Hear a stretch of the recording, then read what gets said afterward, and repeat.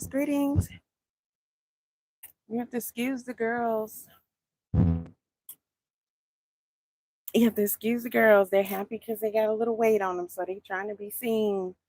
That's okay. I'm gonna put them back down to size. Okay? I'm gonna put them back down to size. I do not like having big boobs at all. It is so freaking annoying, bro. So annoying. So, since my trolls aren't here yet, let me do a check to see if you guys can hear me good through this mic. That's weird.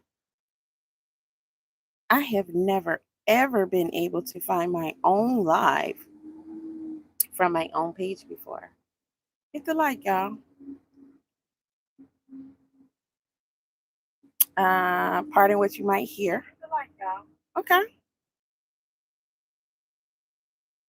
So that's all I wanted. I wanted to make sure you guys can hear me. And the mic is micing. Should have been put it out. It ain't like I didn't have it with me. So they had a Kevin Hart roast. And the way that I found out about it is a lot of people been doing commentary. And so it popped up on my timeline. How y'all doing today? Let's talk about this. Because I listened to a few, okay, 3, yeah, that's a few. I listened to a few commentary videos before I went and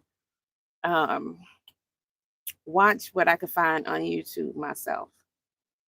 Right. So the commentary was people complaining about the contents of the roast, aka the jokes that they told. And then there was a lot of talk about Katt Williams. Katt Williams showing up, Katt Williams roasting Kevin Hart. And Katt Williams, some people are saying that Katt Williams bowed down to Kevin Hart when they shook hands and did some kind of handshake. And the conversations went deep, y'all. I'm talking about, they were talking about Katt Williams on Shannon Sharp, and they were saying his behavior was off there. And they were saying that the handshake that Katt Williams and Shannon Sharp did was of a certain kind of handshake, right? And they said he also bowed to Shannon Sharp. So a lot of people are saying, oh, they got Katt. Some people are saying they had Katt for a little while now. Some people are saying they've been had Katt. Let's talk about this, y'all. Let's talk about the history of these roasts, and let's talk about Katt Williams. Let's talk about Katt Williams and whether or not he joined the, what he say, junior varsity Illuminati. Let's talk about that. Let's start with the history of these celebrity roasts. Okay. Now, I can tell from a lot of comments. Now, this day and age, it's not just this generation, it's this day and age. A lot of people don't like the research. And listen, I know everybody aren't researchers. That's just not their thing. They rather just come, have somebody tell them what it is, and they choose to believe what the people are saying or not, and then go about their way. Most people don't even do 1 or 2 searches just to see, what else is there, to that commentary. But nowadays, it's more so than ever from what I can see. It really is. Because the amount of people of varying ages that aren't familiar with these roasts, or maybe, just maybe, I will get my girls out y'all face. You know, I'm gonna need to shed about 15, then I can hide them. Because they just yell right now. Okay, they yell. So the way you guys are commenting about this roast, the way people are complaining about the contents of the roast. Now I know two of the biggest complaints were that they were racial jokes. There was a joke about Charlie Kirk. It wasn't necessarily about Charlie Kirk, but it was in referencing to someone else, but using Charlie Kirk as an example to hit the punchline. Then I heard about that George Floyd joke. And then I went and heard the actual joke. It's not only the joke, but it's also who it came from. Came from a white man, came from the host, right? No, not the host. It came from, I forgot his name, but he said George Floyd was looking up. So we know what he means by saying it, right? He's trying to say George Floyd is in hell. Now, they have their opinions about us. Who is they? The whites that have their opinions about us. They love to post it on social media, on their little keyboards. Some will say it to your face, okay? Some will say it behind your back, knowing you in person, right? Or seeing you in person. But they have their opinions. And they could be very disrespectful. But that's been the history. That's been the history.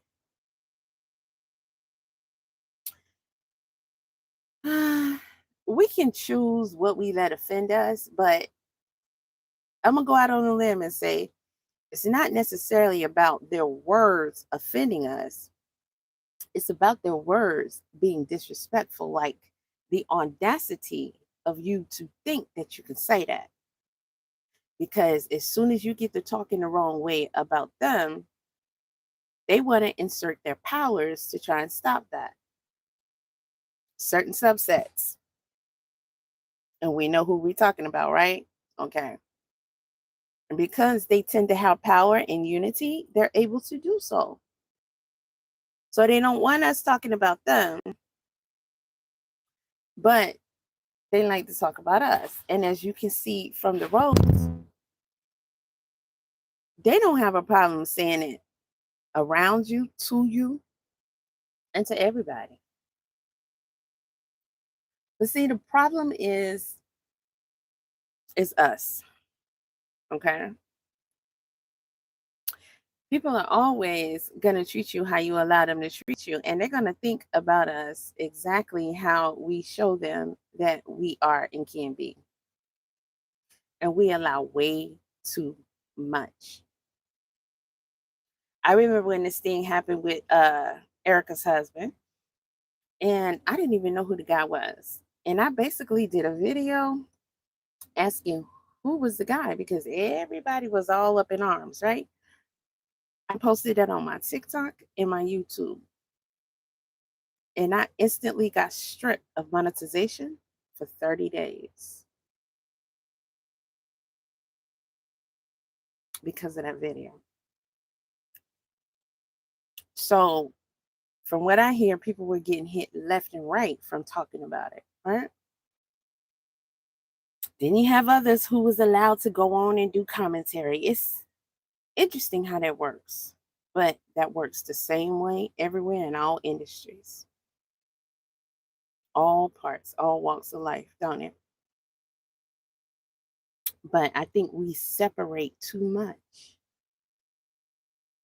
when it comes to celebrities.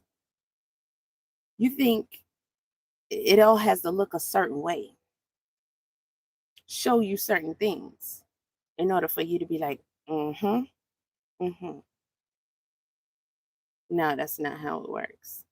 That's not how it works. Now, the history of roast, these things go back a long, long way. Now we know celebrities, they have a lifestyle that they live. And sometimes we hear about some of it, right? We hear about Diddy and how he got down. We hear about some of these rock stars, maybe in documentaries after they pass away and things like that. Richard Pryor was bold enough to tell us in his stand-up comedy. He was like, I did this, I did that. He was the type that'll tell you. And he let us in on a wild, wild life. And that is not rare. It's not in isolation to Richard Pryor. It tends to be everywhere that when you get up there and you get to make your money and you can pretty much do what you want to do, they all party, and they party in ways that we probably wouldn't. A, because we don't have the power to get away with things. We don't have the money to spend on having that kind of time. And we tend to try and live by certain morals anyway. And we see them a certain way and we don't expect them to be like that. But them fouls told us something different, right? So we should be off that. But clearly we're not. Now, y'all are the ones who put Katt on a pedestal. He went on to Shannon Sharp and it just blew your minds. Blew your minds. And you put him on a chair and you just carried him. Oh, he is Hellcat. Okay. He is the truth teller, the caller outer in everything. And I'm really confused as to why y'all don't understand how this works by now. I really, really am. But I gotta say, shout out to the ones who at least were questioning what may or may not have been going on with him at that roast on the real, right? Remember, the world is a stage and everything is what? Fake. And they are always playing who? Us. Us. We'll never be in on it, but we could possibly see it. At least enough to tell that we're being bamboozled. But you got to take away how you view these people. You idolize them, you adore them. They play different roles, they play different sports, they play different music, and they entertain you and they tantalize you. But that's the trickery. That's to get you to be mesmerized and to idolize them and to look up to them. They have money, they have this lifestyle, they have these parties, the ones that we get to see. But there's always parties behind those parties that are like the Fouls and that are like who? Diddy. Always, everywhere. Some of y'all tend to think that you have some celebrity favorites that you see as innocent. They're doing their thing, but they're not involved. I've been telling y'all for years. That's impossible. That's impossible. It's kind of frustrating because of the hell that I go through trying to evade. Because, oh, who said that? Katt? Was it Katt? You gotta tell him no. Well, he was right about that. But y'all think he told them no? Hmm. Maybe he did at one time. Maybe. Or was that a facade? Hmm. Y'all are talking about the type of jokes that they put down. Y'all are talking about the context, vulgarity, personal insults you felt like were a bit much. You're talking about how they went at Cheryl Underwood. Now, Cheryl Underwood came out, and I heard one commentator saying his video that she defended the roast harder than pretty much any other celebrity that they interviewed. And they dogged her out the most. And what was it mostly about? Her looks, right? Because why? To their standards, she's not attractive. She's dark, not chocolate, but actually dark, dark. Almost like my hair, right? And they think her features and her style, maybe, it just doesn't, like, they don't approve of it.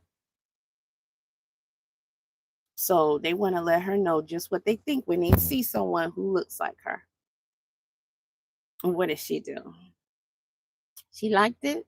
She loved it, or at least she was able to play like she did. And she came on here and she defended that. And she said, hey, none of that is personal. They're just jokes. We doing what we do. Now, she's telling the truth. They doing what they were doing what they do. I'm surprised that any of y'all were surprised. I've been watching these roasts since back when I wasn't allowed to watch stuff like this. These roasts been around for a long time. It's just that Netflix is now taking a baton. You had Dean Martin setting off these roasts.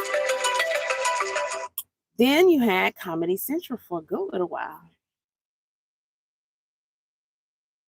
Let me tell y'all something. If you would have been watching these roasts, you would know those files, they wouldn't have shocked you at all. You would have already known that. If you would have been watching these roasts, you would know that this Kevin Hart roast, that was like pre-K. That roast was like pre-K. You got a lot of the files in these roasts. And this is something that go back to the 60s, the 70s. A lot of it is still on YouTube. I have a playlist because I watched as many of them as I could find. Over the years, I could just go back and I watch them again.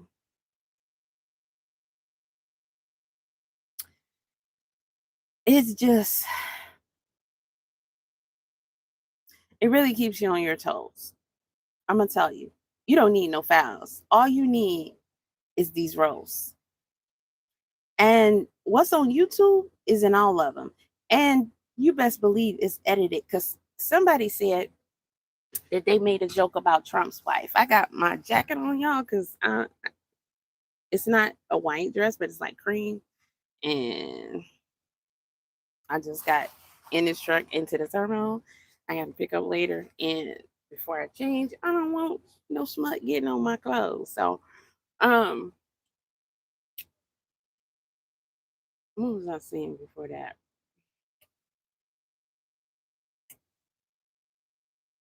Listen, y'all, let's talk about the history of these roles.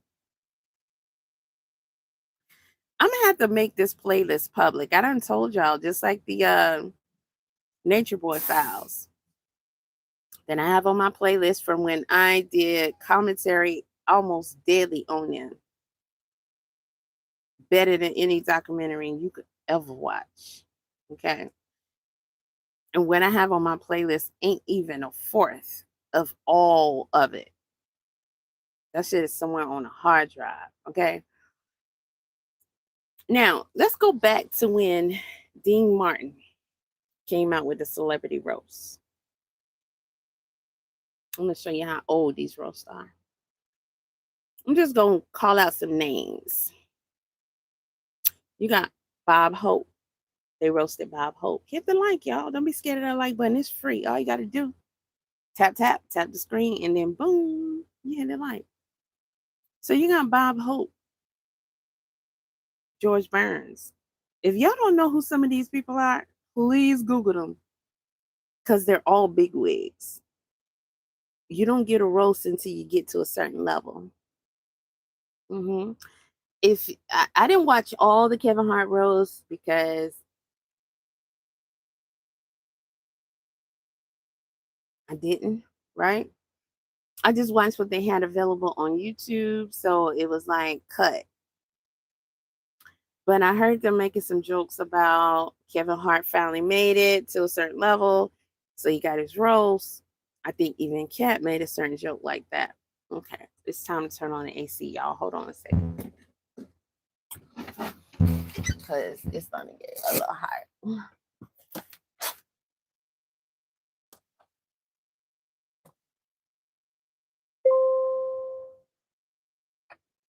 Oh shit.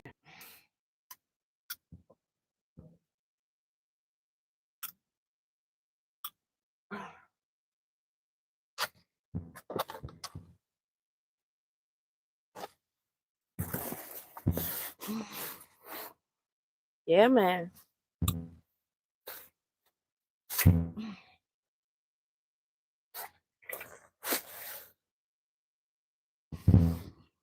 This thing can turn into a heat box real quick.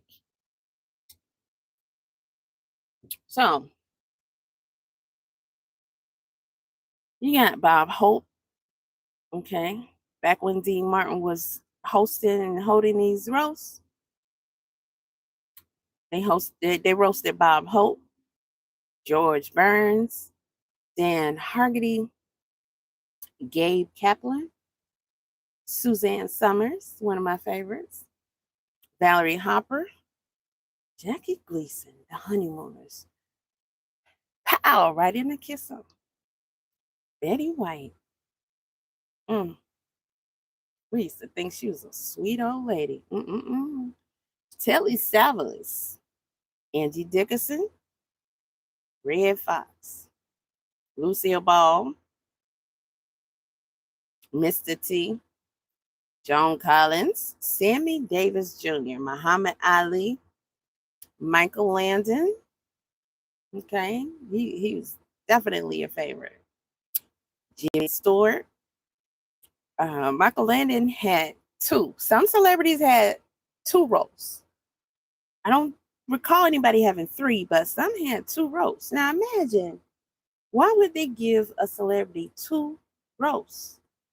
Shouldn't one roast in a lifetime be enough? Because they go tough in those roles. That's an interesting question. Something to think about.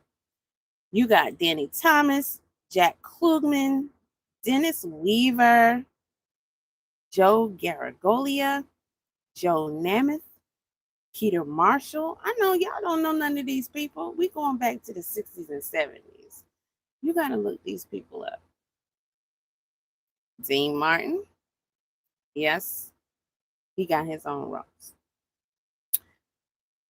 Okay, I think Richard Pryor got two and more. And more.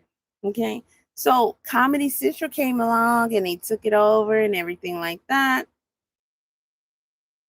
Y'all didn't at least watch the Trump roast. Now I know they took the whole Trump roast down. And I'm gonna tell you why I think they did that. I believe he wanted them to. I believe he wanted them to. And I should have downloaded it while I had a chance. That was a good roast. That was a good roast. But it showed just how much he was friends with all them celebrities. In fact, they're all cool with each other. You know, it's like Democrats and Republicans. Everything is a facade, okay? Everything is a facade. But I'm going to tell you, make sure there's no children in the room. And make sure you're ready. Make sure you can handle it. If you had trouble reading the Epstein files, you're going to have a hard time with these roasts. And the ones you're going to find on YouTube are censored. Censored and edited. And you're still going to have a hard time with them. It's just like reading I don't know, the Epstein files kind of put in a comedy skit. Kevin Hart's roast was pre-K at best. I promise you. Pre-K at best. I know some people complained about the people who got up to roast Kevin Hart roasting others. That's how the roasts go. Okay, you don't just roast the roast honoree. You roast other people who are there too. And then you get to them. And when they come up, they can return the favor. But back then they wrote all their own jokes. Not like now where they just show up and boom, somebody wrote their jokes. Now, who was that one guy that they were saying everybody was booing on the Kevin Hart roast the entire time? I have no idea who he is. I don't know. From the looks of it, he might be a basketball player. I don't know. And I don't know why they were booing him. But he was nervous. So, until I know who he is, I can't really speculate on what's going on there. But it seems like he's in some kind of initiation stage or something like that. If y'all go back, oh, Justin Bieber got a roast too.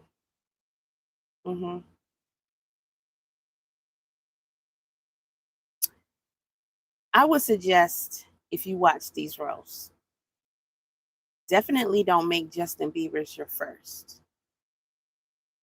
Don't. Let it be like your fourth or fifth, even last. Do not watch Justin Bieber's roast first. I seriously don't think y'all can handle it. So you got to get the warm up. You got to prep yourself. Go watch some of these older roasts. Now, that stuff that they said in the Kevin Hart's roast and the jokes they cracked and talk about people dead mamas and dead daddies and their husbands, and it was all lightweight. It really was. It really was. Go listen to some of these old. I would love to play some clips, but already know. You're welcome, honey. Please do. I'm gonna make the playlist. I'm gonna put them on a separate playlist, and I'm just gonna put, something, but it's gonna have celebrity roasting and title, and then I'm gonna make it public, and then you can just have all the ones that I've managed to find on YouTube on this playlist, and you can just watch them.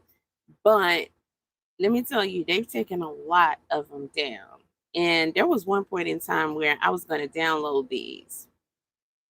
I had an app where I could download YouTube videos back then. And I knew this is something that eventually was not going to be in the internet anymore. The way things are going and people thinking this and thinking that and being like, oopsies, and oh my God, and clutch my pearls and all that kind of stuff. And that facade that celebrities are something that they're not. You watch these roles, keep in mind they're edited and they're censored. This ain't even the original version. So what you hear is going to blow you. Now just imagine the parts that you didn't hear. Now, I could tell you right now, the full Justin Bieber's roast is no longer available. Some of y'all know ways to find this stuff. Do your thing. Because there's no holds bar in these roasts. Richard Pryor's stand-up comedy. Have you ever listened to Richard Pryor's stand-up comedy? He talks about himself, he talks about his life, the stuff he gets into. And he's pretty uncensored with a lot of stuff. He's roasted at times 2 or 3. They tell on each other. Kind of like how the guy was telling, oh girl, she went to dinner with Epstein.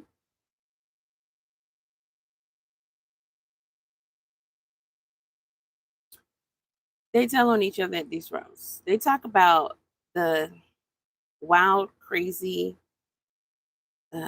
things that we will at stuff that they do in these roasts,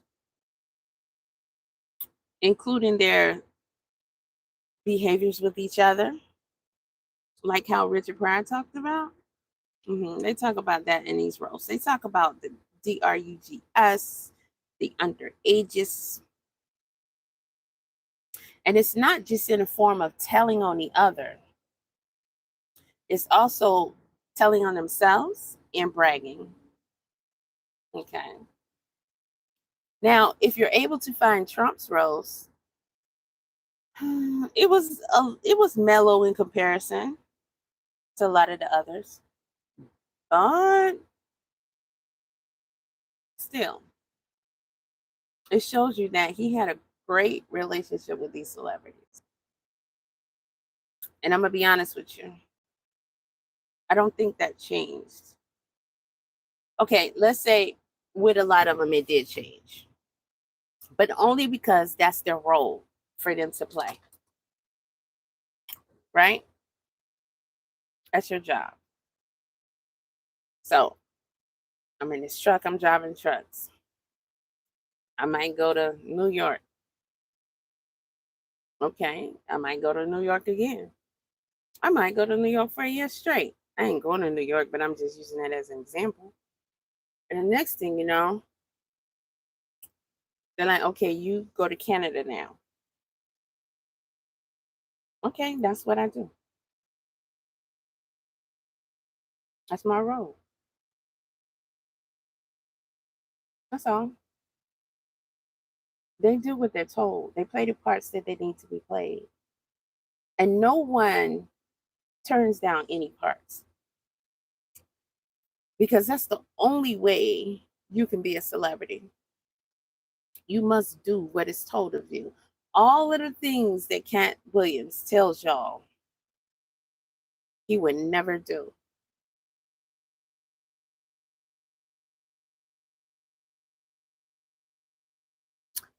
I want to take a look at this handshake again.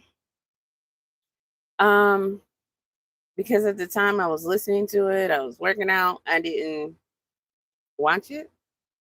And since people seem to think there was something there, I want to watch it. Now, I was able to hear about 10 minutes of his roast, give or take. That's how long this video is. But I know that that's not his full roast. Because in another person's little clip, there was parts that I didn't even hear in here. So I might have to go check that roast out. But I'm really not that interested. I mean, this is kids play, you know? This roast is, I don't like Kevin Hart. And there is nothing to be seen for me in this roast. Not after you done seen all the other roasts and then some. But since we're talking about the roast, if you see them old school roasts, even like, oh, they're very lightweight with it, right? So things recycle. Things recycle. You know, back in the 60s and 70s, everybody got high. You had Woodstock, you had, it was just that groovy time. So people were more aware of their lifestyle, no matter who they were. They're able to watch them, watch their shows, watch them host a show, watch them be in politics, watch them this and that. But they knew that they all lived this rock star, hardcore, highly immoral lifestyle. It was really not that much of a secret. So when they did the roast, people pretty much enjoyed it. They didn't go about most people complaining or talking about it like, oh my God, did you hear what they said? Did you hear this? And he said the shit, da da da da, blah, blah, blah, blah. And he made this kind of joke. They make racist jokes. They make jokes that we will find insensitive, like, talking about somebody's wife or husband or dead people and stuff. I think Kevin Hart's roast was very corny from what I saw. I do. The Rock could have done without him.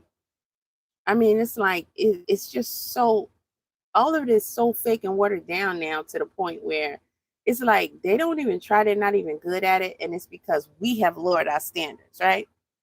He come out here with these bifocals on, still ain't telling y'all the truth that his ass was on steroids the entire time, right? But to protect his health, he had to get on. But a lot of people still look up to him, but that's how much he care about his fan base. He should not be able to lie to you about something like that. Everybody's not going to be well versed, like well educated in all departments of things, but this is just something kind of basic that we all should know. We should know about hormones, we should know about males and females, and we should know about testosterone and how that works with men. Okay, that's why boys, as teenagers, a certain age, they have high testosterone, and when you reach a certain age, it begins to drop. Okay, that affects so much of what people call their manhood, right? And that building the muscles, baby. Unless you got great genetics and you are a part of who we are,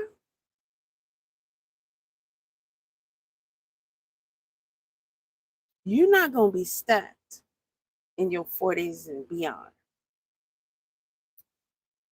You're going to have a hard time in your 30s. Now, our people can, okay?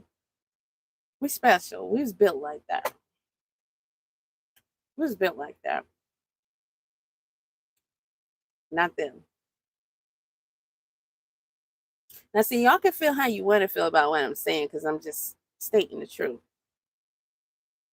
But y'all are always so bold when you talk about us, just like how y'all did Sharon Underwood. And look, she took it. If she'd have came out here complaining about that, child, it would have been over for her. And she said that in her little segment. I don't know if y'all watched her reply. I don't have it on here. It's probably in the history, but it's really not worth watching again. From the clip that I saw, I think it was Don Lemon. She did a interview with, and they played a clip, and she was like, as a celebrity comedian,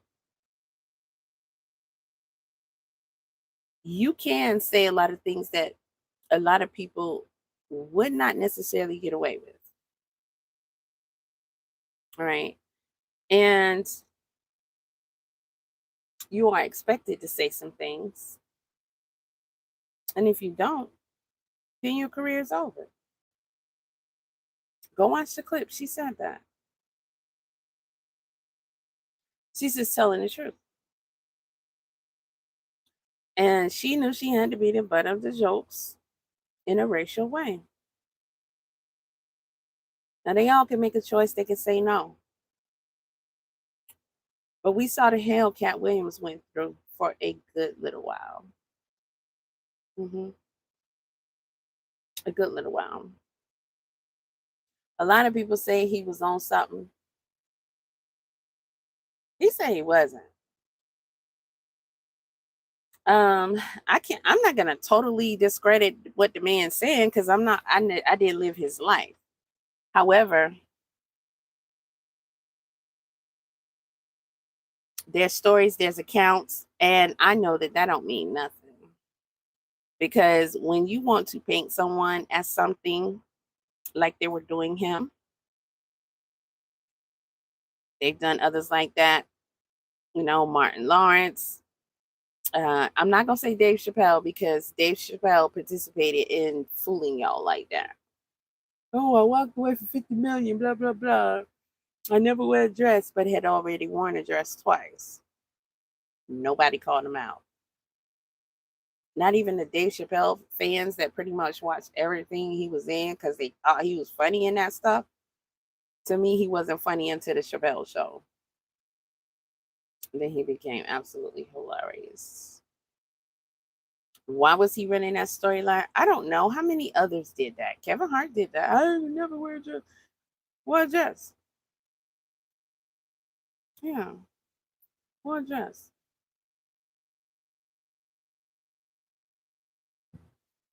There's not too many black, especially comedians, that they haven't had wear a dress. But actors also. That's what they like to do.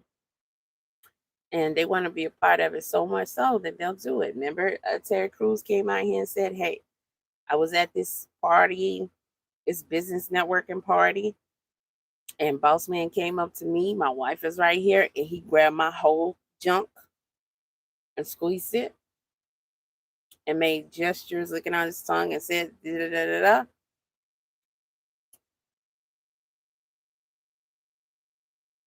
What happened after that? He said he wanted to well on him. His wife told him not to. I understand that. She don't want to lose her man because you know where he going. Mm, either to jail like Miss Sophia, or who knows? Who knows what they would have did to big old Terry Crews if he'd have hauled off and hit that dude, right? But he still could have walked away. Especially when you watch his interviews and he tell you what actually happened. There's an interview. I told y'all about this in a video before. It wasn't that long ago. I think it was either earlier this year, or it was last year. He did with a channel that I'm not too familiar with, but he went into detail about that situation. And he talked about how when he went to go and report this, they was like, "Hey, that's part of the game. What the problem is?" Like, they really had a problem that he was even trying to come and say something. And he still did what? Okay. He got on there with Wayans brothers, dressed as white girls, and he made y'all laugh. And y'all were entertained by that. You liked it. But you'll go back and talk about these cats for things they do. I find it weird. You liked that shit. You loved his role, and you loved that. What was it, White Chicks? People are saying they need to do a part 2. And I'm like, you do know that's Marlon and Sean dressed as women, right? The entire video. It's entertainment, right? Okay. So be it. That's what they're here to do. Make you feel good about the way they caught that ball, the way they got that touchdown, the way they, sang that song, the way they did this, the way they did that. And you like the character that they're putting out. Whether it's acting in a movie or something, or just acting. Because it's all acting. They're here to fool and persuade you. That is their job. Without them, a lot could not have been passed over on us. A lot could not have been done to us. There are still a lot of you to this day thinking that you may have some allies in certain areas, politics, the celebrity world, and there's no such thing. There's no such thing. There is no such thing. I don't care who you name. If you know them, they're a part of it. That's how that works. It's weird that you guys would think that some people are allowed to be successful, famous, well known, and get money without doing what so many others had to do.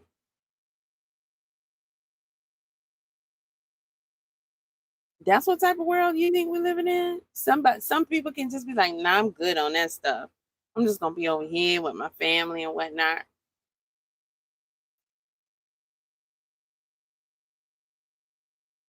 So how are they paying for all this? Because you got to pay to play, and you got to pay the toll all day, every day. And they full well understand whatever it is that they want them to sell to you. They don't have morals. They don't get to sit and say, well, I don't think we should do to people like that. No, they don't get to do that. Mm-mm. Everyone of Elvis Presley's girlfriends were like 14 years old, including his wife, when they got married. Honey, as a researcher, let me tell you, gosh, what's the white guy name with the curly hair?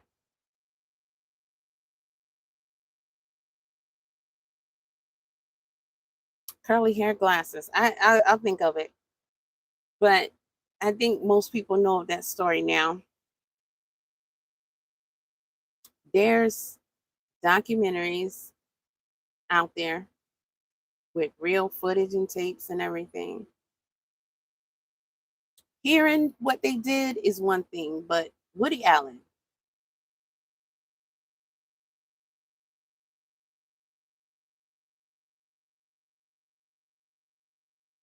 see, I'm ahead for this kind of stuff. All right.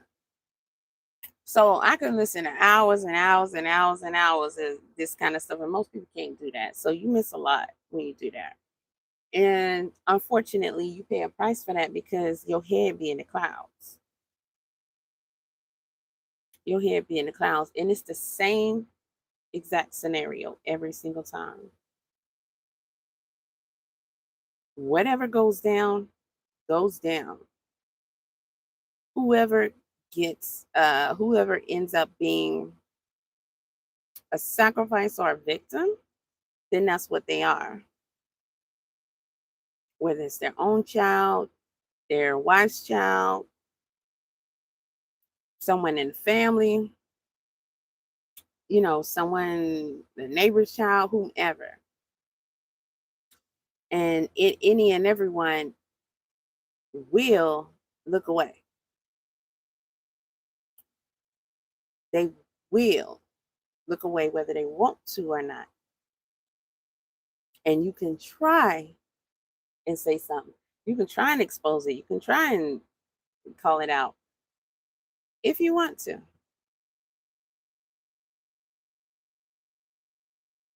And you're in that circle, say you just happen to be this person's wife, and you're like, not my daughter, no, you're not, blah, blah, blah. You will be destroyed. And possibly literally destroyed. Okay, you will not be inhabiting that body anymore. You'll be in spirit, I guess. People said Ellen, her and Hayes. Okay, I don't want to put too many names in the same video, but if we look into that,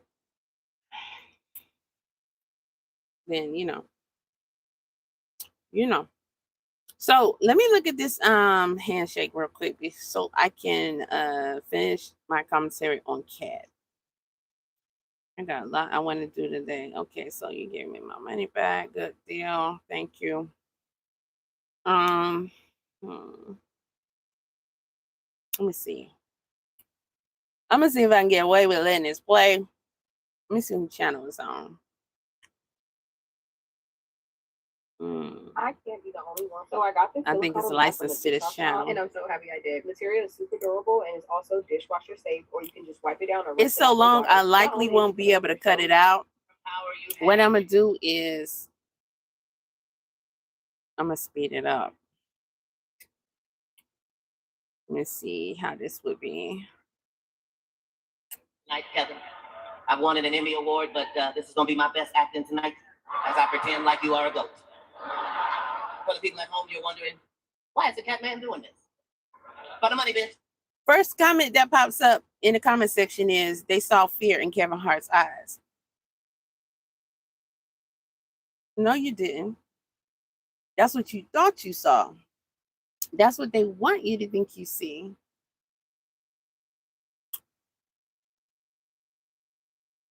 No, you didn't.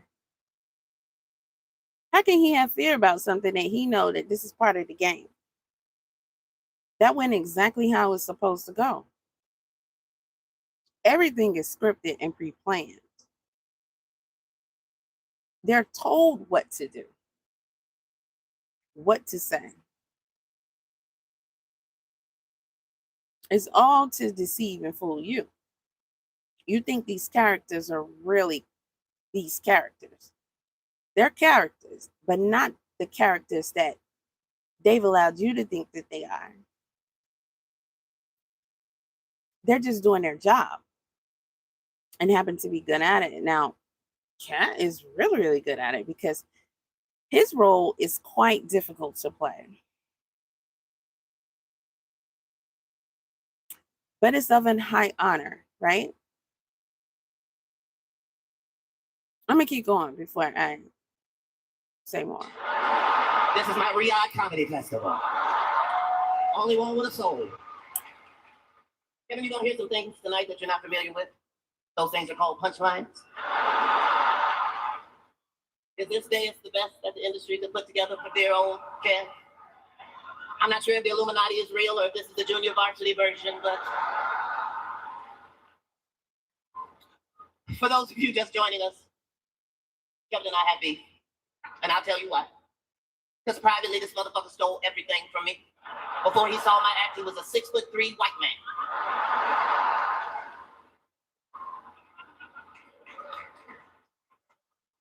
He's kind of dressed like an Undertaker.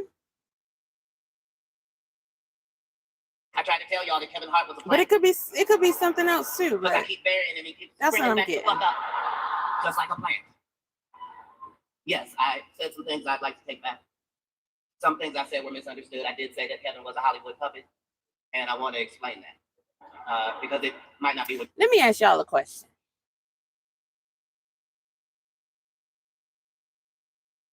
Let me ask y'all a question.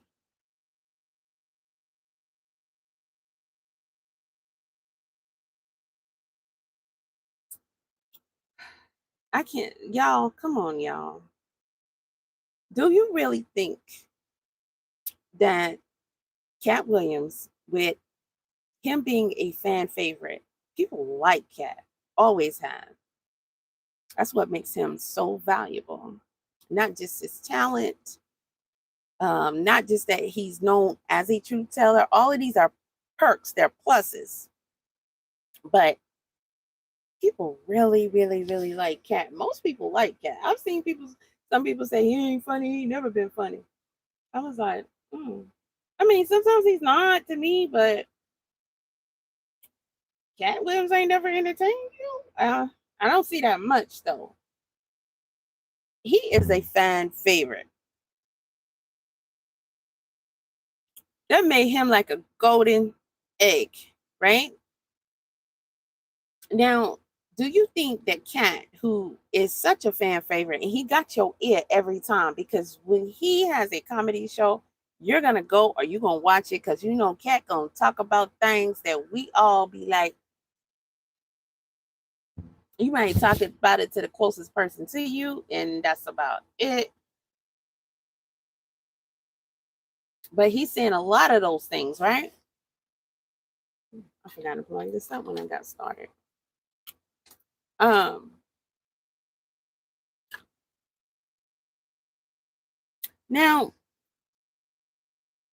do you think they would allow Katt Williams, if they want Kevin Hart to be a puppet, right? Which I believe he is still, but two things can be at the same time. They're good at that duality, right? But do you think that they would, in wanting Kevin to be a puppet, in the beginning, it was supposed to be without you really noticing it. See, now they don't care about a lot of stuff because, you know, and you still participate, and you still complacent, and you still don't do anything. You don't make any changes. You don't come back against it at all. They're sailing, pretty much sailing now, right? We're I ain't gonna say it because I don't want to speak that kind of stuff, but Okay? Because y'all just, they got you. They been had you. But do you think that they're going to allow him to continue to say that Kevin Hart is a puppet and to go on to platforms like Shannon Sharp and say Kevin Hart is a puppet and not come to Katt Williams and say, I'm going to need you to stop saying that?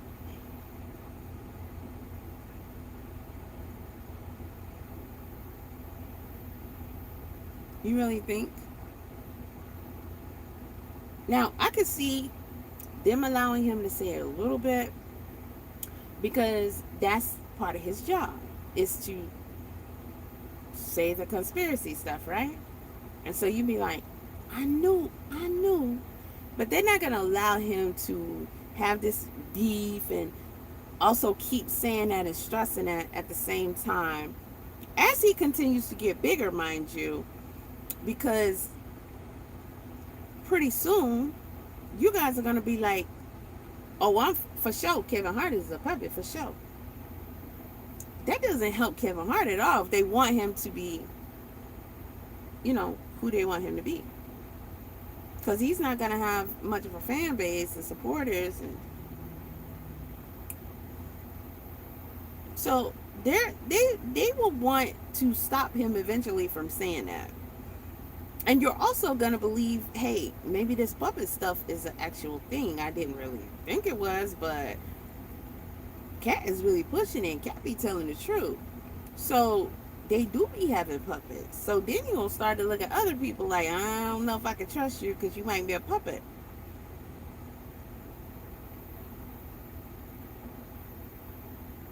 So wouldn't they tell Katt to stop because it will hurt their bottom line? Hurt their agendas? You mean to tell me they would allow him to survive and not go through pure hell after going on Shannon Sharp and talking like this about all the people he talked about? You mean to tell me he can just go on his comedy tours and just be doing great and brag about how he independent, he doing great, and he just keep blowing up and blowing up?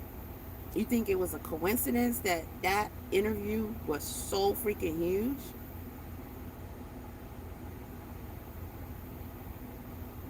That interview was his welcome to the gang. Pretty much his welcome to the gang party. And while he's doing that, and everybody knows what that is, all celebrities, Shannon Sharp, Katt himself, you guys are like, oh my God, he is like the best one. He's like the main one. He's like the one boldest enough to say all the things he said. Oh my God, Katt is the truth. Katt is the truth. He sold it to y'all on his freaking initiation party. Of course they knew what he was going to say. That was all planned. He had permission to say it. Because if he didn't, a lot would have happened after that. Not him being successful. Not him being able to go around and do interviews and get praise from y'all and, become more financially stable and all this other kind of stuff and still be independent and all this other stuff. No. Absolutely not. Because you're a problem, sir. They don't do nothing without permission. See, back when Katt Williams was going through pretty hell,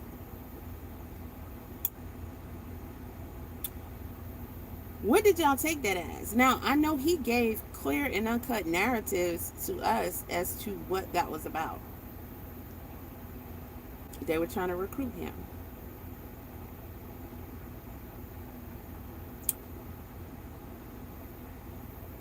I do believe some of that is true. But sometimes these things are facades. The trying to recruit me and put me through shit can be a facade. And if you have them hunting after you, then you know what that could be like. And you know how it escalates over time. You know it's not the same for everybody, but there's a lot of similarities, and they're relentless, right? They're relentless. And you pretty much gotta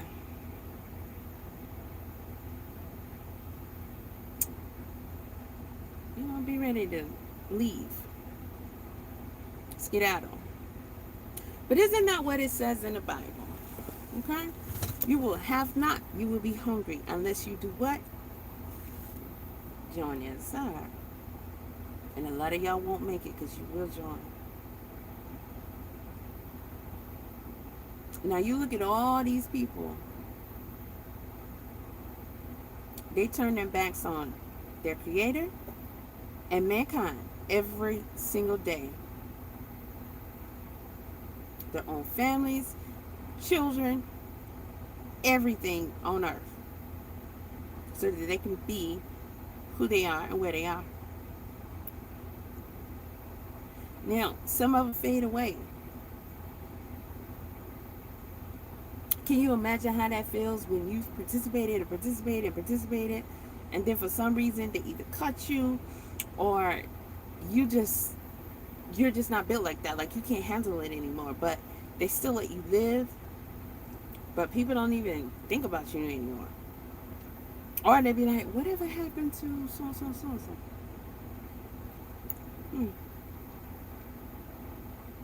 Maybe they was like, okay, that's enough, we're done with you, no longer want it, you get nothing, goodbye.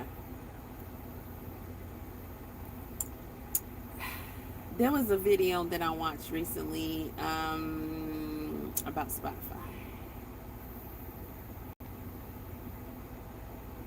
It's pretty interesting, and I'm not surprised.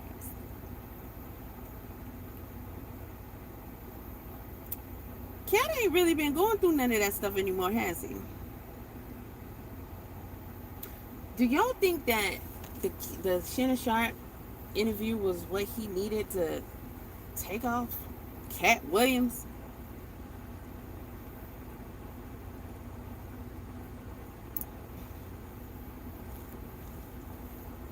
Katt Williams has been telling us for so long, they're trying to recruit me, and I keep saying no. He came on Shannon Sharp's show and said they try to recruit me. I keep saying no. They've been trying to recruit him all kind of ways, and he keeps saying no. And he's been telling y'all about it. This is what they're doing. And they'll go after you in every which way. They'll take your people from you. Remember that time they took his children? Somebody in the comment of these roasts said they believe he's Illuminati because he said that they remember Katt when that was going down. Katt said he believes in Illuminati ever more now than he ever did before. I don't think this person, well, that's how I took the comment. But he could understand what that was. Because at the end of the day, it could have been him saying they're relentless. And who's gonna outlast this? Me or them? Now we know the answer to that. So if anybody is in resistance, you're gonna get taken out. You're gonna be what people are talking about. It's a shame so-and-so became like this. It's a shame this is what so-and-so is doing. It's a shame that this is how so-and-so is living. And you're not even understanding how so-and-so got like that. Right? If you try to resist any parts of anything, they're going to put you through it. Until you either... Well, we remember what Kanye's doctor told him. You can get your act right. Our playdates will never be the same again. Where's Kanye? But y'all fall for the, oh, he said they was going to try to do this in Northwest. Are you serious? You think Kanye West didn't know who he was having children with?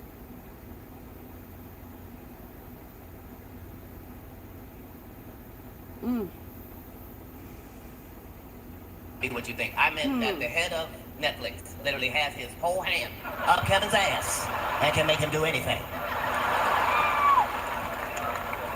Kevin only has one rule in his movies: no N-word. And that N-word is no. He's never fucking said it, never ever. Scary Movie 3, Right Along, Night School, Get Hard. I turned down all of them because I was not comfortable being a coon.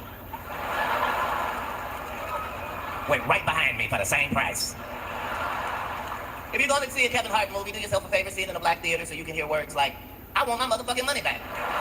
I don't know. I don't really want to hear it. I'm just going to skip to the handshake because there was nothing really in here that I would want to address. I thought it was corny. I thought it was just...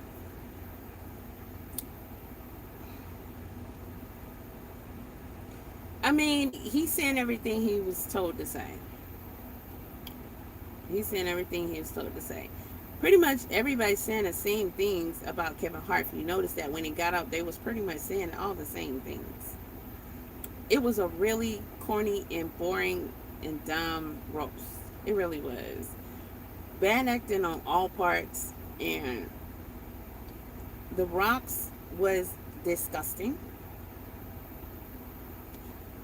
The whole, I got him tattooed, so your whole cock is Kevin. And then you want to pretend to pull it out so you can show him. What you going to do, put it in his mouth? And then you hear all the boyfriend jokes that they make and people make about them. It's kind of like Adrian and Dean dressing alike. Like, I don't think them just jokes. Okay, I think that's part of what they are told to do. Mess around with each other. Part of what they do. The whole thing about him looking at his wife and saying, how about we get some wine and just whatever. I don't think that they haven't, because they all do. They all do ditty stuff and kitty stuff and all that. And more and worse. Okay? All of them got blood on their hands. And in their mouth and in their bodies. All of them. Y'all let Tiffany Haddish and Aries ugly ass Spears, raccoon ass Spears, come on here with that child skit. That, oh, they got a new word for it that we're allowed to say, and I can't think of what it is. Something. But that child corn, because that's exactly what it was. And everybody's like, what? For a second. And then now y'all just went right back to loving them. First of all, what is that love? Aries Spears, you can't make me think he's funny. Okay, I don't watch his comedy. I can't think of any of his comedy. But I can't even stand to look at him. So I don't want to hear him make any jokes. After seeing that video, I only know what's going to come. It's probably going to be some vulgar ass shit.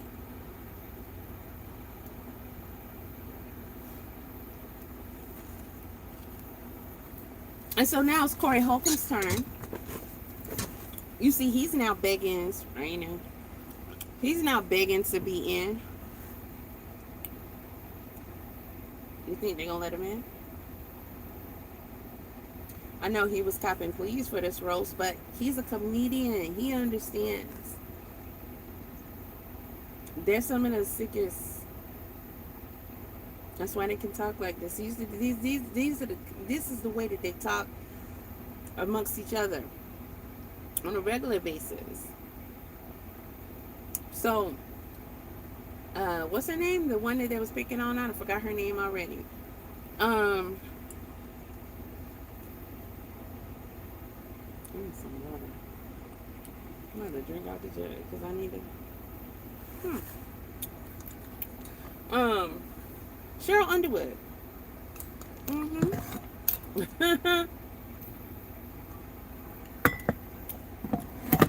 told y'all that's how they get down. That's what they do. That's how they talk. Did my mic go out? Oh no, it's still going. Okay. That's how they are. They live that life. They live that life. They always put somebody out there, and it's usually a black man, to make you think that's they caught one. Somebody got caught. Oh, there was a bad guy amongst everybody, and we're gonna, pop him on the wrist and take him out of his position, put him on punishment, and let him know you can't be doing that.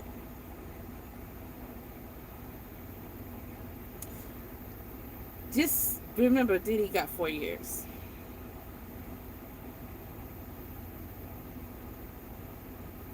He got 4 years.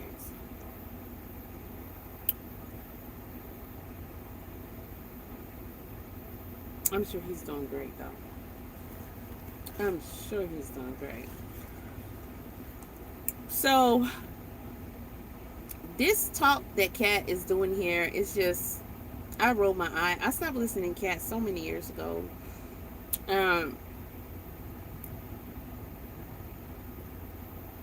I used to find him funny, entertaining, and stuff like many years ago.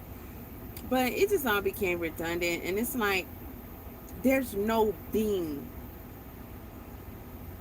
Unfortunately, this is the world we live in. Maybe this happened when Adam and Eve did what they did. I don't know.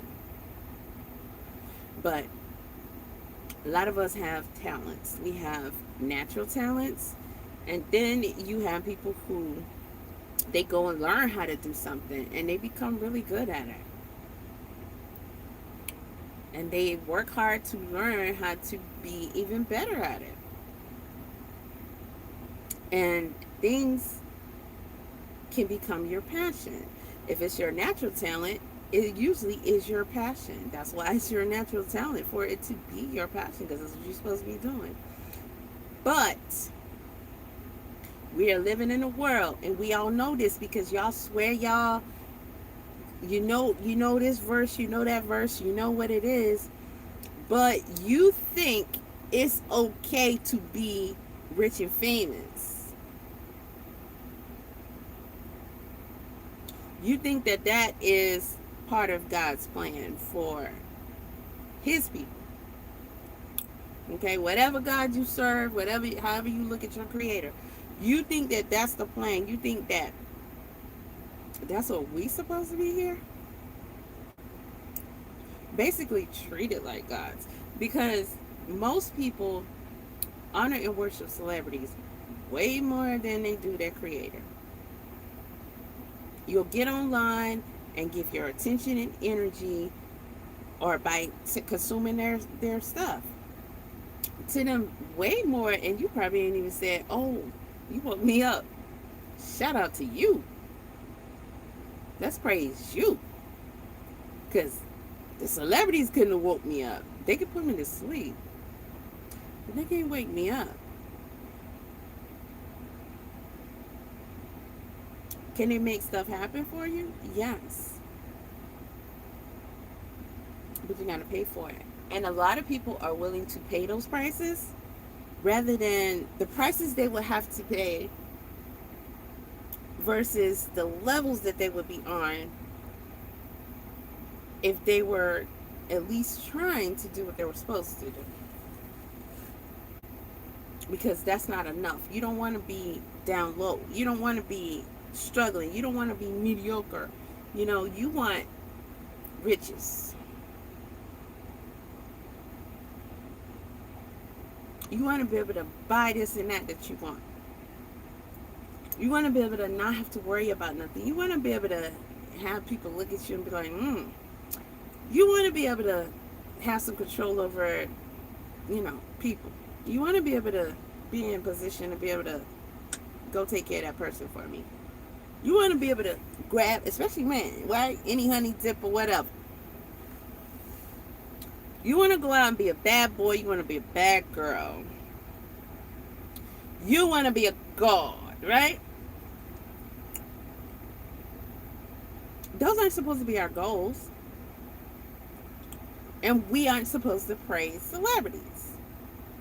Thou shalt have no.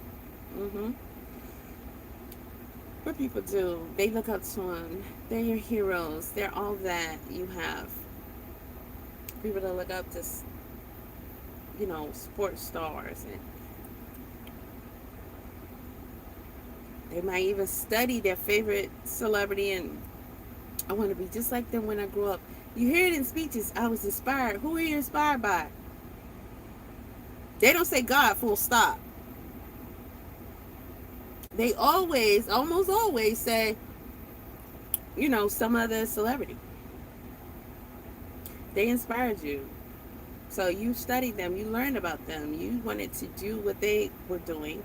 You wanted to know how they did it so you could try to replicate that. You maybe even wanted to hopefully surpass their levels. More than you would study your word. More than you would study, what does my creator want for me? What does my creator want me to do every day, all day? Okay, becoming famous and popular and recognized for being great at this, great at that, and then also compensated for it in a large way. That's a hard task.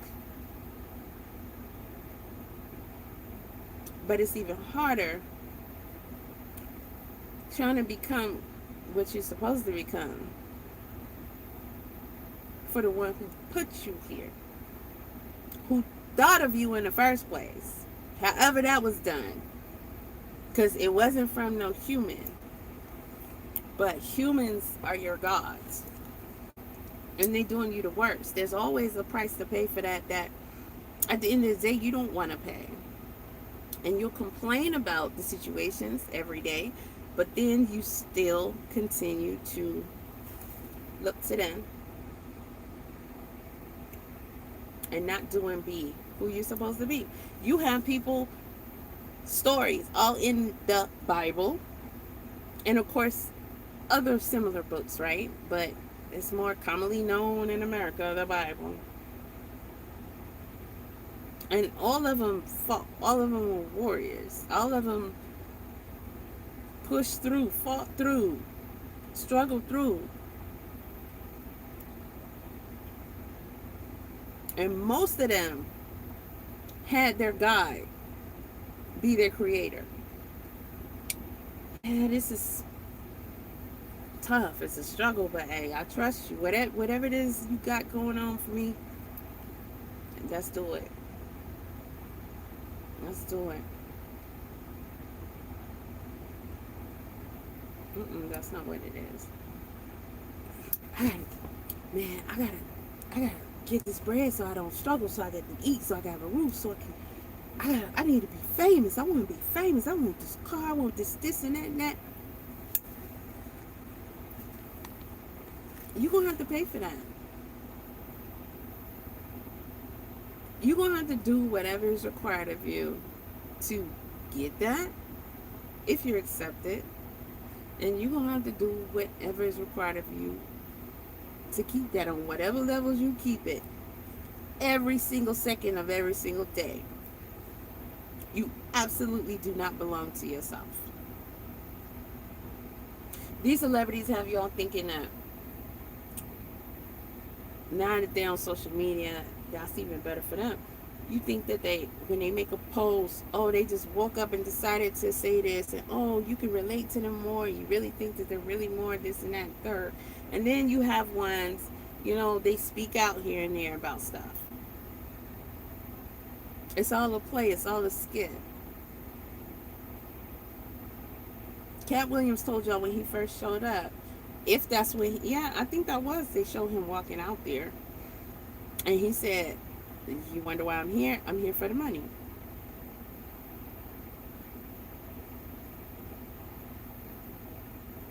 Y'all should have turned the channel right then and there.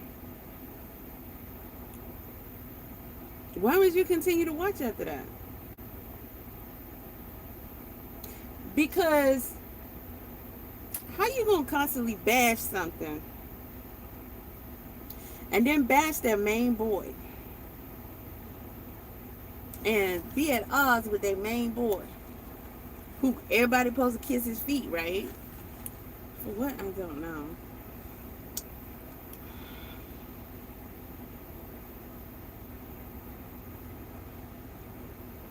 And then you gonna show up to something? Oh, to y'all, it's a gangster wound because he walked in there cold smooth, roasted him. He said things that he's already said a lot here and there on the internet without showing up, without being around them. And then people said, oh, he left. He didn't stick around. Pictures or nothing.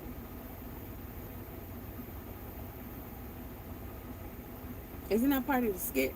Like, you're supposed to be like, oh yeah, but he ain't messing with them though. You see he left. No, you see he was there. Stop it. Just stop it.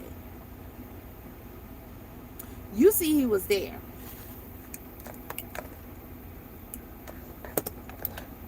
I need a gobble of water. And that's lemonade. Just sugar. And I need water. So,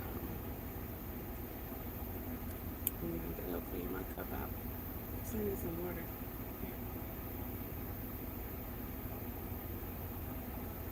I think Donald Trump. Why is that comment just not popping up? Hi, Melinda. I think Donald Trump and Jeffrey Einstein were good buddies. Kind of gross. You think? Of course, you know they were. Everybody knows that guy and dealt with that guy. Everybody who was allowed on that tier, on that level.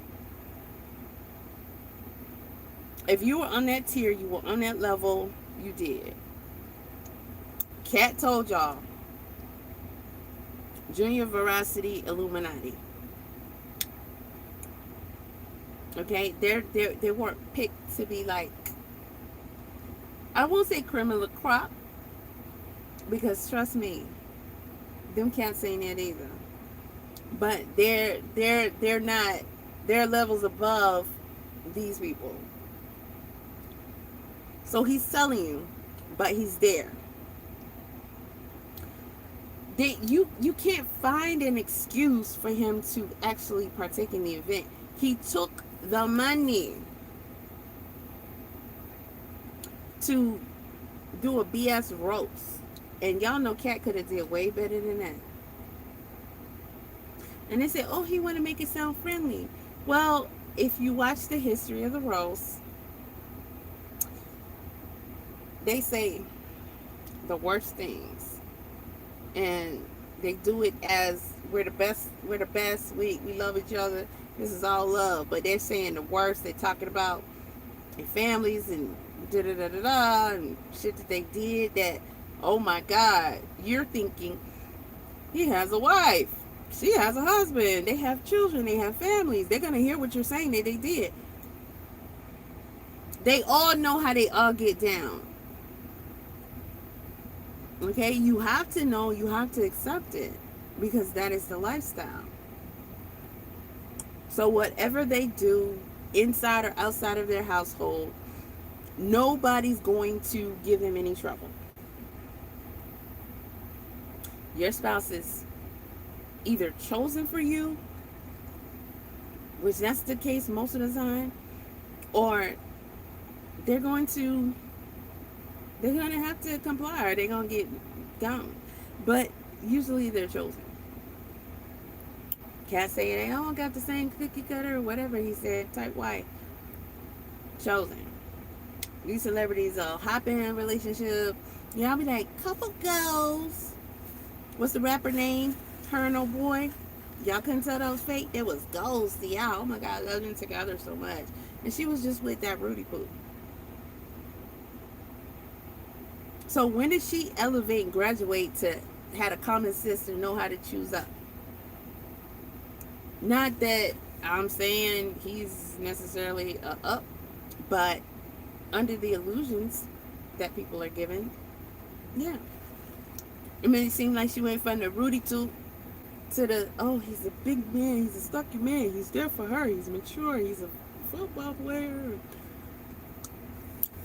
he's big, he's thick, he's handsome, chocolate.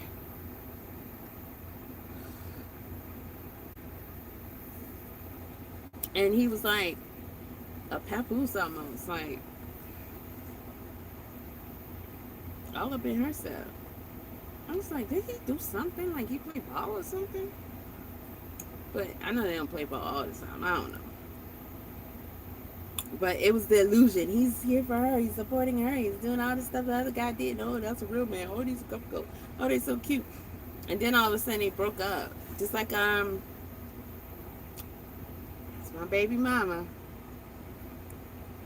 Okay, listen, I got, that's my one. That's my baby mama.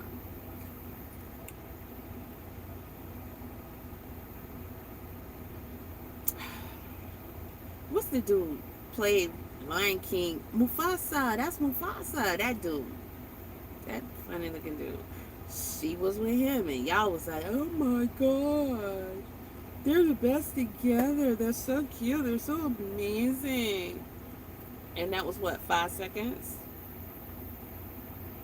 But when you saw them, they were so lovey-dovey. They were so into each other. They were just slurping each other down, sucking each other's souls out.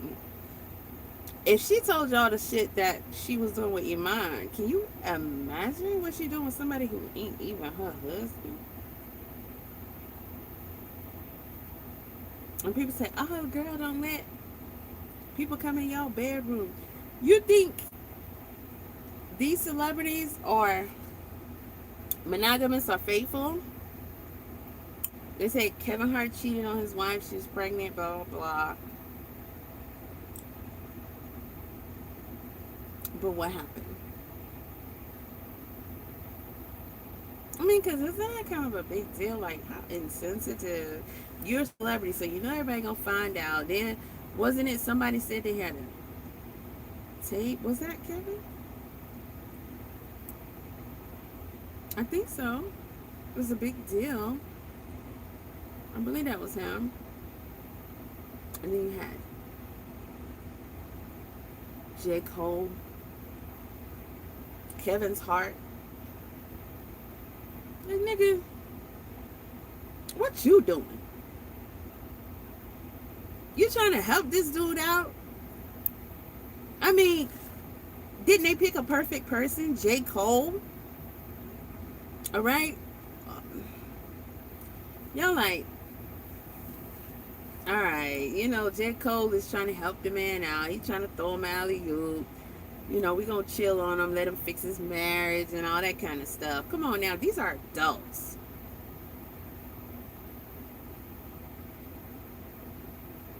He's a whole adult.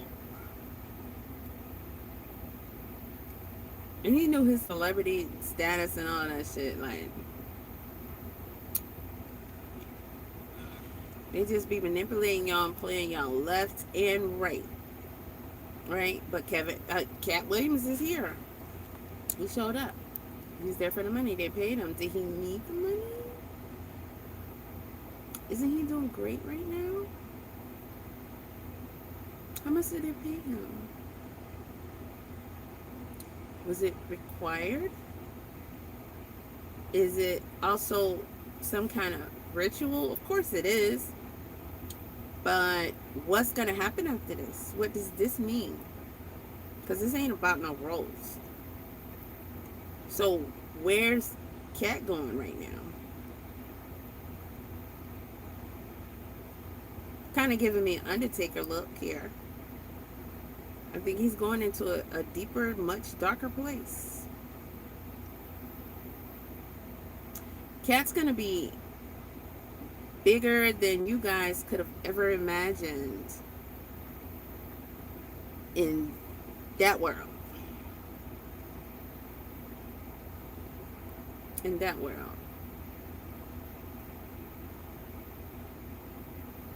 And y'all should have seen that when you saw him on Shannon Sharp. He like, oh, you had these people calling my name and I'm not gonna say nothing. Don't you think that was kind of unusual for Katt? Because he can say what he want to say like he always been saying it. But when you start to mingle outside of your little circle, that means you want to level up. And people don't get to just level up because they want to level up.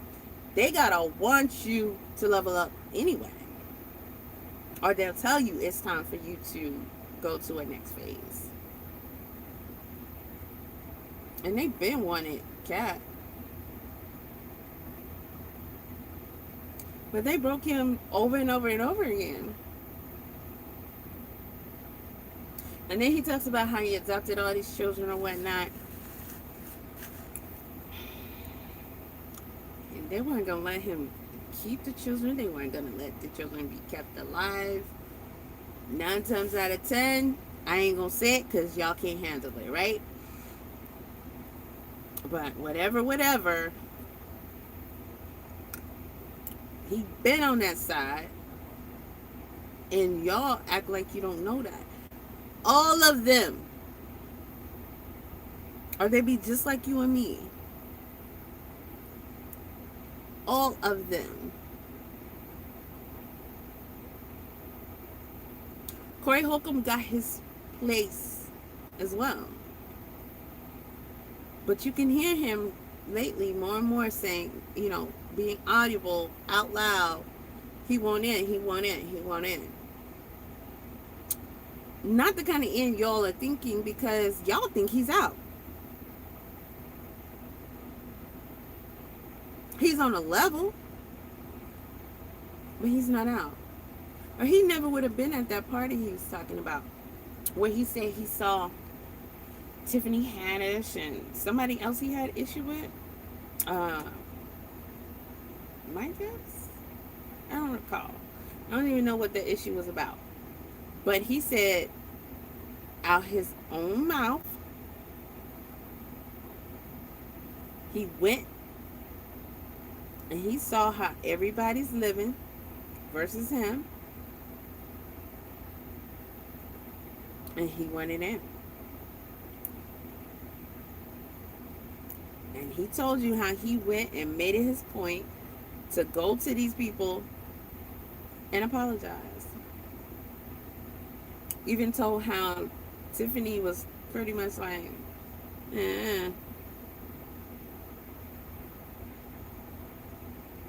But clearly he was accepted on some level. I don't know what they want with Corey Holcomb, but it makes sense. Because y'all think he's the dude like a Katt Williams. You know, y'all gonna see him that way. Which is weird. Because he keeps telling y'all he's out. He's out. He's not a part of. Because he ain't no backdoorian. How is he a celebrity? How is he allowed to mingle in the comedy industry and not be just completely done for? How is he able to do shows and be in the same rooms and spaces with other comedic celebrities and other celebrities if he's not a celebrity? Can you go? I mean, we got some comics out here that are pretty darn good, but they're not known, they're not famous, they're not mainstream, and they're not celebrities, right? Can they go? No. He's in the mingle, in the mix, in the room that he keeps telling y'all he can't be in. He's just on his level. But he's still a part of, but he keeps saying backdooring. Listen, he's overly obsessed with it. Come on. I mean, I think we got his point a long time ago.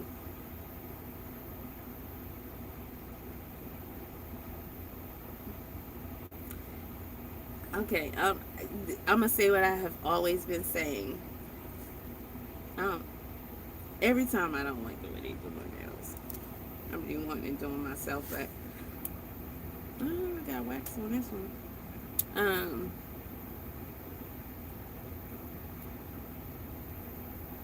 oh, I meant to look it up too. See, my problem is the glue,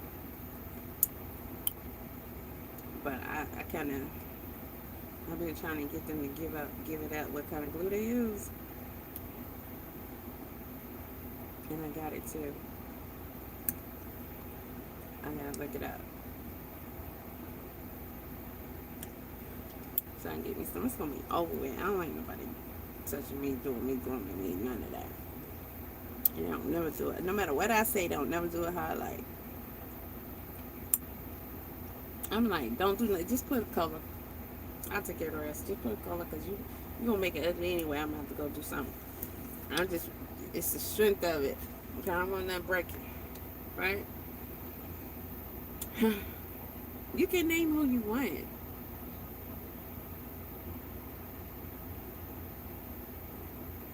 You can name any preacher, any pastor, any of that. You can name, like, who's really doing their best, especially in this world, this trying world that we're in. Whew. Who's really out here really, really, really, really, really doing their best to walk the walk that they're supposed to.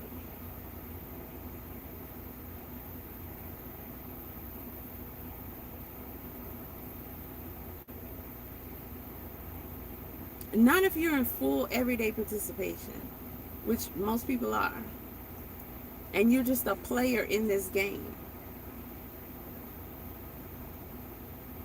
We're supposed to be against things that are happening and things that are happening to us. But it seems like everybody tries to find a way to survive in it, to not go under or even more under, and how to get on a higher level, how to do better, how to survive better, how to, like, live a certain kind of way in this. And everybody's complacent. We should not be complacent at all with any of this. All this stuff that's happening to us and our children and the elderly. Like, this is more than too much. Beyond. And I just recall coming up, okay, having gone to Christian schools, Catholic schools, not being able to go to public schools, church all the time, when you know it's even worse. They play with your head, but at the same time, they really don't lie to you anymore. It's got to be really hard, I think, for you to keep telling yourself, like, buying into these fantasies. You choose to do it, not against you, but when you say, what about Godfrey? Who? Isn't he a celebrity? Regardless of his level, he's a celebrity. Blueface is a celebrity. C-list, in my opinion. Celebrity. People try to downplay that tour. Let me see you pull that off. And who gonna show up for you? He pretty much had a rock star tour just like any other rock star. And there's plenty other famous, infamous bands out here, groups and performers, solos that had, this is how they became fan favorites because they used to connect with their fans just like that. Constant, on a regular.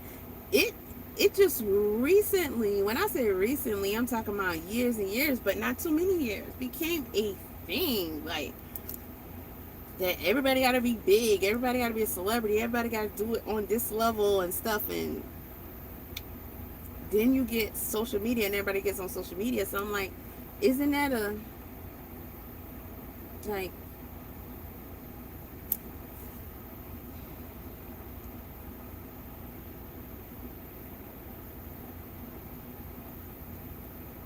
you know, your grandparents can tell you some stories about them days. And they go see their favorite band. Okay? Some of them follow them from this city to that city, watching show after show. Because that's how they did it.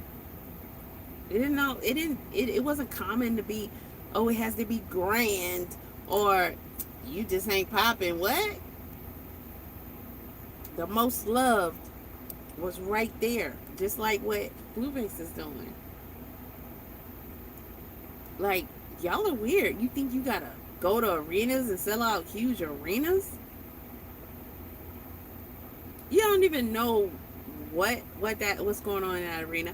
You don't know if half of them people are paid to be there. You don't know if it's full for real because you ain't there. You don't know if them people even really like that person or they just paid to be there. Like, most of this shit be fake anyway. They just want y'all to think, oh, you gotta be grand or you ain't nothing. Like, that was documented, shown to y'all real time. Him out there with his fans, his performers that was crazy about him. In the tour bus with the groupies, pretty much went kind of okay, you know. Had different celebrities, you know, the performers, you know, come and do a little spot performance and everything. You know, it was pretty cool for somebody on his level. Or, when I say level, I mean like in a position that he's really been in. Mainly since the downfall, Krishan prison, all of that stuff. That was a pretty, to me, it was a pretty major thing for them to be able to pull off. But it also shows that he has a fan base. And they are locked in. You cannot deny that. Okay? He doesn't have to necessarily rely on being a huge artist or on a label or in some contract or nothing. His fan base, they have like an indie type thing going on. Him and these other performers, and they all have fan bases. They know all these people's songs. I don't even know who these people are. I mean, I'm out of their age group anyway, and it's not my type of music. But one thing is for sure, they did not know who any of those people were. They knew their songs and everything. Them people had a good time. He did a historic thing with that tour. Now, he's a shit person. And all his content and everything is toxic. Okay, but, you know, I'm just seeing so many people. But, you know, that could be people. It could also be, you know, what you call it? Higher trolls, bots, NPCs, all that shit. It just get grander and grander with time. It's so easy to fool y'all. So, you know, this thing Katt is doing up here is just pure BS. To me, this wasn't about Kevin. Kevin been pretty much through all his stages. I don't really think there's anywhere else for Kevin to go, because they put him where they wanted him to be, at the top, right? And they said, hey, he's funny, he's the funniest, he's the it guy, he's that guy. And y'all said, okay. Even though most of y'all can really say, I could have been better entertained after going to a show, but y'all still keep acting like he's that man. It's like, it's weird when you know you don't really enjoy him like that. Come on. It's not a coincidence that all of these people are saying that his shit is whack. All his body of work is whack. but he has been the man. This is really, he has a certain position now. And Katt is being slid into yet another position. Because he was stepping into a position when he got on Shannon Sharp. Now he's stepping into another position. He came out with his costume on and everything, which is very telling. You know, I love the hats and all that. I'm fashion. I love fashion, period. But it's just something about when somebody rock a hat. Like, they rock that hat. I ain't talking about, you know, somebody just casual walk around with a little, I don't know, corner store hat, a baseball hat, whatever you want to call it. And they just wear it because they just wear hats every day. And like, no, I'm talking about when you wearing that hat, like you styling that hat. That should be so fly. And his hat is nice. I like the whole get up because I mean it's a costume, right? I'm a costume designer. But there's the designs, the gold flames or whatever that is that look like it's nothing. I guarantee you it's something. When they are being in, like, moved in position like this, everything to the T is something. To the T. I think I didn't finish watching his video. I don't know. I wasn't feeling it, or I was just at the time or whatever. I ain't gonna go back and watch it because y'all can do that. All right. But somebody was saying something about some goats in the background and this, that, and they were showing. Who was it with goats? Chris Rock. Who took the picture with the goats? And then they were talking about how they got y'all saying, calling people the GOAT, as in they're like the top. Does anybody know where that came from? Can you correlate that to where it originated? Can you correlate that to... That's why I asked about him, because I think he stands for something other than Hollywood stuff. Well, you know, a lot of you guys tend to look at, you know, some of these people like that. You think because they call stuff out, it might be a little bit more for the people. Okay, but if Godfrey was not working for them, then he wouldn't be a part of it in any way, shape, or form. Does that make sense? Like, nobody, especially your goats. But where did that come from? Where did the goat thing come from? Like, can you correlate that to a deep meaning? I mean, where did it start?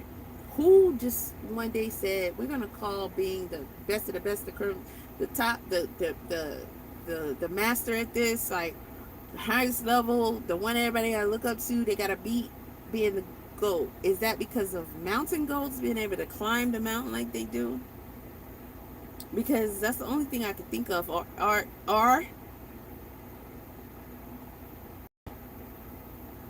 you've had images of certain deities, if you will, being imaged with part goat, right?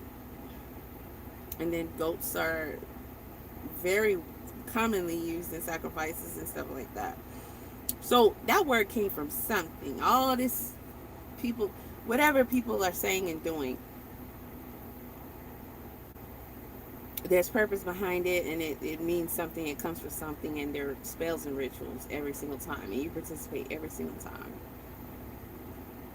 You think Clarissa is running around here just being a wild boar and hollering she's the GOAT for no reason? You know, Layla sat back and was like, hey, ain't my cup of tea. try to let y'all know, pretty much. And you want my money back too. I'm just gonna slide to the side. This ain't for me. And then you have her trying to bully her into it still, when it was out of line to start with. And then we'll say, and, well, why don't you howl at the wolf then? But you the best, nobody's beating you, you da da da. Bullshit. Bullshit. All these weight classes, you keep harassing a girl, a bomb. I want you skinny it on up. And listen. If I was Clarissa, if I was a boxer on her level, if I was Clarissa and I went different weight classes, right? If I am trying to tackle this and tackle that, if I had not just one, but 2 Olympic gold medals, if I want to break records and make goals and all that, but I got this one chick that just grinds my gears so bad that I just can't seem to leave her alone. It seems like right now, even still throughout the time of things, she's been more obsessed with Alicia than she has been with Remy. Now, of course, we know she's been told to back off Remy and not about Papoose. But if she bothering you that bad and you want to get at her that bad, do what you do. Drop that weight. Because you're not going to tell tiny Alicia, who's been tiny all her life, who don't jump weight classes. I mean, she's a little bitty thing. That girl probably 120 at best. She going to gain more than 5 pounds to fight Clarissa. It is absolutely impossible. That's why y'all are sick in the head when you're listening to these bots and saying, this is what boxers do. No. Boxers who can box each other do this. You've never seen 2 boxers where it's absolutely impossible for them to get in that ring to act like this. Because all of it is hype for a fight. You have to hype that fight. Okay? Ali, you have to hype that fight. You know, take it back to school. So-and-so said this and the word getting around. Then you say something back and they send it back to them. And, you know, first period, second period, PE, lunch. Then you get the 7th period. Somebody gonna get outside. Somebody gonna get on somebody's bus. Somebody getting off at somebody's bus stop. And all y'all getting off at the bus stop. They just recently did that to a girl. And she ended up, her heart stopped. Everybody got off the bus at her stop and the driver let them off. Hype you up all day for that. You gonna take the risk, you gonna get in trouble. You don't know how you get home. It's probably stops away from your stop. You gonna get in trouble. But you hype for that, you gotta see it. It's no possibility for them to fight. That is harassment and assault. And it shouldn't be allowed. And she should be made to go sit her butt down. Literally, from boxing. Because that's not how boxers behave. Especially at inside the sport. At boxing events. And you want to be on top. And see, this is the thing. Clarissa has kept y'all's attention by this being this negative Nelly and being in all this drama. But she is not who y'all should be paying attention to. There are other women boxers that are absolutely amazing. And they're professional. And Alicia is one of them. But if she want to fight her, She talking about she going on to 160. Girl, I can't see you doing it. You doing everything else but that. Okay, bring it down to 130. Because other than that, she need to be in jail for messing with this girl. I mean, you go to her event. Y'all gotta be sick in the head to allow this chick to carry on. I just been saying that for a long, like, I don't even this shit don't make none of this stuff that I see people just, it don't make no sense. It's like you on this planet by yourself, and she come on here with some BS, and some of us are looking like, did she think that we just came out of, like, we hatched out of a cocoon on this day that she's telling us this version of what is or isn't? Did she not think that we were here the whole time? Did she not think that we have access to see and hear what's been going on? And we can't analyze it for ourselves? Because we've been calling her dumb. We've been calling her slow. But anybody who look like that and can convince themselves, well, she haven't convinced herself, but she's putting on a good act as if she has, verbally, by saying this all the time. She's like trying to program herself into believing it, that she's that beautiful. Carissa's not even beautiful. Beautiful does not apply to Clarissa, inside or out. And that's just what it is. And she knows this. That live she did about Alicia, I'm no makeup artist, okay? I don't even indulge in half that stuff, right? I like my little shimmery stuff, my basic. You know, I can put my own eyelashes on. That's about, I ain't never felt the need for any of that stuff. But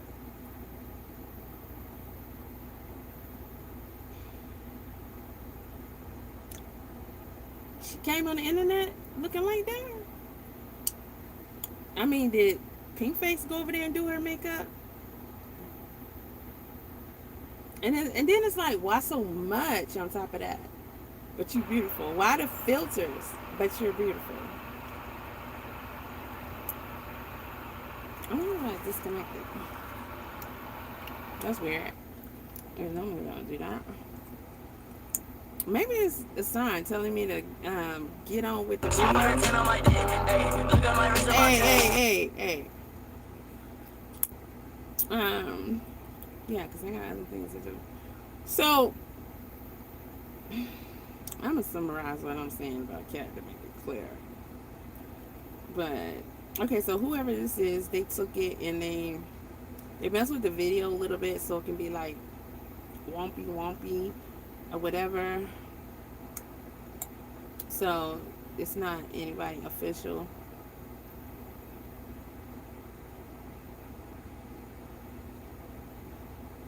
Somebody said it ain't funny. You were paid. We the puppets.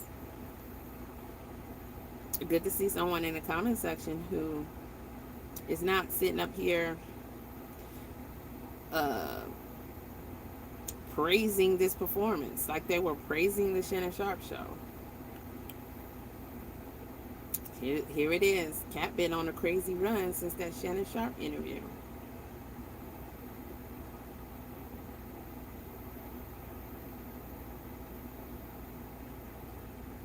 Okay, so I'm going to fast forward to the handshake. But before I do, I just want to say this. I want to preface this because I'm going to watch it. I'm going to say what I got to say, and then I'm going to move on because I got some sewing I want to do. I want to get another workout in. And I got to clean up behind sewing or whatever. So that's a lot when I got early pickup. All right. Plus I got some other work I gotta do online. I ain't meaning to be on here this long with the shit, but Because y'all don't listen no way. I've been saying this stuff for years and years and years. And it's like, it all comes to pass. It all comes to your face. Because it already was. But it comes to your face, and you still just, like, you're not fully seeing it, or you're in doubt or something. I don't know. It's weird. But I get it. I mean, it's hard out here. Because we're being tampered with in every way, shape, and form. It's, to me, it's really nothing else they can do unless they were the creator and just wipe us all out. Other than that, they're doing absolutely everything to us. They're doing the worst, everything. And it's like, if you're not gonna disengage and fight back after they're doing everything, then, I see people, and they're saying it. They're like, yo, when we doing this? But it's like, people can't get their minds past what they might think we might have to do, at least for starters, because you don't know where it's going to go after that, right?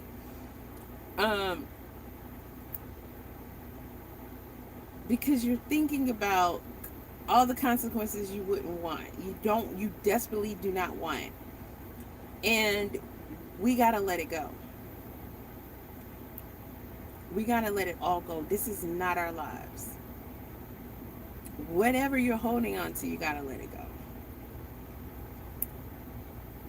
Literally everything can be taken from you anyway, including your life. And then it's like, I see y'all say, oh, Jesus died on the cross for our sins. Jesus died on the cross for us. That was such a sacrifice. God made a sacrifice of his child, and Jesus made a sacrifice of himself. But you don't want to, you're scared of a word that they're telling us we can't even say. You're scared of no longer being in this body that is temporary anyway. What you're doing while you're in this body, which is not that long, is super important. And sitting up here complying and then trying to also make it and come out better every day in this existence, I don't know about y'all, but this is not the path that I'm supposed to be on. I'm not supposed to be living in this type of environment. People aren't supposed to be around me being able to do some of the heinous things we know they're doing. I should not be walking in this air.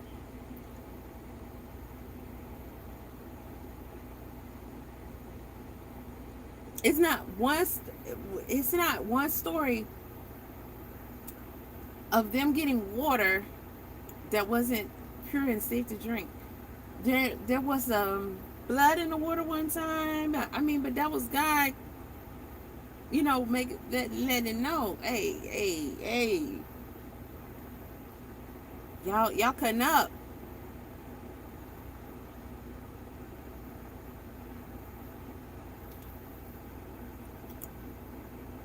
All the water is toxic. I can't even go get a gallon of distilled water from my face steamer anymore. It's so many chemicals and pharmaceuticals in it. Who knows what else? It's just, my machine is like, why are you giving me this rusty toilet water?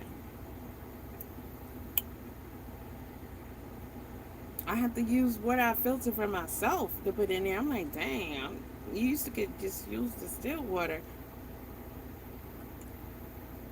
Nah, that's a whole bunch of other stuff. They're pumping into you at every turn. Every turn and every breathe, everything. Your food ain't it, bro.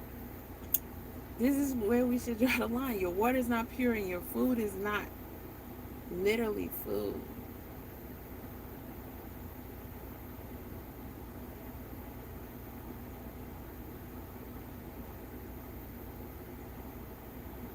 Food has a purpose.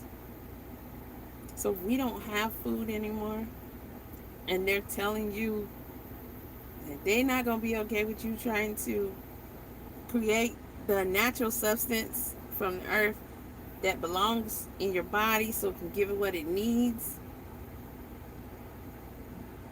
It's like saying, I know your car take gas, but you're going to put diesel in it.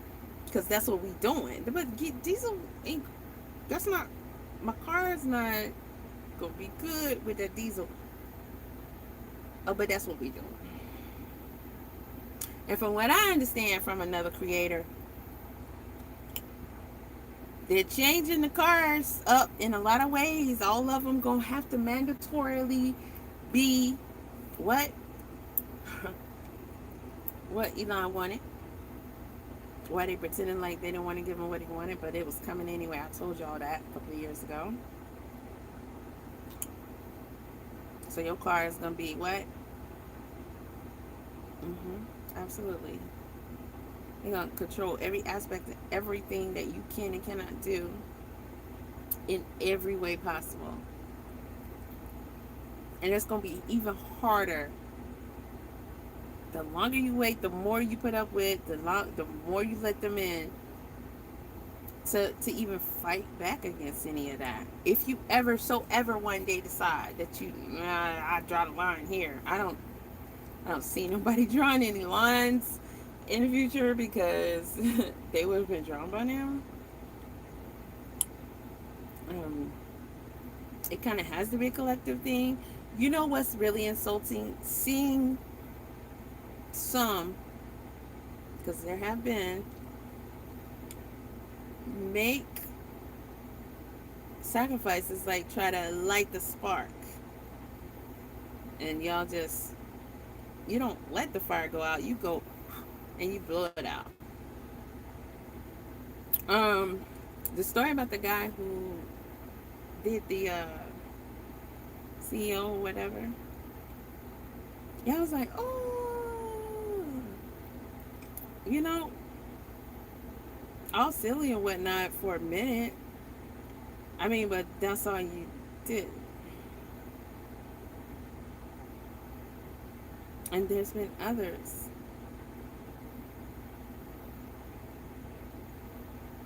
It's almost like Jesus died on the cross again, you know? You got people out here putting that work in.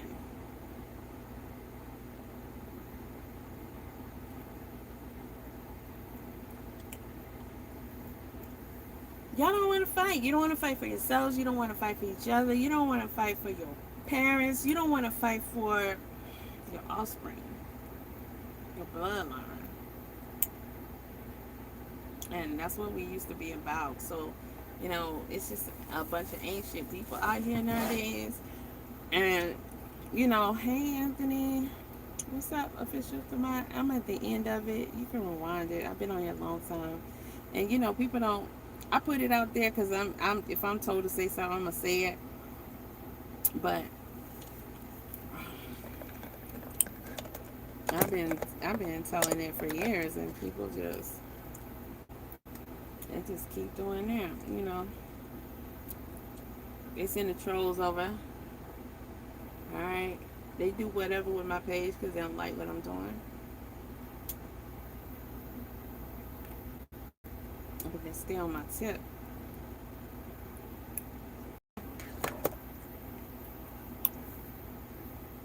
They don't like it when I talk shit either, but I love it. I love it.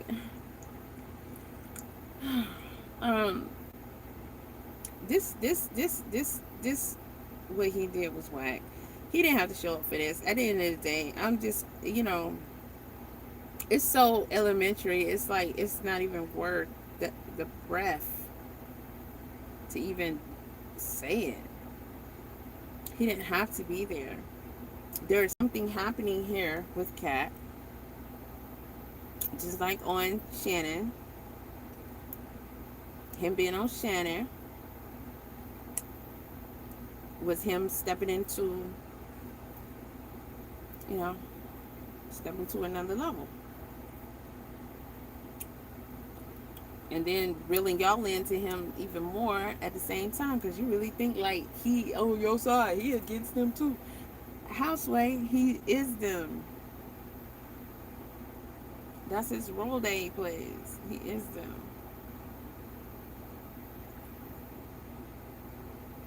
They all of them. I mean, whichever one you want to use, they all. Just think ALL. Okay, not the laundry detergent. I think they discontinued that because they don't even want you thinking about ALL. All. Or they wouldn't be a part in any way, shape, or form. All. All.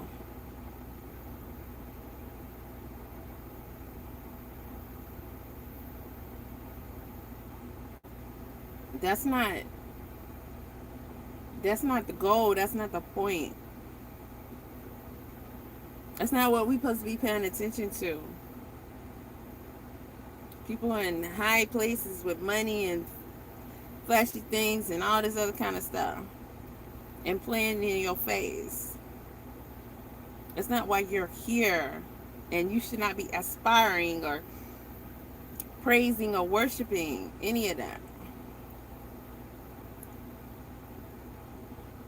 You wasting your time and energy, your breath that you breathe, and then you gotta inhale the bull crap that's in the air that is doing you harm. Everything is doing you harm. You can't even escape it anymore. It's hard. Try to make everything, and it's like they just sabotage everything.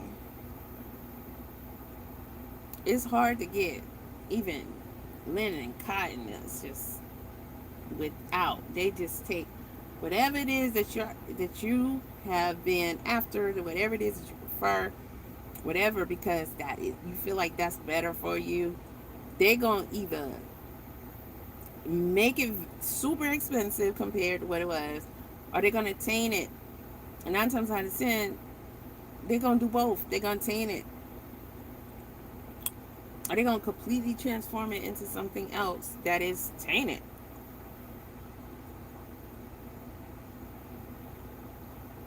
Half, if not almost all, items that we wear are toxic. Everything is toxic. Intentionally. Everything. And it's even worse with all these devices that you cannot escape. You're forced into it. You were forced to get smartphones. You were forced to get all these apps so you can invite all of them in. You know they say about vampires, once you invite them in, you download one app, you're inviting tons of them in. We know this, but they say, you got to use the app. You can't. You got to use the app. Prime example where I'm the only one saying something, and I know if I like, I need answers, I'm gonna make it a thing. Like, come on, this doesn't make sense to me. They're gonna turn around and look at you and be like, out of here. Everybody else is just sitting there doing it, and here you go. And you're not gonna let it go? That's what we do. But I remember if you work for a company, they would give you a separate device, a phone, a Palm Pilot, something. Hell, a pager even. But they didn't interfere with your device. So what burns me is that you don't even give a device anymore. You will tell them to use their own device. Do y'all people of this day know that that's not what we did? That's not where we came from. If they want us to use their app or whatever, This is my phone, and you stay out of it. Because dimming your phone is dimming your everything. Especially in your face. All day, every day. And they inviting all their people with them. See, hear everything. All day, every day. Access everything. All day, every day. Are you serious? That we smartphone, we are supposed to guard this. And then they just said, app this, app that, app this. And I'm like, people don't have so much space on their phone. Why is everything going to an app? People are like, well, there's an app for that. There's an app for that. Then it became, oh, nah, you got to go on the app. Wait, we got to download the app? Hold on. I don't think I have so much space on my phone. Everything's an app. But if you give me a tablet with the same program, and then you say, I got to download your app, and nobody bats an eye at that. I have the tablet. How about you stay out mine?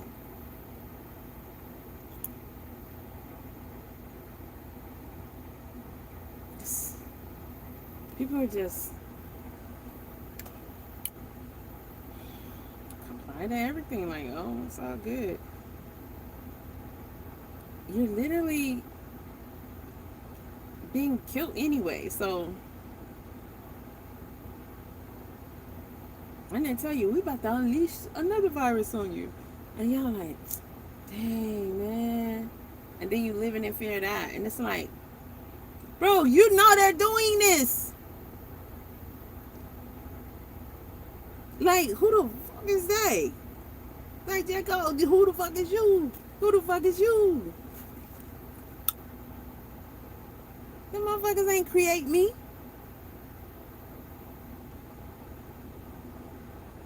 They ain't nothing but the enemy. Okay, Ann. They the enemy. What you supposed to do to the enemy? Destroy their ass, because guess what they doing? Destroying you. And you know it. People know it. And they like, there's nothing we can do.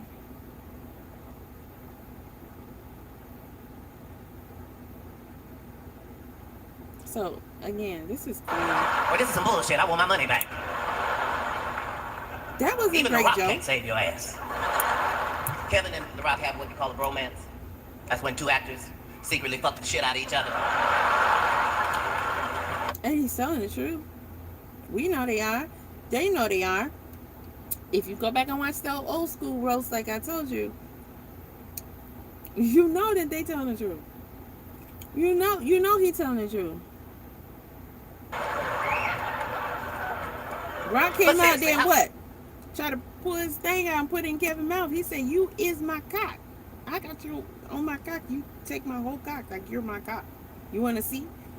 Walk into him there and report. What dude does that? And what's supposed to be funny about that? They play in your face. 10, 15 years ago, would y'all have found that joke funny? Or would you be like, I'm not, like, you don't want to see or hear from either one of them again. Do you not love Kevin? Only two people have done that. Me and his father. Kevin once said if his son was gay, he would take a dollhouse and hit him over the head with it, which is arguably the gayest way to abuse a child.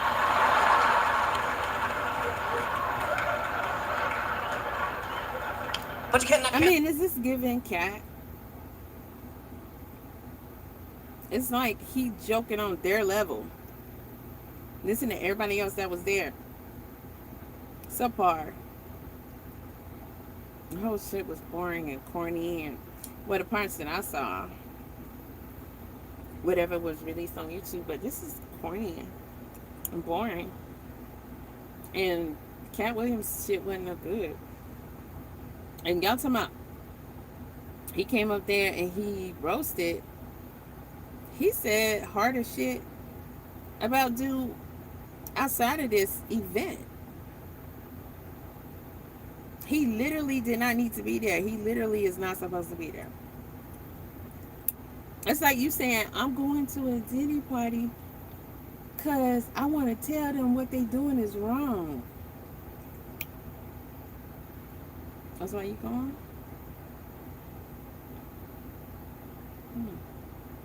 So, Kevin Hart, he just can't do it. He's made a tough line. They tried to cancel him for being homophobic, and I don't get it. I'm saying the guy who's obsessed with shopping sprees and fitness, always surrounded by 10 dudes, and Chelsea Handler, and oiled up half Samoan bodybuilders, and a vegan restaurant called Yoga Pants. Gotta do with You it? think that guy's homophobic? That guy is a fairy, bitch. Hello, my name is Adam Ferrari, the Chief Executive Officer. I don't get the fitness part.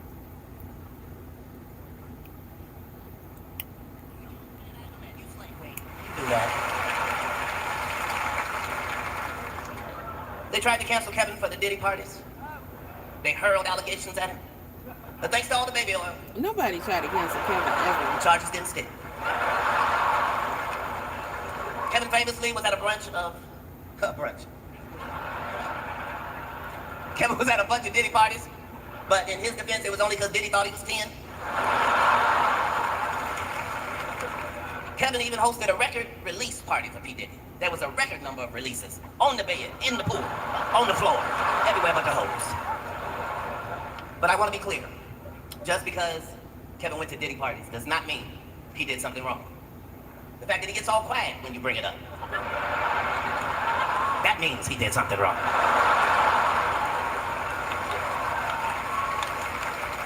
Yet people give him awards. Kevin, I have an idea for a movie where you travel back in time, and Mark Twain takes this motherfucking award back and calls you the N-word. Now that's a good movie, so I know you'll pass on it. All right, listen. I could go on all night hating on Kevin Hart. I have perfected it. But at some point, This is so whack. you've got to look yourself in the mirror and say, do I really want to have beef with the rabbit he telling snowball truth, from the but, Secret I Life mean, of it Pet just- Stew? And they laughing. Yes, I do, Like, Kevin. he's saying something funny. Yes, I do. Motherfucker wouldn't even play a black rabbit. Can you imagine the coonery? I'm out. Good night, Inglewood. Thank y'all so much. Wait, Cat, wait. Hold on. Just give me one fucking minute.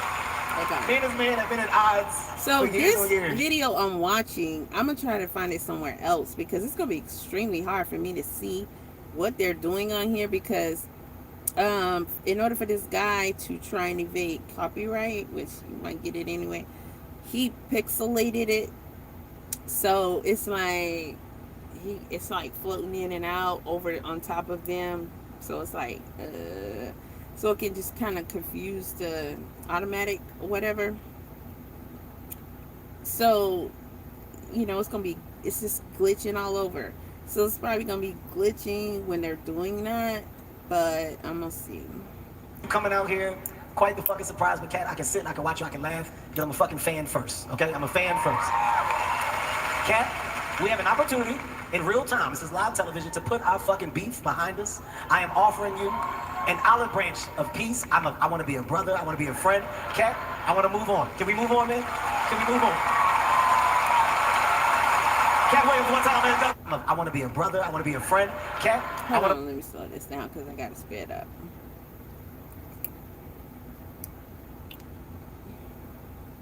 Move on. Can we move on, man? Can we move on? I want to be a brother. I want to be a friend. Cat, I want to move on. Can we move on, man? Can we move on?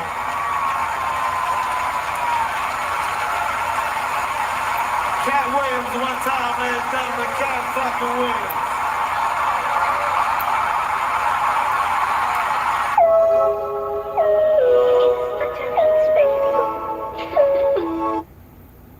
I'm not surprised by any of it. I mean,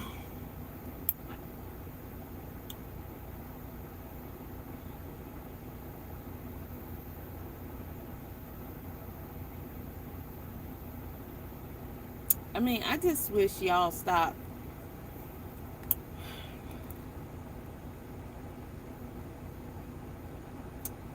this year, then 2 years later, then 3 years later, 4 years later, being surprised by someone or some information. I mean, stop partaking. Cleanse as best you can. It's damn near impossible nowadays. Fast. You know what happens when you go into I always have a hard time saying it. And today is not the day. But you fast good enough, long enough, then your body will start eating all the bad stuff, all the fats, even your bad cells. Make way for good cells. My body doesn't create cells anymore. I lose them.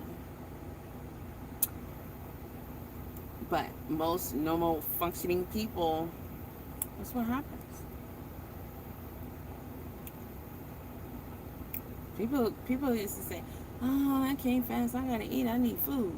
Okay, but this ain't even food anymore. What's your excuse now? You just want to stuff your body with a lot of stuff that, after a while, after you're saying, why you put this in here? Now I gotta get rid of it. Okay, how? I can't even identify it, first of all. All right, so we got the urethra, we got the colon, we got our air, we got snot, we got the liver, the lungs, air, skin. Some of it might go to the brain. Some of it is so hard to break down. It just stays and stays, and then you start to get parasites, and you just keep doing it every single day. And it's like, food is for your body to get the nutrients it needs to give the information and this nutrients. Your body, we're cellular beings. It's all science, it's all chemical. There's a whole list of things that we absolutely need to function properly. And when we don't get them, we don't function properly. So if you know you're not getting them from, when you go buy or cook whatever it is, eat to live, right? You should ask yourself, is this giving me what I need? It's actually not. This shit don't got nothing for you. And you cook it, so you kill it, and you put it in the microwave, so you really don't nuked it. So it has nothing for you. It's just making it harder on your body. Harder for you to function in so many ways, man. We should be out here fasting, training. Every second. If you ain't doing something you gotta be doing, your ass need to be turning it down. Bruce Lee and some other people.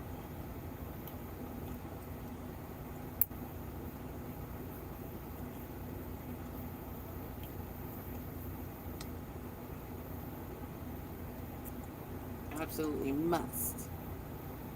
That's where it starts. Because until you clear yourself out and you get back to self as much as you can, because you're still breathing all this in and out. If you constantly taking in poisons and toxins and all that, you ain't right. That's why all this is going on. Ain't nobody doing nothing.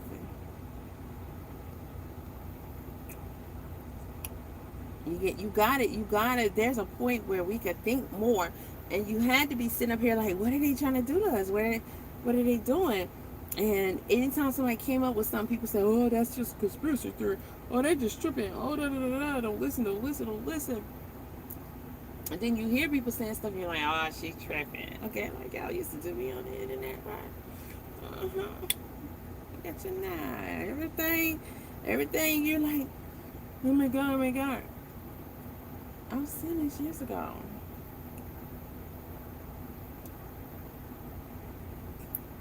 So when you're like, where are they going with this? what answers you come up with, but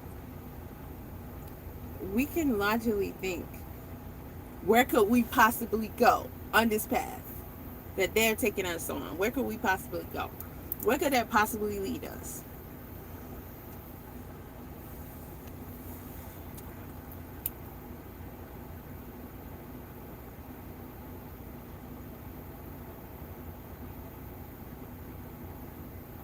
Do you even think you're still human? Because if you think they're humans, okay.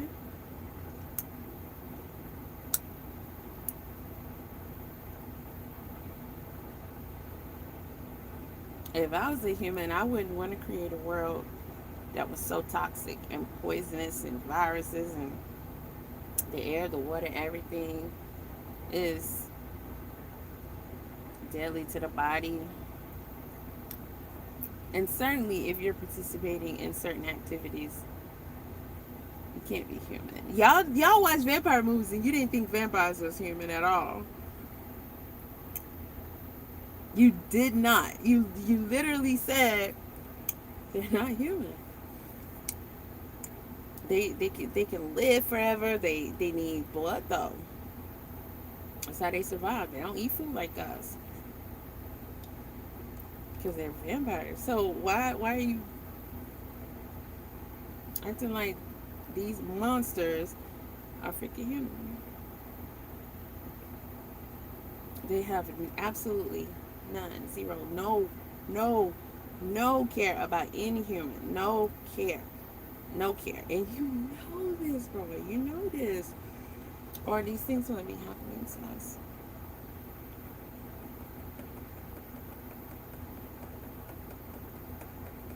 You're being attacked by your enemy. You're being attacked by your creator's enemy. And you have stories that were told that just weren't quite accurate, but this got destroyed, that got destroyed because mankind just, or whatever was here, just wasn't, just, it wasn't going well. You doing everything except for what you're supposed to be doing. So, alright, let's wipe this out. Try it again. And this is what we got. And we walking around here participating in our own demise every single day just so we can scrape up enough to pay them so they can, I don't know what they're doing. But we don't even understand this place that we dwell on, that they are just conquering and doing whatever they want to do to it, like they made this, and then saying you can't touch this, you can't go there, charging you for this, charging you for that, and then slicing into stuff, digging into stuff, pulling stuff, and then saying this is what this is what that is. Okay, I'm gonna make you a customer, and you don't even know what you're partaking in. You don't know where they got that from. You don't know what that is. You just know what they told you, and what they told you ain't it. Ain't it?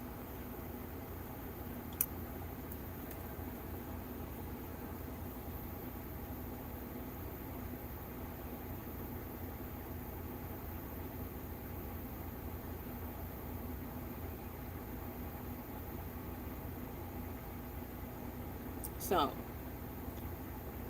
everybody belongs to them, right?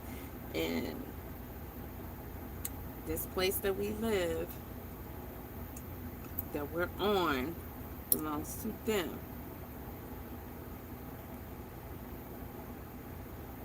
They have all the upper hand. They know more about you and this place than,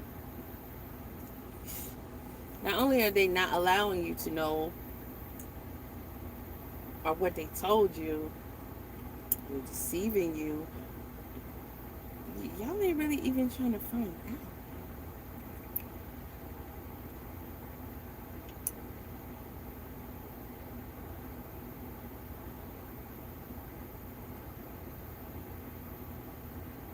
I believe that's very detrimental information.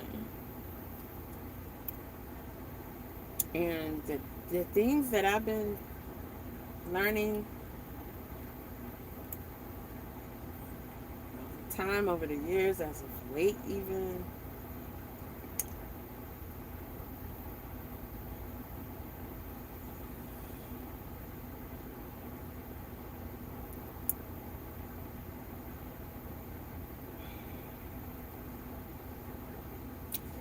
it's good to see some people who I believe are genuine when they say it too.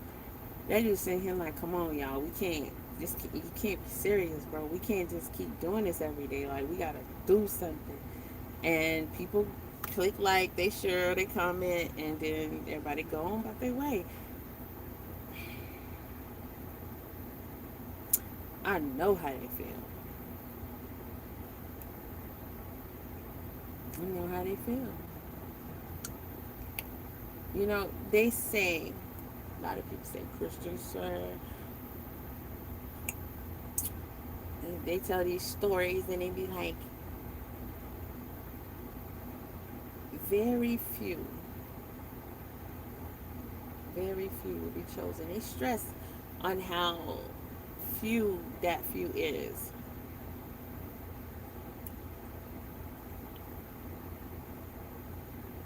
But this ain't about just sitting around waiting on somebody to come and save you. Nobody come to save us. That's not what this is. You're told that so you can believe that. You can believe somebody gonna come save you. First of all, because if I'm talking about us, I'm talking about me too, because I'm part of it. Regardless of what parts I like or don't like, we don't deserve it. If I was the creator, I wouldn't come save nothing either. Them saving days is over with. The ones that got saved in these stories, they had real relationships with the creator on lock all the time, day to day, real relationships. And most beings here don't even, they're not in tune with nothing, not themselves or nothing. They're allowing themselves to be turned into something that is not what you're supposed to be. How could you know it and allow it? And you know it's, at the end of the day, one thing is for sure, it's not going to be anything in our benefit. That we know. So what you got to lose? Oh, your life. That's the big fear. You don't want to lose, because you can't worry about being hungry, because y'all can't use that no more. I'm hungry, boy. I'm hungry. You're not hungry, because they don't allow real food anymore.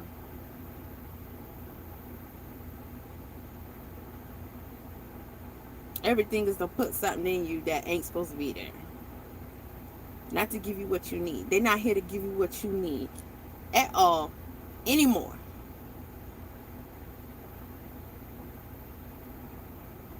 Everything is about your destruction and your demise. Everything. We can't be pleased by nothing or entertained by anything.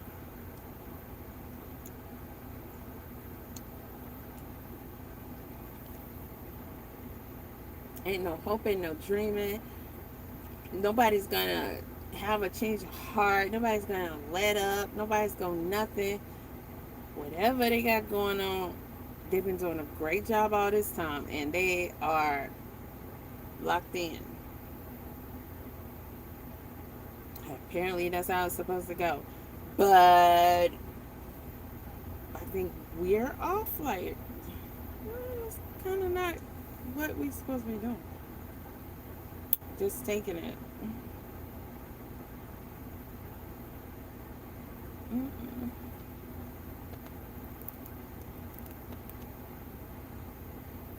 I wouldn't be looking at my creations like, oh, you poor thing, you're so scared. I know. I feel sorry for you. It's a bad situation to be in. I know. You don't want to get hurt. You don't want to die. You don't want to go without. You don't want to not have this certain opportunities of things you dreamed of out here. Oh, you poor thing.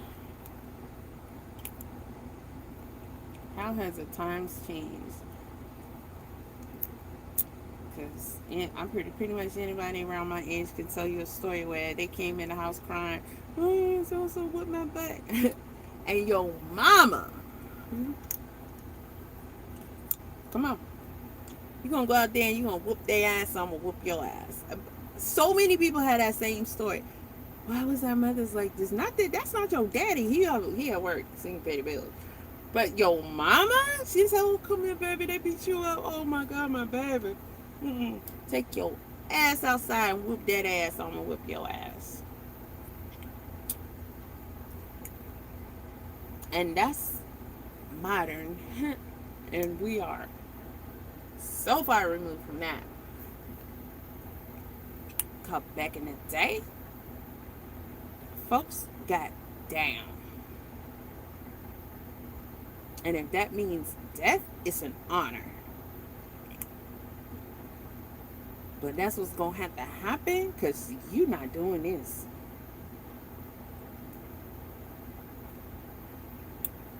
It's always been war. When you stop fighting, that's when you've made a choice. You picked a side. You chose your destiny. You decided where you want to be and who you're going with. And you're like, okay, I'm a weaker vessel. I'm just, whatever they got planned, it's going to be what it is. It'll be over with one day. Whatever comes, whatever, da-da-da-da. And you don't know really anything. Most people can't tell you what oil really is.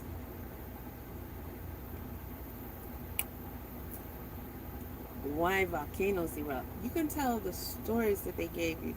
You can't tell what you walking on every single day. You can't tell what they're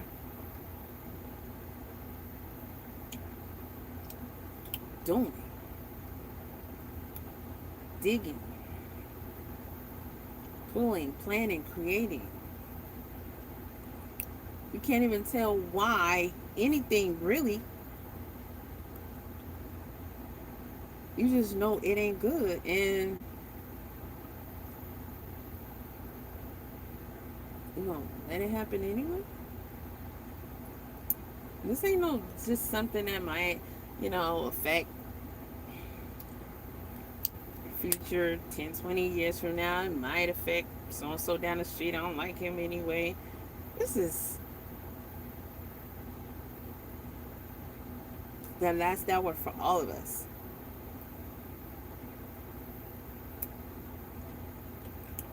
Folks ain't even themselves cells, CELL, enough to protect the children.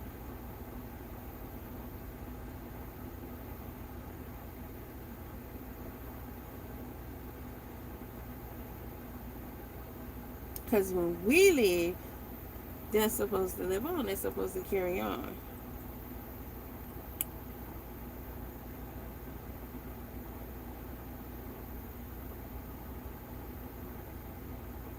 It's one thing to not even try for yourself, but y'all, this is a cursed existence overall.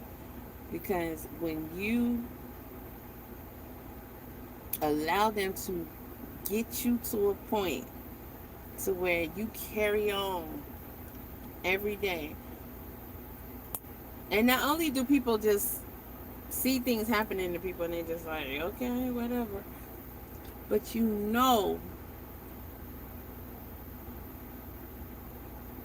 how much danger these children are in and what's happening to them and what their future is, which is no future. Because we have to create that future for them, and we ain't done jack. We don't even have a present for ourselves, to be honest. So you're not anything if you can't make way for the future. So who coming to save your raggedy ass?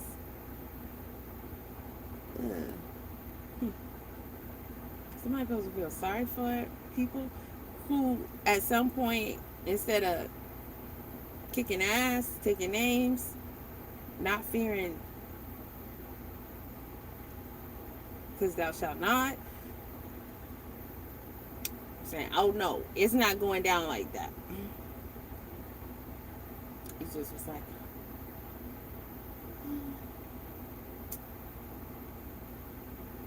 they're so mean. Why are they doing this? Oh my god, here they go again. It's something else. Oh my god, they're so mean. I don't like this. Oh, that's terrible. They're doing this. Why is no one doing anything? How are they allowed to do this? Are you serious? We the people. We the people. I gotta make it my mission to investigate these new Volvos. That's how I'm gonna get on new. Listen, I love these Volvos. Trucks. Volvos. Volvo. That's Volvo right now. That says trucks are for girls. And you got the little lips right there. And that, baby. Can you see it? Can you see it? You see that? That's a Volvo right there. They brought some new Volvos up in here. Matter of fact, I need to go to the shop. I didn't know it was gonna be open in that shop, but I guess so, because we are ready tonight. So, I mean, what was the point? The only thing is we didn't run Sunday night. Because, of course, customers not going to be there today. So, it makes sense. I'm probably going to find out skinny on them new Volvos. They're probably not going to give me one. It's not like I'm on it. Good girl list or something. I'm innocent.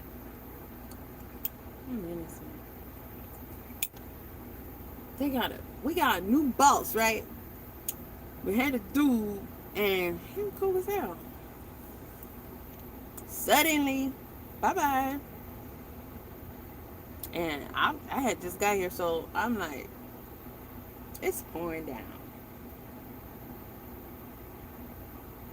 I could have went in there and got what I wanted to get real quick and then came back. But it is literally throwing down now.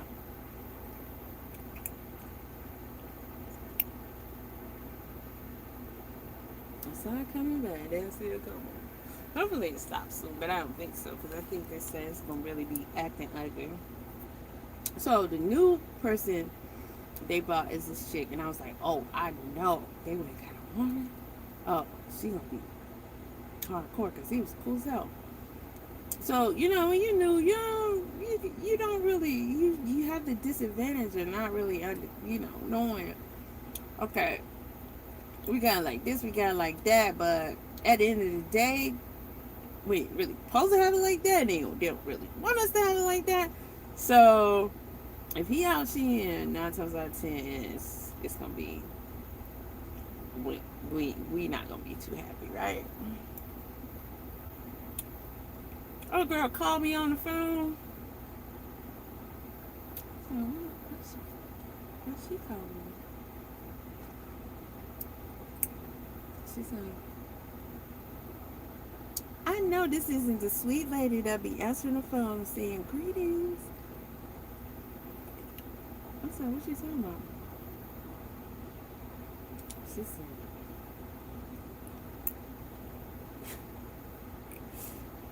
She said, the things I heard come out your mouth in that truck. I said, to myself, bitch, you shouldn't have been listening. You listening, you gonna hear what you gonna hear. What you think? Okay, I'm gonna say what I'm gonna say. That, of course, I'm not gonna say here, there, or to whoever. All right, if I'm talking shit to somebody,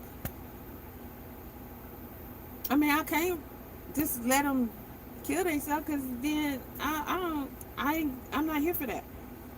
So I'm gonna prevent the accident, but you know they can't hear me. I'm gonna say some shit, cause I mean, what else can I do? I can't turn into a Incredible Hulk. You won't like me if I'm angry, baby. I cannot believe I'm sitting here like this. What else you want? Cause I can say what I want to say. What else you want? You should be listening. It's always somebody watching, always somebody listening. That's what the fuck you get. What you think you gonna get when you listening? Talking to homeboy, and I told him, I said, look here, and you gonna find. Gone and I said, but them, they hot. You know what I'm saying? But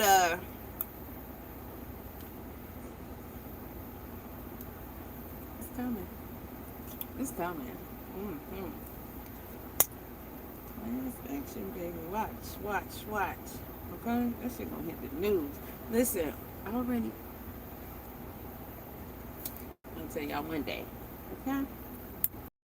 Successfully. Donetto's, baby. Yeah, But me, I'm just like this right here. You say y'all ain't doing what? Y'all ain't doing what? Oh, really? I like the way you lie. I really think it's just a bunch of dummies up in here, huh? Okay. And he was like, where? Da-da-da-da. I said, boom. He found it. He said, oh my God. I said, now? And he was like, you gotta be kidding me. I said, Go check it out. He was like,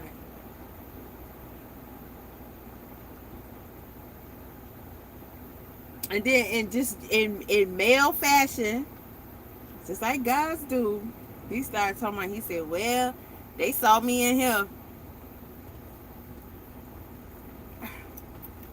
I said, what? He said, shit, about 4 times. I said, shit, I'm feeling it. Oh, rain today, 95%. Tuesday, 95%. I don't got no umbrella. For this hard rain, I'm finna drive up to the door. Then be like, you can't leave your truck right here. You got an invisibility cloak or something you could put over me and carry me inside there? Because if not, I mean, this is as close as I can get to the door. What you want me to do? Walk in this? Oh, and I got on a whole freaking sundress and my moccasins. I have one umbrella. I got a jacket, but a jacket ain't doing nothing to it. Something told me to bring my umbrella too, but I didn't, because my umbrella is like one of the big umbrellas. And I'm like, I can't work and hold no umbrella. That's unrealistic. It's gonna be me in that jacket, and I'm gonna have to sit it out. I hate rain getting on me. I hate it. It's all the way. Today, Tuesday, Wednesday, Thursday, Friday, Saturday, Sunday, Monday. Well, not Monday. 95%, 80%. And it's already flooded all over Atlanta. Let's see. Let's avoid those spots. Well, let me see what's going on in Florida. Homeboy said he gets it in, boy. He said, oh, they'll caught me a few times. I said it probably was some dude. He probably was like,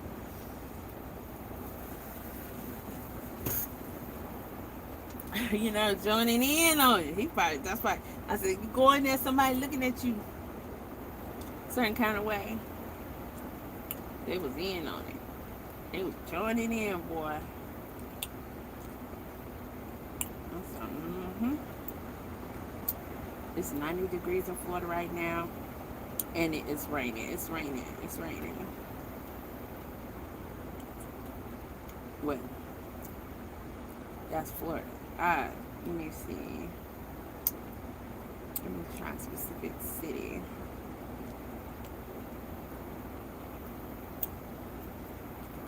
But watch me work. Watch me work. It's still gonna be rain. So I'm gonna have to get some.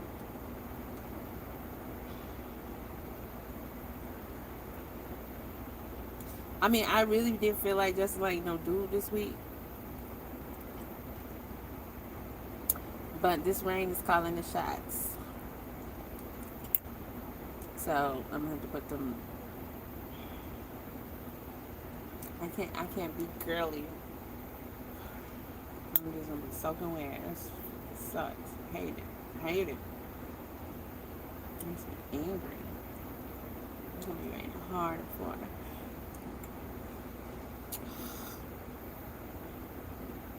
It's like you can't get mad at the rain because it serves a purpose, but they kill everything anyway, so nothing matters anymore. So the rain is never a blessing like people be, oh, rain is a blessing. Everything is dried up. Okay, everything is dried up. Every pond I drive by, whatever state, everything is dried up. When y'all have what you call holidays or whatever, the rituals y'all be participating in, because I didn't even know it's supposed to be, I don't even know what Memorial Day is. And I'm from a military town. I just think it got something to do with the military, but who knows? And who cares? It's all rituals and bullshit, right? And they get money out of people on holidays. But if you notice lately, they always make the weather bad on holidays now. So of course it was gonna rain like this because everybody's getting rain. I'm looking at Florida, I'm looking at Atlanta, I'm looking at North Carolina. You know, certain parts, and it is just pouring down. I saw on TikTok, New York.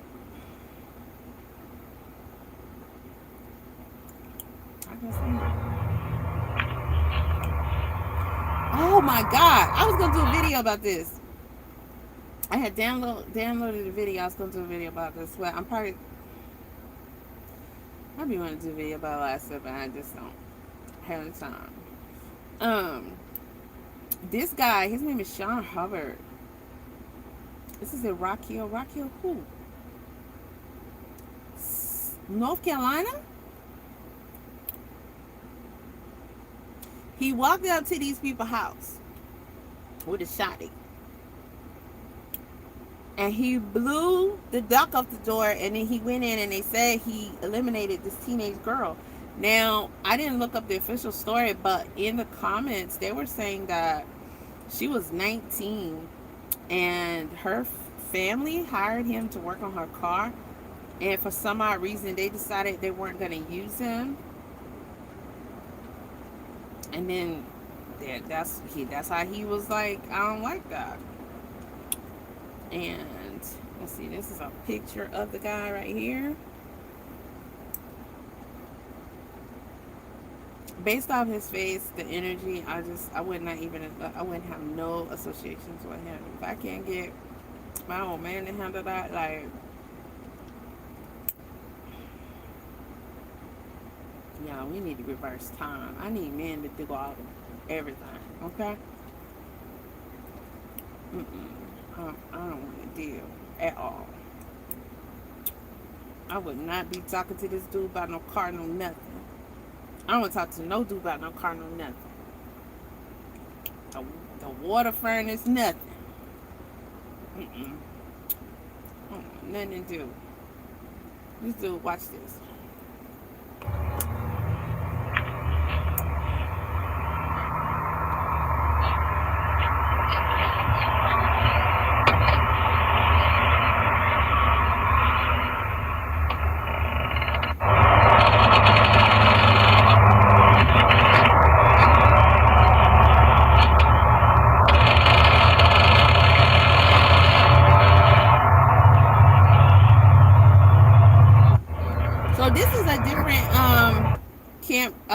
portion, whatever.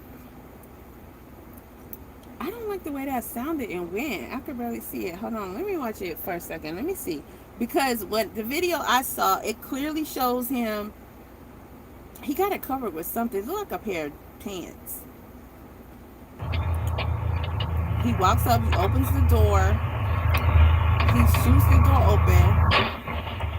Then he looks around. See if anybody hurt. It's a shotty, bro. Oh, they got more. They got showing him going to his car. Oh, they're showing him getting out his car and walking up.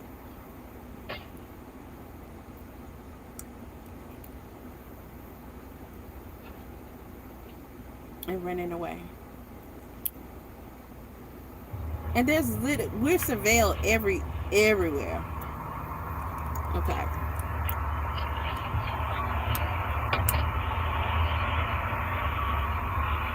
It's like y'all can't see. It's like we're in a corner or something.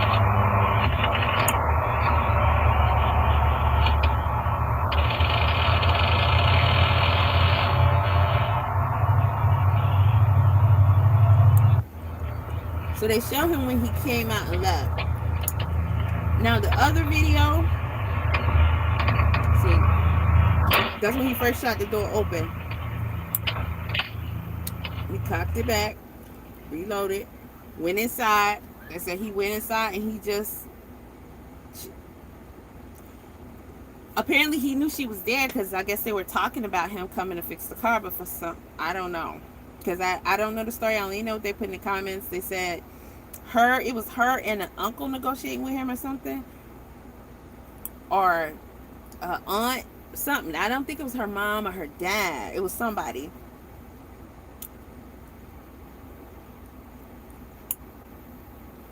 Yeah, that's what they're saying. Okay, so her name was Kamara Tywell. I lost my best friend, somebody who meant the world to me. And when you left me, I couldn't even walk straight on my feet. After And now my heart is broken. Okay, that music. Let's see. 19-year-old Kamara Tywell killed after warnings ignored. What should have been an ordinary evening became a nightmare for Kamara Tywell. At 11 p.m., gunshots shattered the quiet of her Mount Gallant Road neighborhood. Kamara was outside when she was fatally shot. Leaving her family devastated. Earlier that day, her mother says Herbert had fired into their empty home. The family provided police with footage pleading for intervention. But hours later, Kamara was killed before help could arrive. Wait a minute. They hadn't even showed up from him shooting into the house and no one was home? And they went back home? I mean, was the stove on? Like, you can't...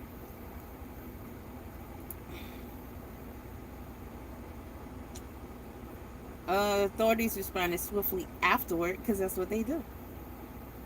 Arresting 34-year-old Sean Xavier Hubbard around 3:30 a.m. the next day. Investigators continue examining timeline and motive, the warning, whatever. So they're not seeing themselves, so it's not wrapped up. 19-year-old Kamaria Tidwell was shot senselessly by 34-year-old Sean Hubbard.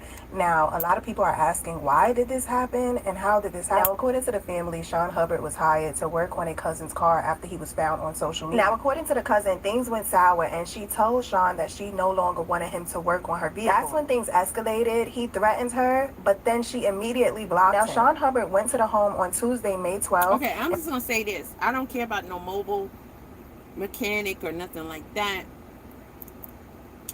At 19 years old, and it's you and your mom, if y'all ain't about it, y'all ain't tactical, I mean, what gives you the confidence to tell some guy where you stay? I mean, can I meet you at a garage, a BP, a truck stop? And you really don't want to be doing that, but if that's where your budget is, don't give him your address and have him come to your house to work on your car. If you can't tow it,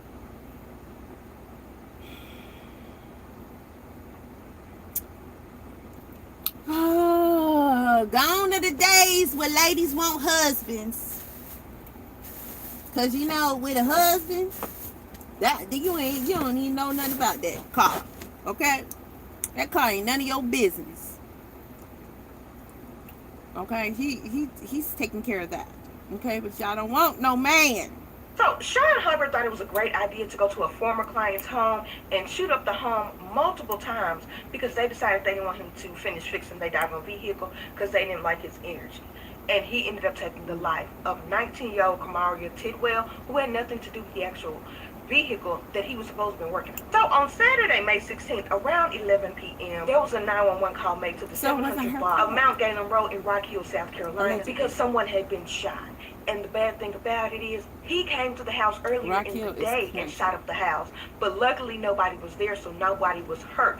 But he decided to come back later in the day, around 11 p.m., and he ended up taking her life just all off the wall, okay? Now, they did go ahead and get him... Listen, I'm going to say this. If y'all didn't like his energy, allegedly, because she could just be saying that to sell the story. But whatever the case may be, we women, we have, you know, we're supposed to sense this is not safe. This person is not safe. This person is not stable. Yet you talk to them anyway. You're supposed to go in the opposite direction and seek cover. And still hope they don't come after you, because you know they do that nowadays, right? So you engage not.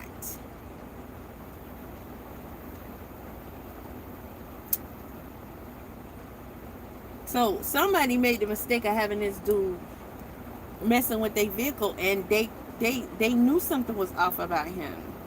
And if you feel that way, then you're right. Look, he shot up the house and then he came back later. Was it that deep? Or is this even the story?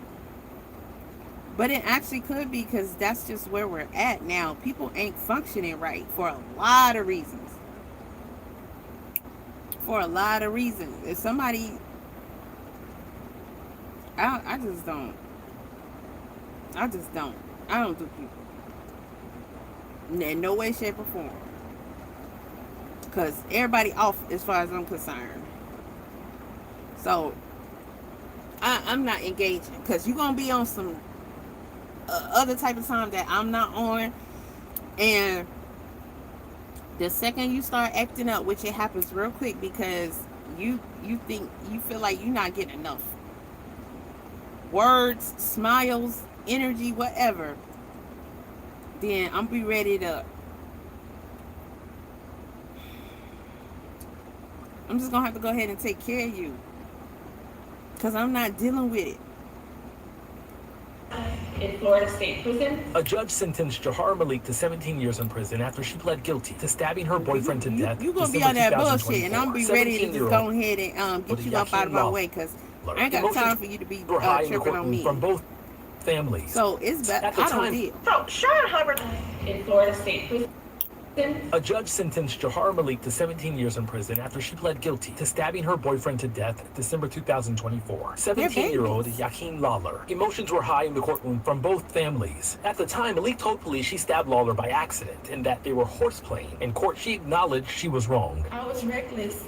That knife should have never been out, and because of that, a life was lost. The judge said she didn't believe Malik stabbed her boyfriend in an unsophisticated manner. the amount of force that was required to inflict that wound was not accidental. There's no more graduations, there's no wedding, there's no more that, oh, he's gonna be a father or uncle or anything. She robbed that away from him, so she has to get what she deserves. Yeah, people killing people out willy-nilly now. In Florida State Prison, a judge sentenced Jahar.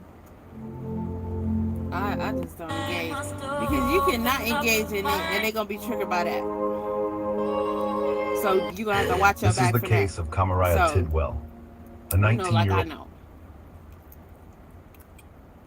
All right, you see, I'm sitting in this truck, don't you? Weirdos, boy, and be weirdos. Wow. So ain't nobody gonna have the story on this. They're just gonna be saying what they want to say. outside of him coming there and then coming back, people don't really know why or what. But to see this dude, this shit crazy, bro.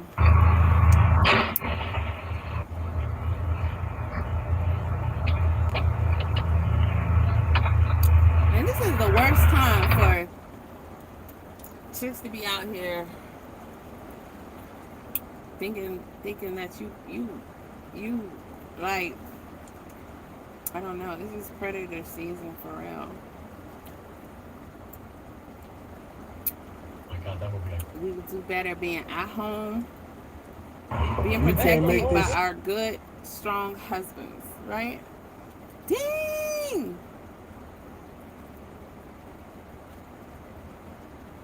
The bus malfunctioned and started smoking, and the bus driver couldn't see from the smoke. So he whipped the bus behind the BP on Reddit and Holcomb to avoid hitting pedestrians. He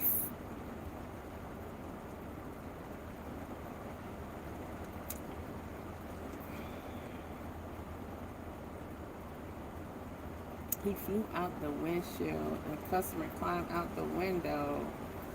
Martyr. Dang, son. Wow. Well, passenger is a customer. She's like, you mean passenger? Oh, wow. That's on the ATL page? That's crazy. They hit the ditch real bad. It could have been worse, though. It's actually a pretty good place for them to plan, because they kind of just hit the ditch right there, and then there's the ditch and the bus is intact. So really the driver took the bulk of it. I mean, I know they got jerked.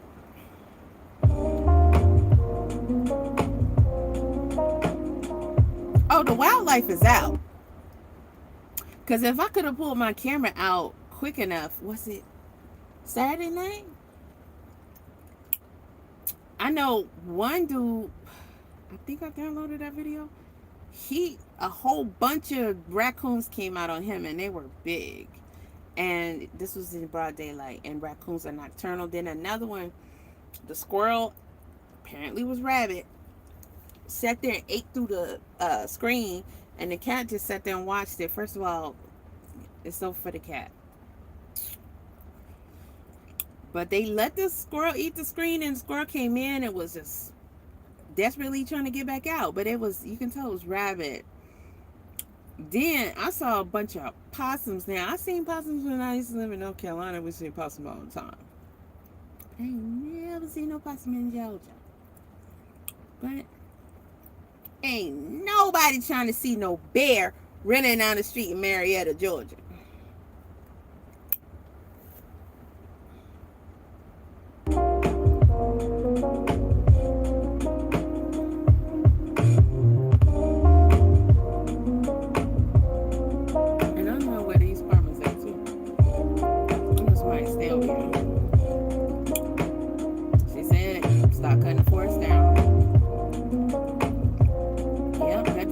Baby, they in trouble. So is the animal people okay to handle this?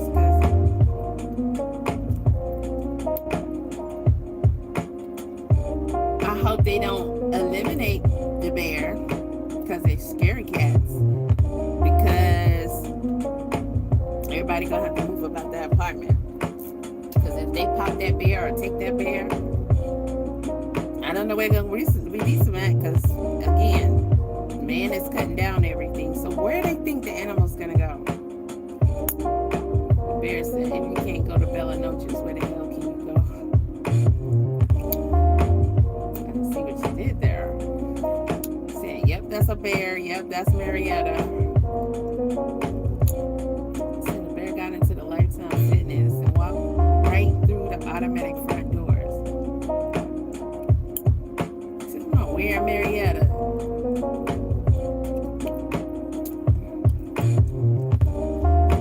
Said one was swimming in the Cortland's pool last Memorial. Oh, that's because they keep building these apartments and gas stations and fast food restaurants.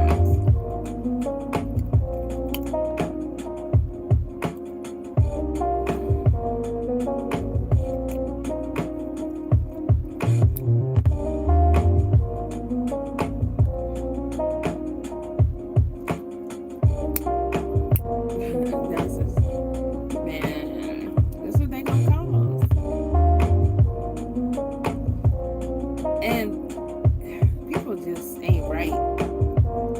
People are not equipped to be around wildlife because they're not going to act right. They're not going to act right. So it's only going to be disastrous. So the mama is letting the baby.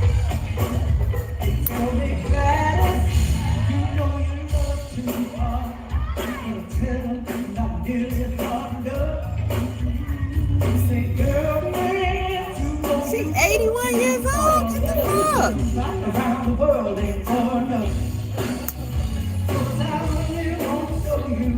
This woman is 83 years old.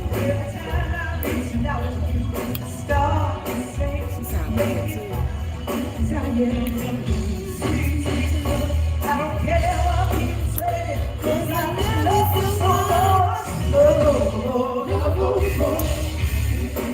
Okay. She's trying to do the dance moves and everything.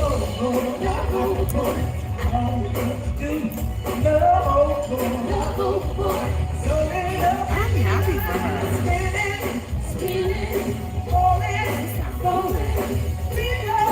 She sounds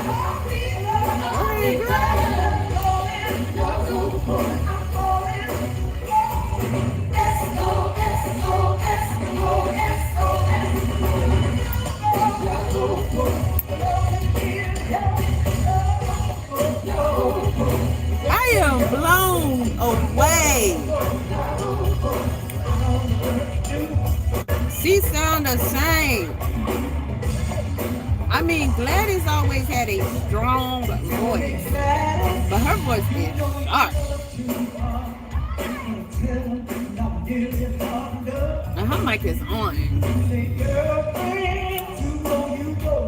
And she is performing.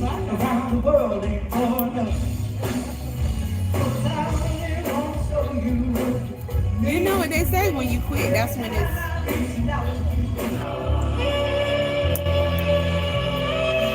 All this Atlanta stuff showing up in my timeline. Where's all the stuff that I normally see when I scroll? This ain't none of the stuff I normally see when I scroll.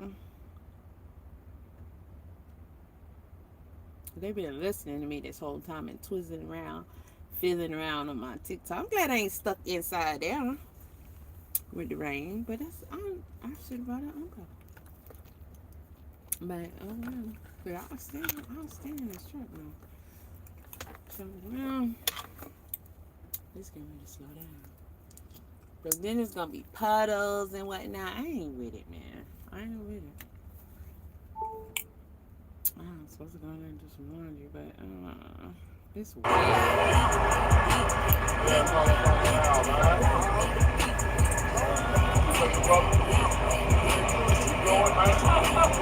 OMG. What is that?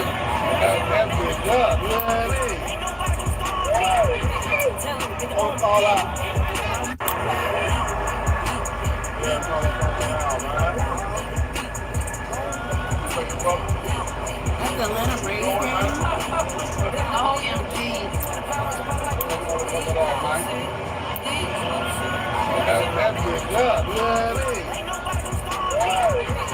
Bro, why? Okay, I hate when they put music on everything.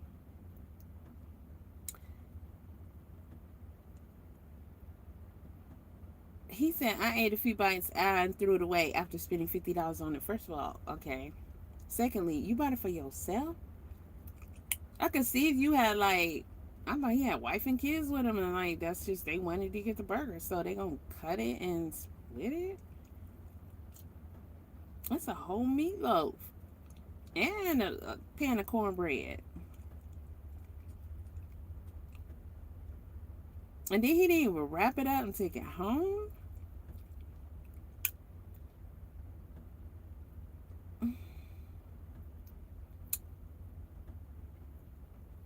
What would be the point? At a baseball game, no less? So he just be doing stuff just to be...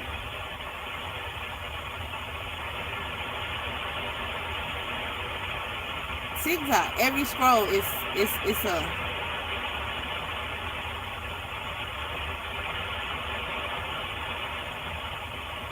Did he just knock out a motorcycle?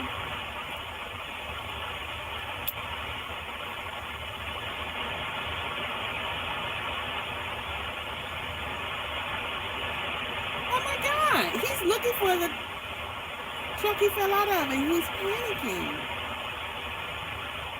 He's really inspecting these cars, trying to see which one it was he fell out of. And he mad because he looked like a dog would do.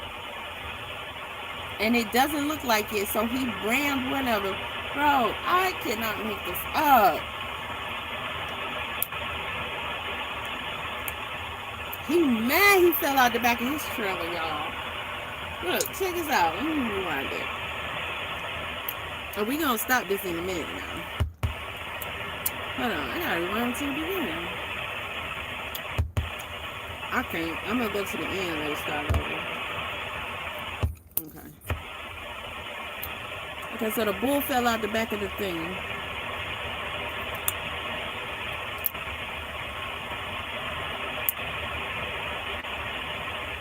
He knocked over a motorcycle. Then watch him. I got a shadow, I can't see. So he looks at this car. He's like, that's not what I was in. So he's mad at that. He's like, you ain't it. He goes to check that van out. He's like, that ain't it, but I'm gonna leave that one alone. He already knocked over that man's motorcycle. He picked it up. And then bull came back. I know they was like, what?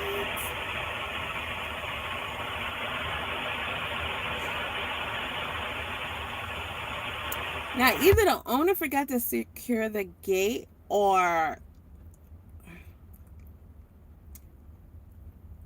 somebody said that man was married because he kept walking. No matter what, because I know the person in the back said something. He heard something. Maybe you can't hear that well. But the bull is wandering around like a dog would do. And he's not leaving the area. He's checking these cars out like, that's not it. And he's circling the same area. This is interesting.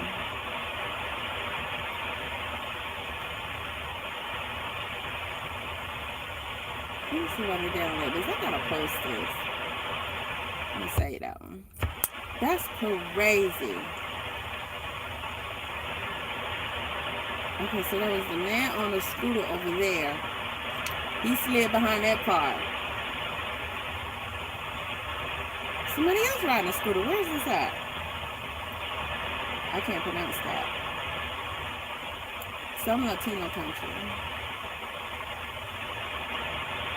But he is looking for what happened. Where did it disappear? And he's not leaving that exact little spot. Very intelligent. I mean, for a situation that I'm pretty sure he was never in. Look how big they are. I like the feints already. Easily. This looks so weird. It's so weird. They're supposed to be on a asphalt court. Why are they in a ring? Unfinished business. They too tall this is so weird, guys. This is crazy, bro. Oh, I don't like that Michael's calling out everything right now. Who makes sharper, Wade? I don't want to look at no tall, skinny dudes with no boxes. I can't do that. What's up, guys? Some are going to agree with me. Some are going to disagree with me on this one. But anyway, I'm going to say it. Be careful with men raised by their moms. Number one, some were taught to protect women. Others were taught to depend on them. So know the difference. Number two, some watch their mom do everything, so they expect you to do the same. They don't call it laziness. They call it what I'm used to. Number three, some were raised by strong women, but still don't know how to honor one. They love the image, but not the weight it carries. Number four, some treat women like second moms. They want to be taken care of, but don't know how to give back. Number five, some were overmothered and underfathered. Number six, some some saw their moms survive struggles and think that's love. If you are not suffering, you don't feel needed at all. Number 7, some protect women in public, but disrespect them in private because their mom let them get away with everything. Number 8, some don't know how to be a man. They only know how to be someone's responsibility. But Number I do 9, want to go in and go in the if gym. his mom did everything for him, he'll either grow up to appreciate women or expect them to do the same. Then I can most of the time, take the water. Is the latter. Dango means thank you, Afraid. What's up, guys? I say stay away from dudes that, they have issues with their mom. They got a rocky or bad relationship with their mom.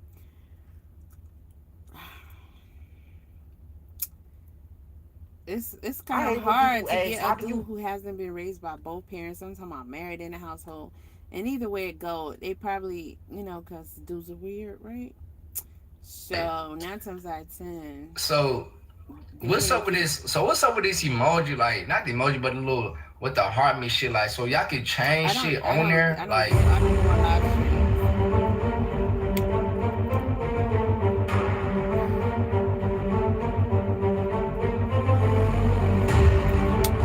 I might do like 10 or 15 minutes, like not every day, but probably every other day of scrolling on TikTok. It'd be so overwhelming for me. But this timeline is not my normal timeline. I don't get random videos like this. All my stuff be pretty much like the topic that I've been talking about in this live stream. And I find it interesting that they're not showing these videos today. But I think it's because they've been listening to what I've been saying this entire time. And they're like, we're not going to help her and give her something to show her audience, blah, blah, blah, whatever. So they're just showing me weird shit. I don't ever get videos, random videos like this. Okay, they're questioning the high school's decision to continue outdoors given the forecast. Some wondering where the backup indoor plan should have been used while graduates still received their diplomas, reportedly protected in plastic sleeves. The downpour turned the event into a chaotic, uncomfortable experience for the attendees. Now, they got poured on. And it's like you gotta go to your graduation. But I think the parents should have stepped in and was like, y'all having this outdoors, the weather's saying 50%, 60%. Like, what y'all don't have an indoor venue because this cannot happen. I mean, this is ridiculous. They were poured on real bad.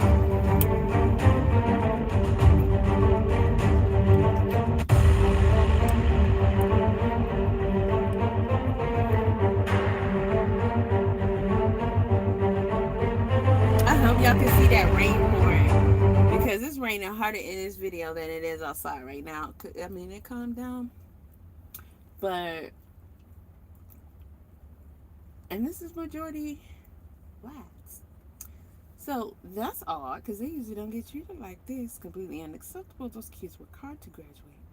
And this is how they're gonna remember their graduation. I mean, is this like the trailer park? Because I don't understand how they don't have an auditorium or something. Even if not, you could have you go to the town auditorium for graduation. Not even the school gym. So Haley back.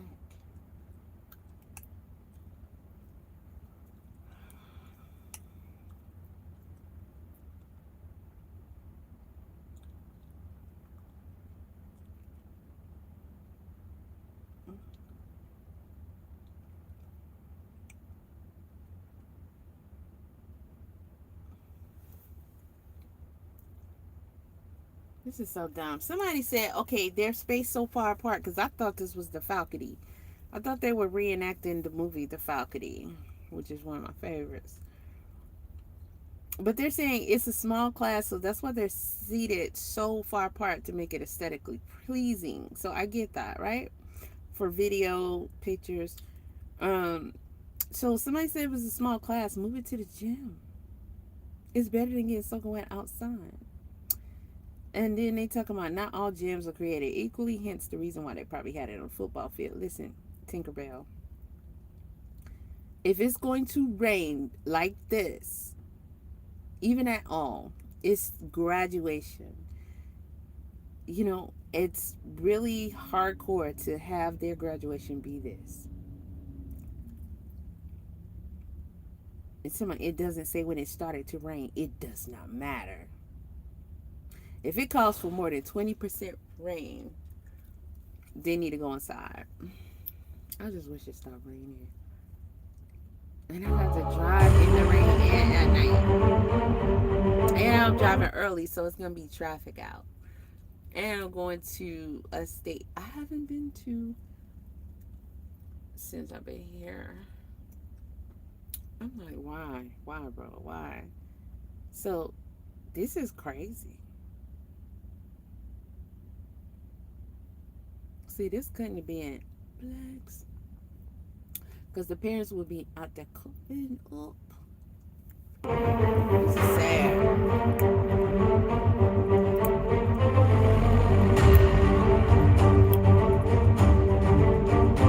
It could have been me. I wouldn't have got out the car, anything. I'd be crying my ass off. I hate. And I really don't like these don't worry about. I can never stand rain pouring on me. That should be so uncomfortable. Okay,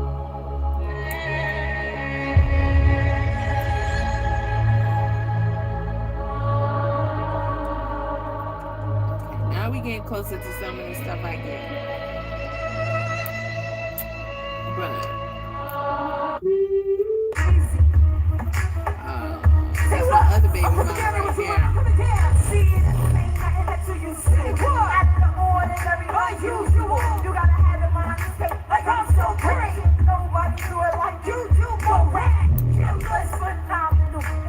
This one song better than all the songs I've heard Clarence put out. Ain't that song? And she is, as usual, looking good. Usually I see great comments underneath her. Which is good. Because if I see one, I might snap back a little bit and then scroll. But not really, because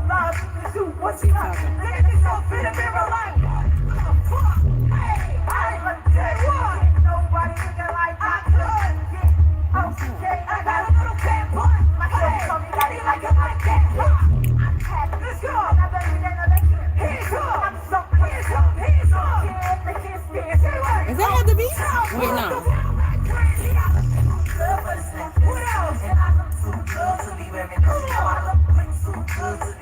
They rocking it. They rocking this thing.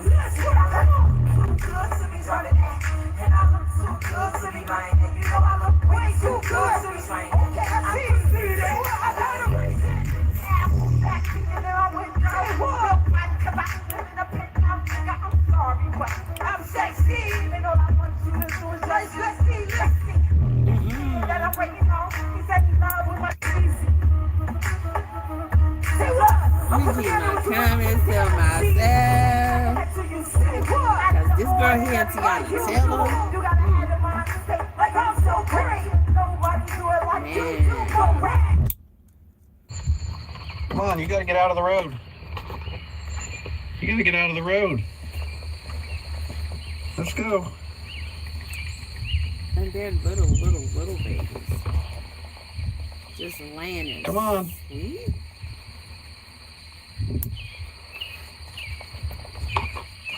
Get out of this road. There you go. Go on, there you go. Get out of this road. Come on. You gotta get up. It's not good, just fun. So they must be abandoned. Get out of here. Go on.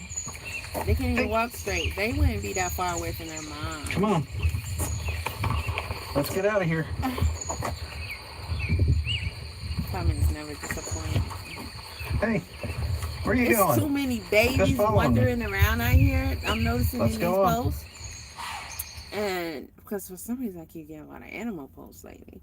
But that they're too young to be without their mom, and they just wouldn't ordinarily be out here like this. So I don't know if these are twins and their mom rejected them, because these suckers is drunk. They can't even really walk. They tiny babies. They were just born and they laying in the middle of the road. Don't touch them. Why y'all always gotta touch stuff, bro? Let's get out. Huh?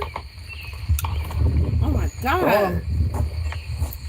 Black hole, they said that's in space.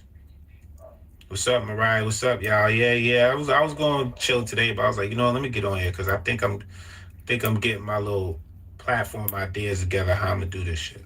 I'm gonna just bomb every platform with these live snippets. Cause I ain't saying nothing but the truth about you.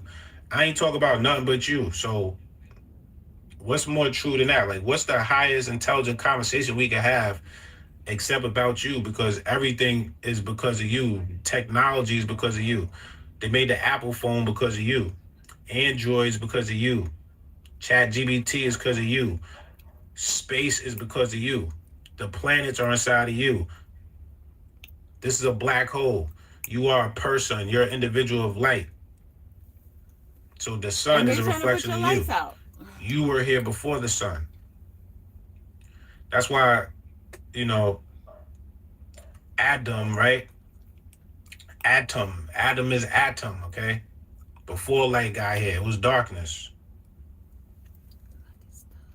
This is a black hole, Christopher Donald. This is internalization vacuum. It's a vacuum. Okay, my tweezers got me.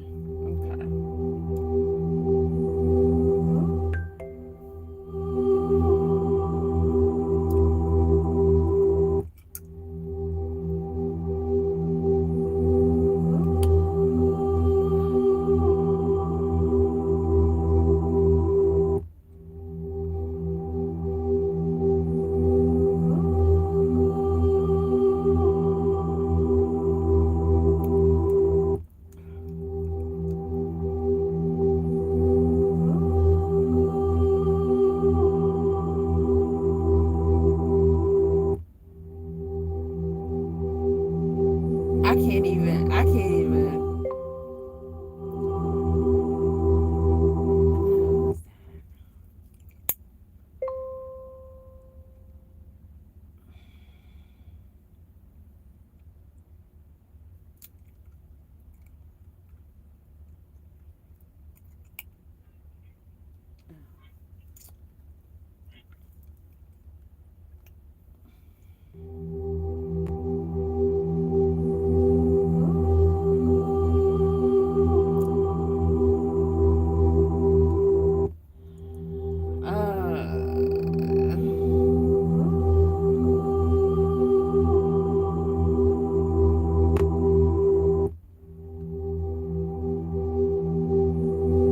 I don't know. I don't think this might be real.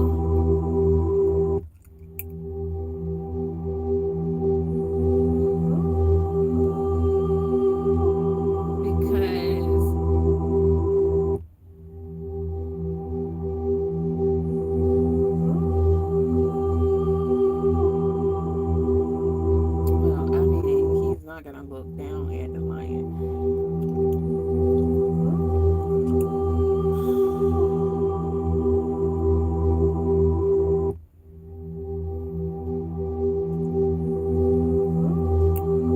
This is an animal channel. Jeez, she's beautiful the way she looks at him. But it ain't good, baby, because why you not in your G, bro? You can do The that. first woman you killed was Karen Man, they Haddad. ain't give us the rest of the videos. Like, why you posting this? Being violent and wicked is just the way of the red Hebrew Edomite. This is Edom. The first woman you killed was Karen Hadala. I saw Edom. Can't. I don't get these kind of posts on TikTok either that much. I get.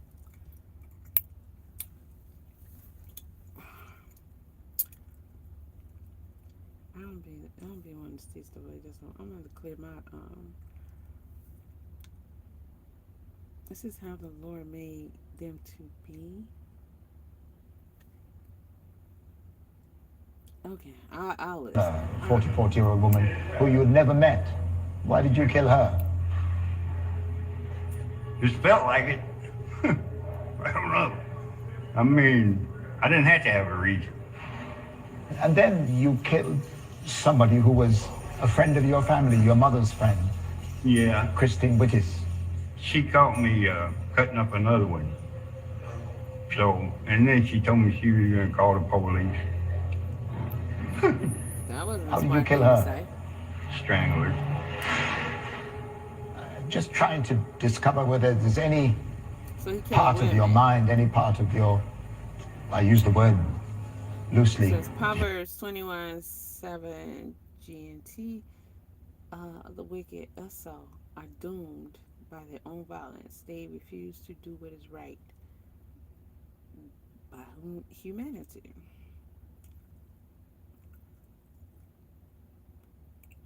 I'm gonna screenshot that because I'm gonna look into that verse.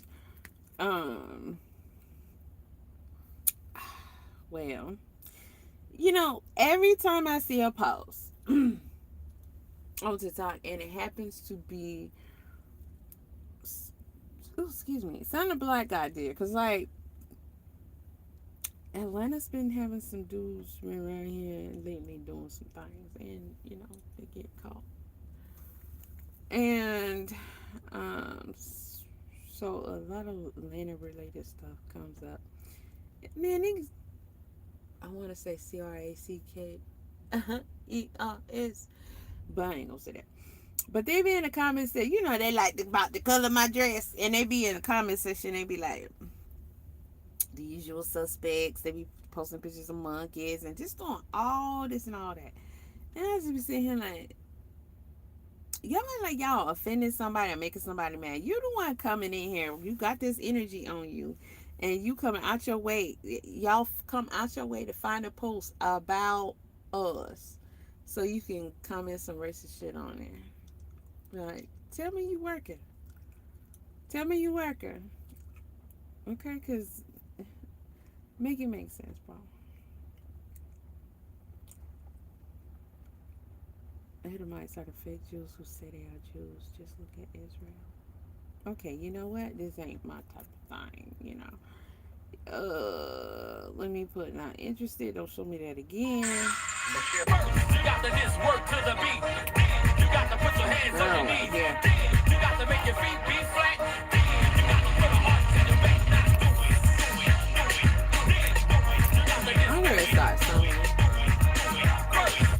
You got to just work to the beat. I did say I'm hearing You got to make your feet be flat. right this stuff up for this people. You got to just work to the beat. You got to put your hands on your knees. You got to make your feet be flat. You got to put a heart to your back.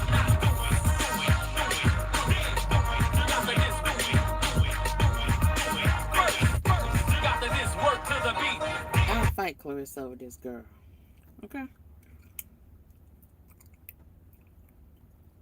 AI is like prepping the skin by cleansing, moisturizing, and applying primer. Applying base makeup using foundation and concealer to even up skin tone. Define facial features with contour and highlighter. And they just going on and on and on. Then they got required tools and materials, breaking it down. Bro,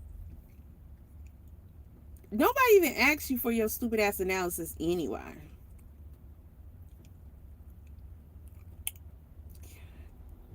Her body is,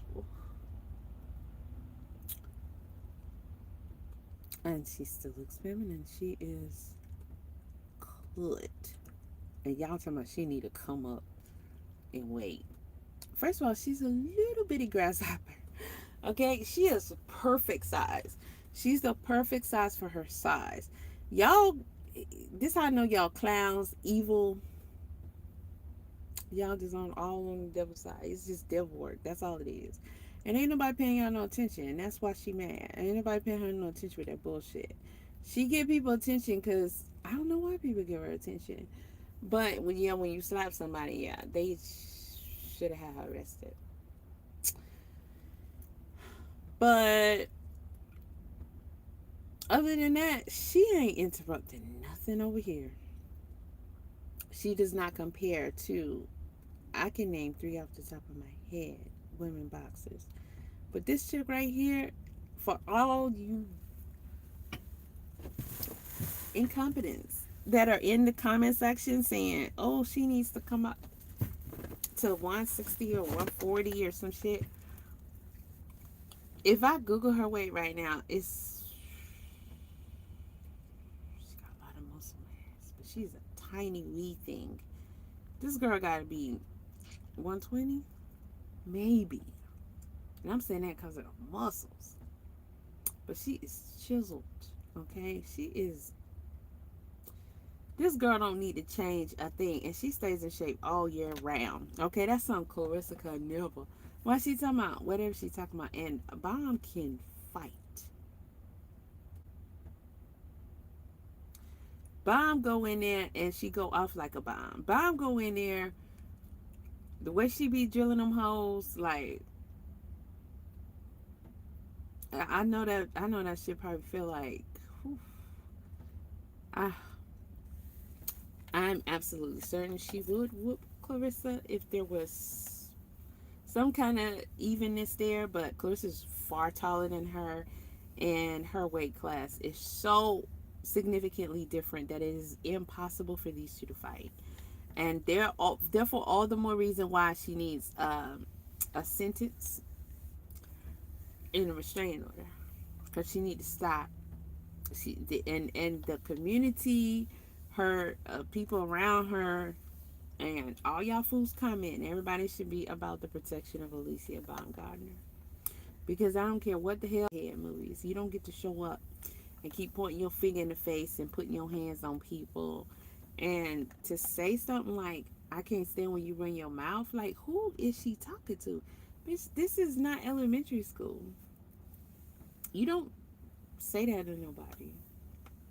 I hate when you run your mouth. I hate when you gonna go up there to her event and do all the things you did. Man, come on, y'all, with this clown.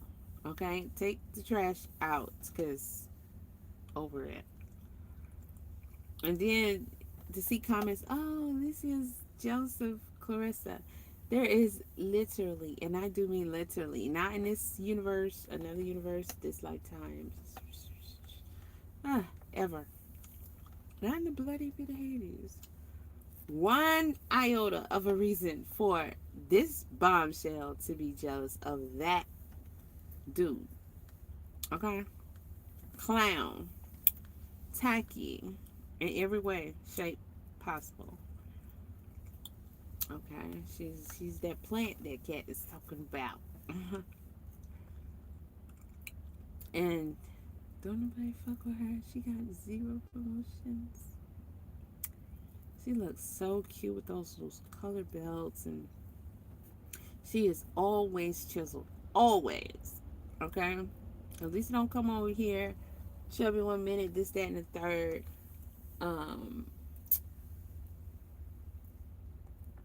She's just always on point. She's definitely serious about her shit. And people who say it's about their sport don't have time to go around starting drama and be on social media starting drama. So the comment that she made about Clarissa and Papoose is kind of old, but it makes sense. And it's like, when did we get to a time that people don't say this? Because if y'all didn't keep that shit hidden, there used to be a time where everybody's gonna say that into your face. Even You held dead ass wrong. I'm from the southwest side of Atlanta, but I used to hang on the east side. Everybody know they play behind me, man. Prime time. Legendary. You see the building still standing? It still got the name on the side of that mother. That's how legendary it was. You feel what I'm saying? Hey, man. R.I.P. Prime time. I'm from the southwest side of Atlanta, and I used to hang on the east side. And back here, it was 3 different clubs I used to hit. It was Compound, it was Club Envy, it was Club Chocolate. Man, look, I used to have a ball. You feel what I'm saying? Hey, if I'm wrong, correct me. I'm from the southwest side of Atlanta, and I used to hang on the east side. And behind me, before the Walmart, it was Avondale Mall. But man, what I was trying to figure out, like, why do these people put a high school behind a mall, vice versa? Like, you don't think we were gonna hang at the mall? I'm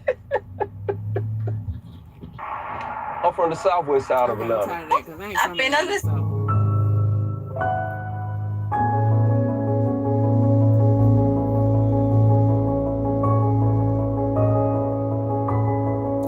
I have heard about these streets in California. And Sequoia Park. Oh. Sequoia Park. There's sleeping giants in Sequoia Park. I want to go here. I want to go to St. Vincent. That is so beautiful. Yeah, because Mud Fossil just did. There's a tree. They say this is the biggest tree in the world. This is not the biggest tree in the world. Mud Fossil actually just did a video. I haven't yet watched it, but he talked about the biggest tree, and oh boy, just posted it. And somebody said this is not a tree, so no, it's petrified. But it's still a tree. It's actually a tree stump, and it's larger than that one. And that is, it's a volcano rock. No, it's not. It's petrified.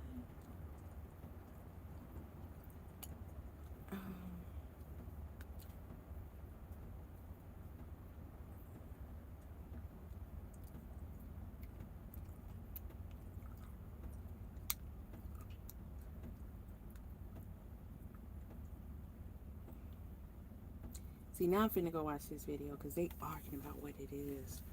Okay, that's gonna be the last thing I'm doing. Again, I'm finna pull out my sewing machine. Next thing I know, it's gonna be so late, and I'm gonna be done. What?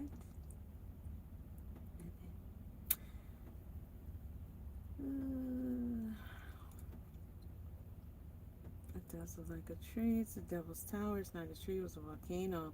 The truth is cooler than being a tree, considering the fossil lines interior of a volcano. We have 100 pillar dry magma that formed igneous rock. More specifically, it's polyonite flowmore, formed about 50 million years ago. Not a tree, fossilized volcano guts. Okay. So,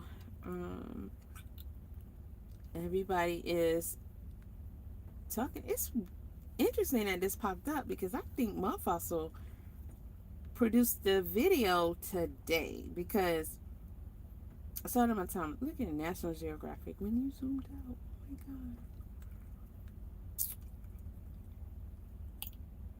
So, oh gosh, it is so massive.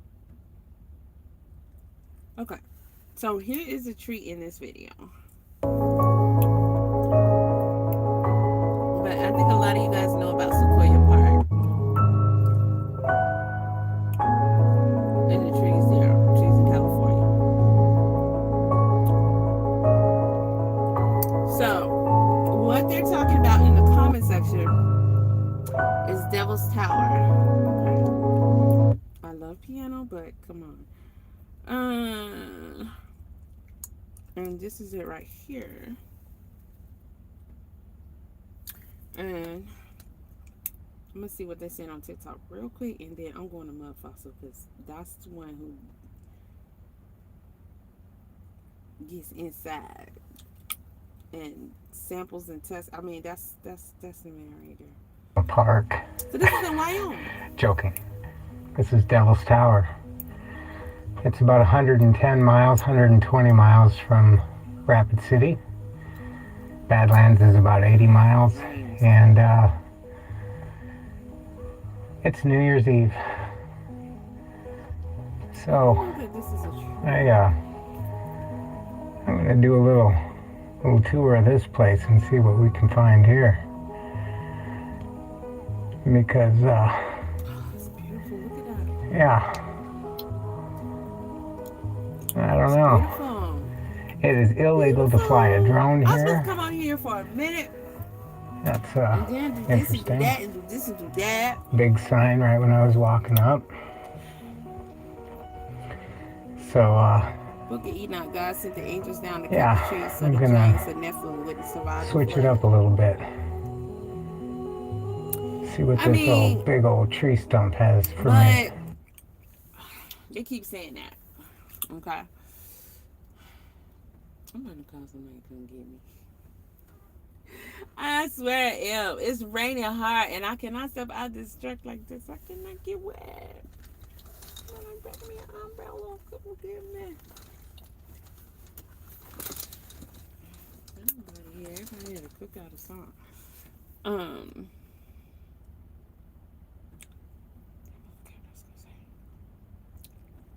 Oh, God sent the angels down to cut the trees so the giant Nephilims wouldn't survive the flood.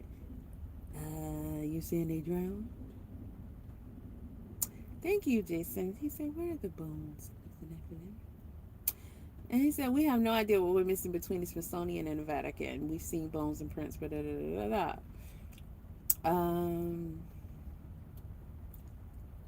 have a long way to go, baby. Okay. They don't know. Look at these people.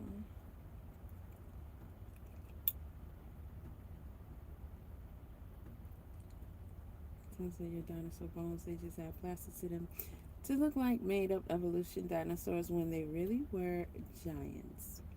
Now they were, yeah, he's saying it right.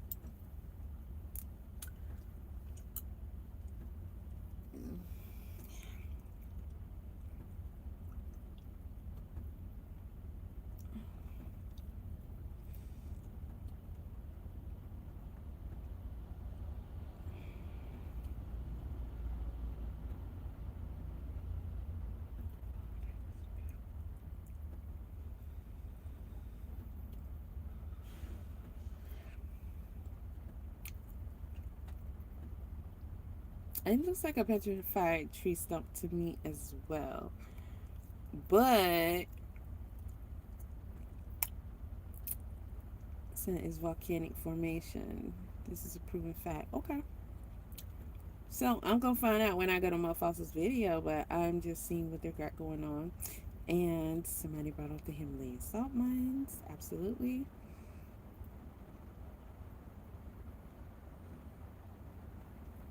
Ancient giants, and what we are looking at is the interior of their bodies, the muscle fabric, and this is what we use as salt.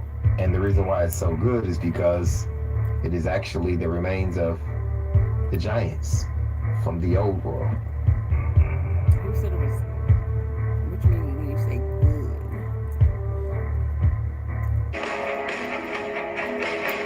Located in the Salt Range Mountains in Punjab province, Pakistan. The height of these mountain ranges varies from 500 to 1,500 meters above sea level. Now you tell me they're going to go inside of a cave and they're going to cut out salt from the walls, aka the flesh of a cave or a mountain. We know that's flesh. We taste it. It's salty. We ingest it. But they cut it up and they sell it to us. See, that's what I'm saying. We don't know what's going on. Don't be trying to find out and just consume whatever, let them do whatever and say whatever, do whatever, and tell you whatever.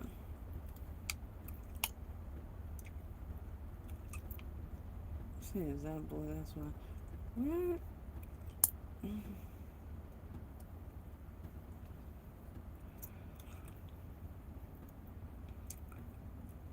Say I had a vision or a dream that this was how they built mountains. They stacked giant corpses on top of each other, especially at time of war. That was a very interesting vision. Somebody else says they piled up on top of each other, trying to escape the Great Flood. I heard this a little while ago. Very interesting conspiracy.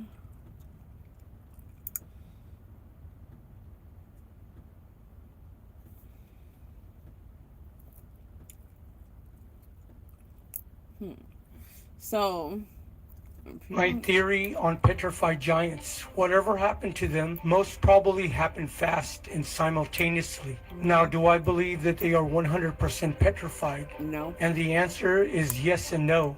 If giants are real, like the Bible, Dead Sea Scrolls, and other literature defines, they were not born of the same flesh like me and you, so I think they were only stopped but not destroyed. And these pink salt mines and these flesh-looking stones are part of their bodies harvested from the earth. And for us to deny the similarities that this was once some living tissue, when pictures and video show layer by layer the truth. Yep. When I say the rocks were alive, I meant the rocks were alive. Do you really think this is just coincidence? Do you really think this is just some pareidolia? Yeah. We're not just seeing faces here. A whole lot more than just faces. A coincidence is going to the market and seeing your friend there at the same time. Pareidolia is seeing faces in clouds. This isn't seeing faces in clouds. It makes Just me think want of to where pull all my that pink book. Himalayan salt. Pull my. I forgot to do that. I could have brought it with me. I gotta reread my book. I got the book. Who wrote it? Because he was on YouTube with us at the time back, like early when I first started, like when we was doing the conscious community thing. And he wrote. Let me look it up real quick. Let's see, what was the name of that book? How was it? Yep. Horace Butler, When the Rocks Cry Out. And I bought his book.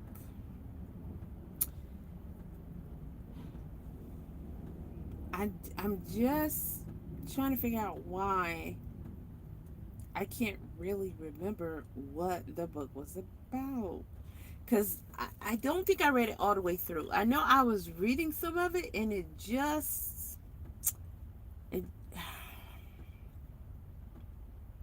wasn't resonating with me for someone. I don't know. But you know, he was on there a lot with us and he talked about a lot of things and he actually did an interview about his book.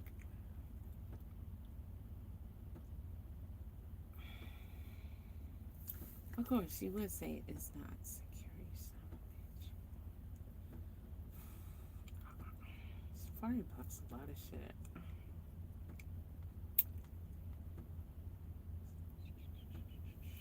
Let's see. Let me read the analysis on Amazon.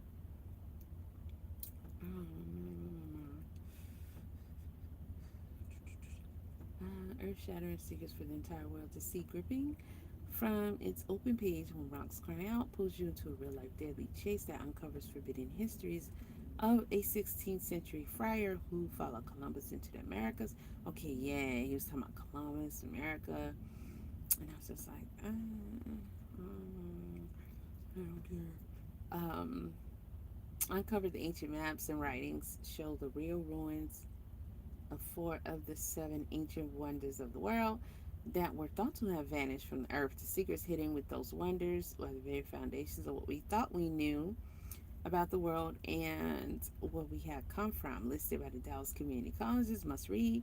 Ties together riddles from the Old Testament, ruins of abandoned cities that are 1,000 years old, 1,000 miles away from where we thought those cities would be.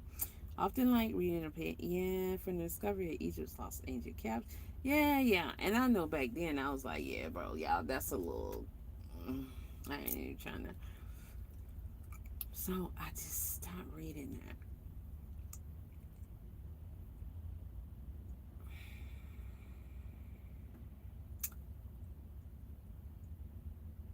But I don't know. Now is the time for me to read this again? I think it is, because the investigative journey that I've been on lately is, I don't necessarily see the fit, but it might. Comes from. Now people say that's not how fossilization works, or you got carbon dating, but how accurate is it? You know they lie to us about everything. Just look at some of this petrification. Some of these artifacts that have no explanation. Petrification and fossilization takes a lot shorter than they tell us. And in the right scenario, like one big, massive cataclysmic event, you have a perfect petri dish for what you see here. I have seen Geology. That is nothing. Not the pink Himalayan salt too!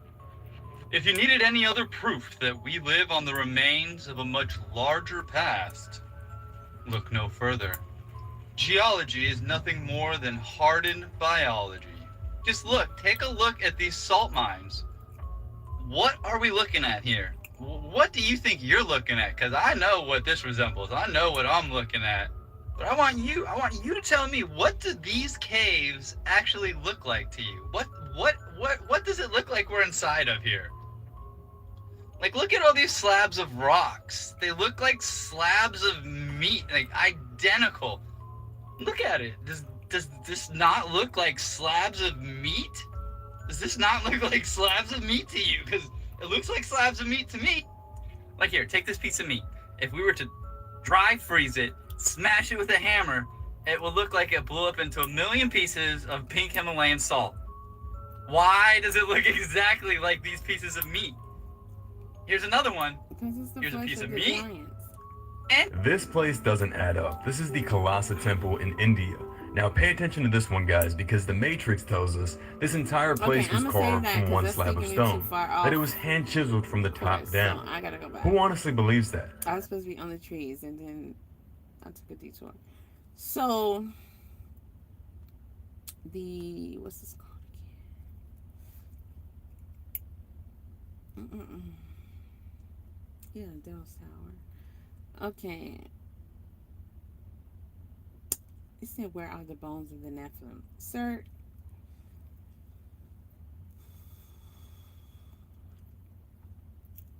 okay. So let me go to my fossil. Because I know I saw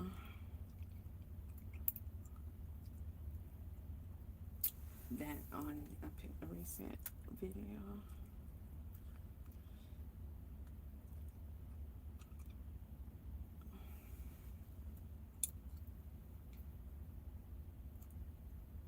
There it is, Devil's Tower. This was 4 days ago. Alright, so I'm gonna get on that right quick.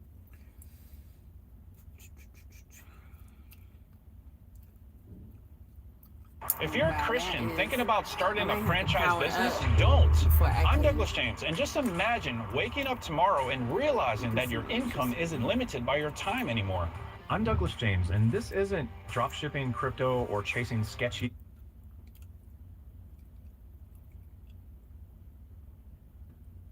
Okay, my friends, this is what they call a do-over. I originally did Devil's Tower, and I thought it a pretty good job, and I took a very long time doing it, and when I put it up about 3 or 4 minutes into it, it just crashed. So what am I going to do? We're going to do it again. That's what we're going to do. This time we shall prevail. Okay, my friends, I'm going to sort of buzz through this. Now, this is in Wyoming. And it's called Devil's Tower. This is a shot that you see a lot with a drone. It's called Oh Boy with a Drone. This right here, my friends, is the smoking gun. Okay. You see how nice and flat and straight this is and how wrinkly this is?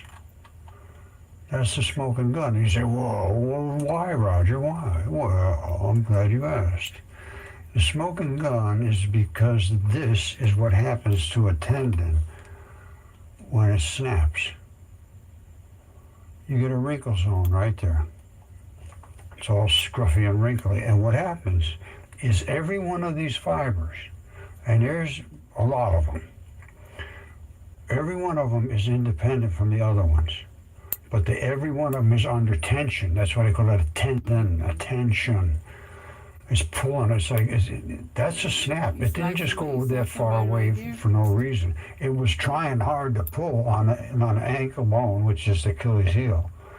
And it just went up like that. Now what they've got to do is pull that back together and sew it back together. That's a serious injury, Achilles reconstruction. Now this particular angle, you can see the Achilles heel. And this is all a tendon coming down and snapped, and that's the wrinkle zone, and some of it's scarred off. But what do you see what this looks like from afar? Hold on. You see that? That's that Achilles tendon with the calcaneus heel. And you can see that it's sort of raised up. Now you can also see this red area over here, and us mud fossil people know that red blood causes green growth. And that's red blood. And it's also got some, it looks like tendinous material. The white is connective tissue. The red is flesh and so forth. And it's more than obvious what we're looking at here. Now, these, that's the wrinkle zone. Now, what else can we tell about that? It's a big deal, so it's a wrinkle zone. Well, why would that happen? I mean, use your own common sense. Don't listen to somebody telling you a bunch of nonsense and say, well, that's what we say in geology. So that's it. No. Look at the details. You see that? That red there? You see the moss? That, my friends, is from arterial blood. There's blood vessels running up and down your legs everywhere. There's some over here. There's more over here. But in general, tendon requires almost no blood. It has a slippery outer coating on it, which is the same as this one here, because this is the same as that there, only a little smaller. And it has the same coating around. You should be able to see that. You see here? That's the thickness of the Somebody came in the comment section and said, it's the main spirit tree which used to draw energy directly from the ether, not an Achilles heel. And the reply said, obviously you don't know how evidence works, because he's showing it right now. And if you've been researching this, you've been following this, and you've been following all the guys who technically do all the sampling, the research, and everything, like, to me, this is an ancient petrified tree. Book of Enoch talks about it. GPR scans from truth to show the same rock splitting off as a root system underneath the ground. Tough cell as a tendon. Sorry, it is. He says, show the GPR and you will see it's a corn root.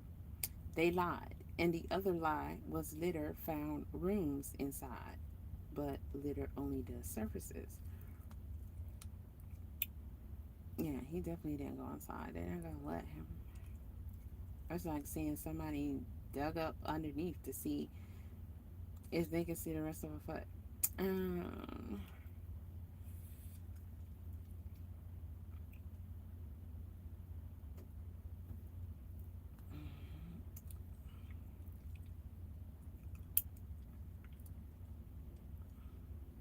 Taking everything was scaled proportionally from a normal human, the giant would be roughly 900 meters tall or around 3,000 feet tall.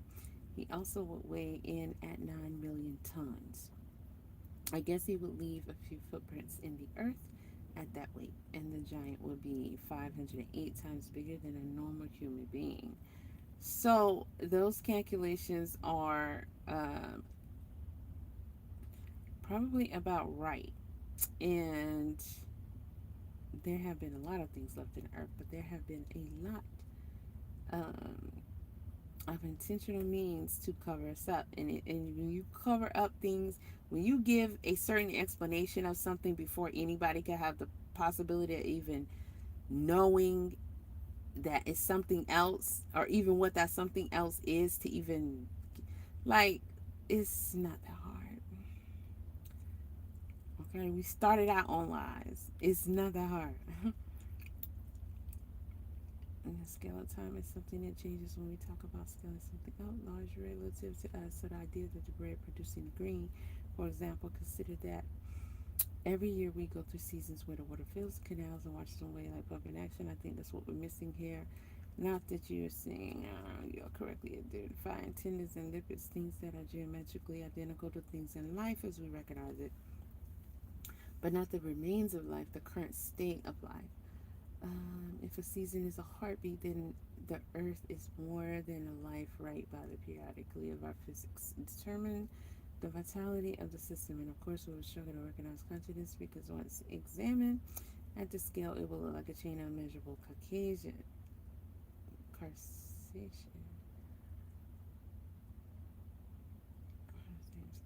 Talk about when you're considering that the earth will be able to identify our decisions as scheduled chains of physical. I don't think you're identifying fossils of things that once lived in celestial bodies that compose our solar system. I think what you're identifying is that our solar system is a biological organism. It may be a singular organism, it may be part of a larger organism, it may be a system of component organisms. I think this is a very long comment, and he is. That's also something really demonstrating all the things I just said are necessarily true, which is actually my favorite version of what we're talking about. Okay, you took me all the way through that to not necessarily. I get what they're trying to say. That's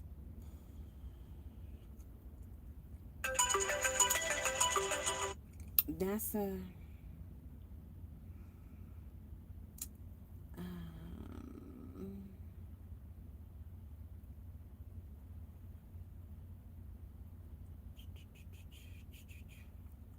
people always say, where's the rest of it? Where's the rest of it? Well, we find parts, right? A lot, but we also find like way more than that, a lot as well, because people be thinking these are mountains and all this other bullshit. However, I don't know why people find it so hard that to believe that these things will be in parts. They expect them to be whole. Okay, make that make sense. I'm gonna leave everything intact so that you can clearly identify what you're looking at on a large scale, covering the entire earth.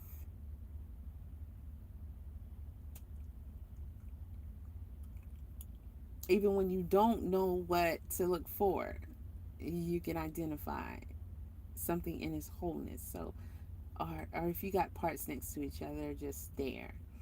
And half the time, a lot of it, if it's not actually the mountain, it is parts of it buried. Like you got hands sticking up. You know, let me let him continue. I call Slurpee. Oh, it took me out. Oh, okay. Spot in there. Well, here's his spot. You see this? Should be taking it to the shop, but they not. I don't feel like they would do time. That's the outside edge. That's where it's all wrinkled. Inside, I need my electricity work. That's the thing that did all the fall. These tendon fibers are tough, or tougher than tough. And this was the same as that, only smaller.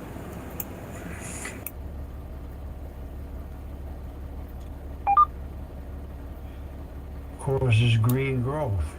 And that's red blood. It's also got some, it looks like tendinous material. The white is connective tissue. I wish you guys could see this The red as I'm listening to it. But, flesh and so forth. Well, I gotta power up. It's more than obvious what we're looking at here. Now, The brain kind of slowed down, so I think I'm these, as again, that's the wrinkle zone.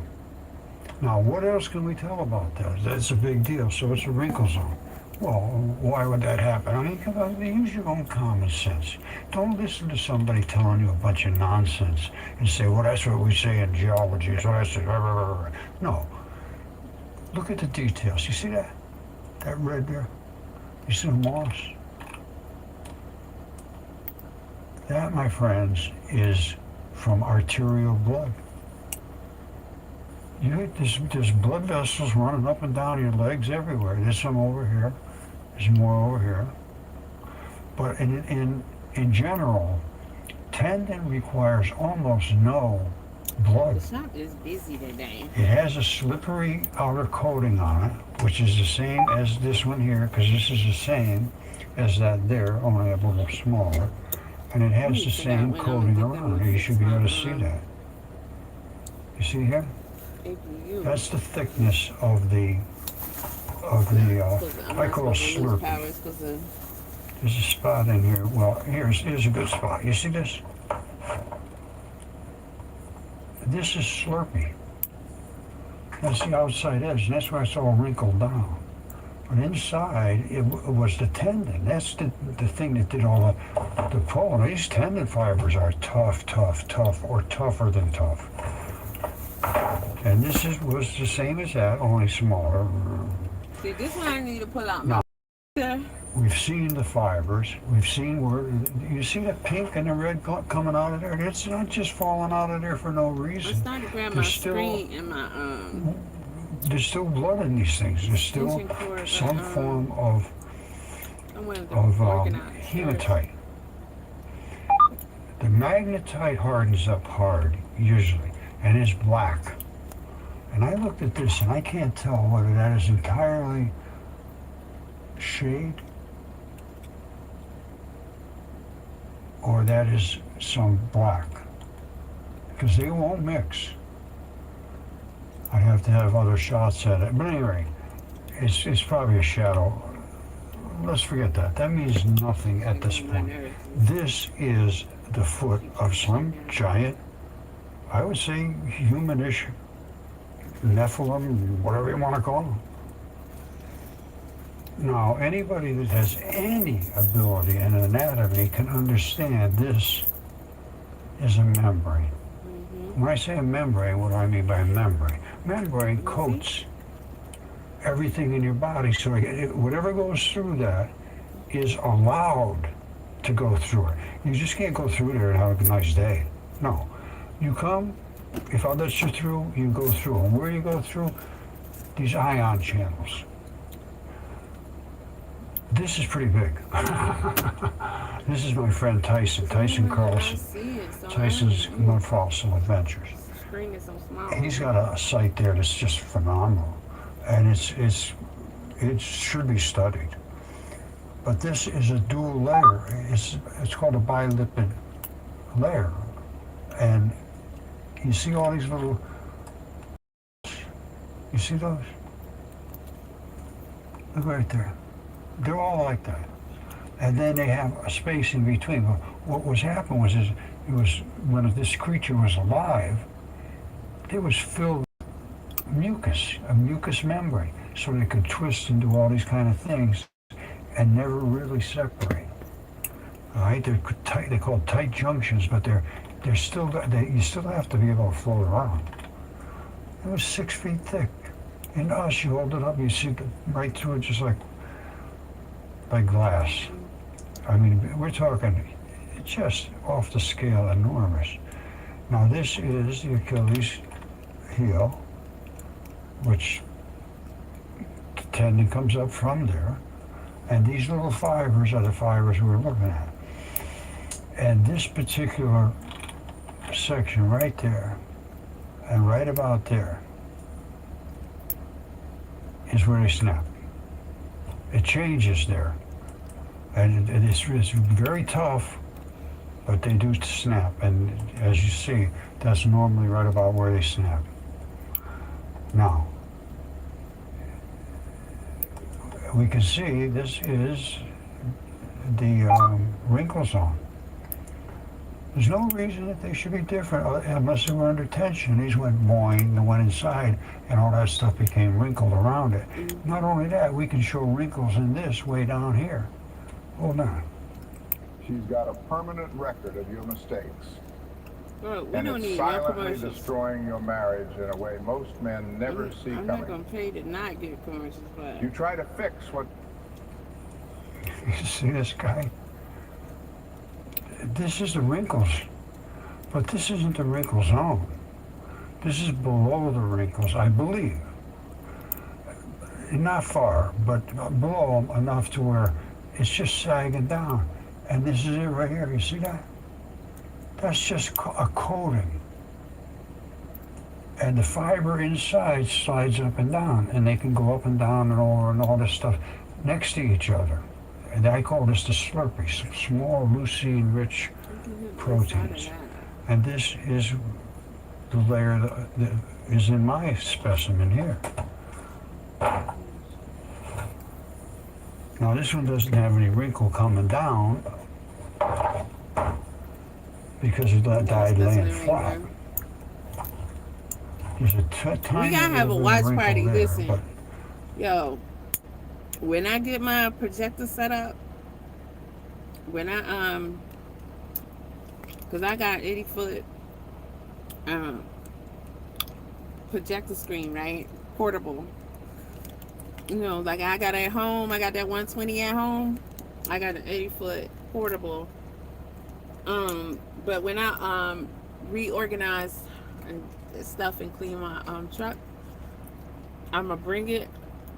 We're gonna have watch parties, and we're gonna get into this stuff, y'all. Cause this is shit I be in.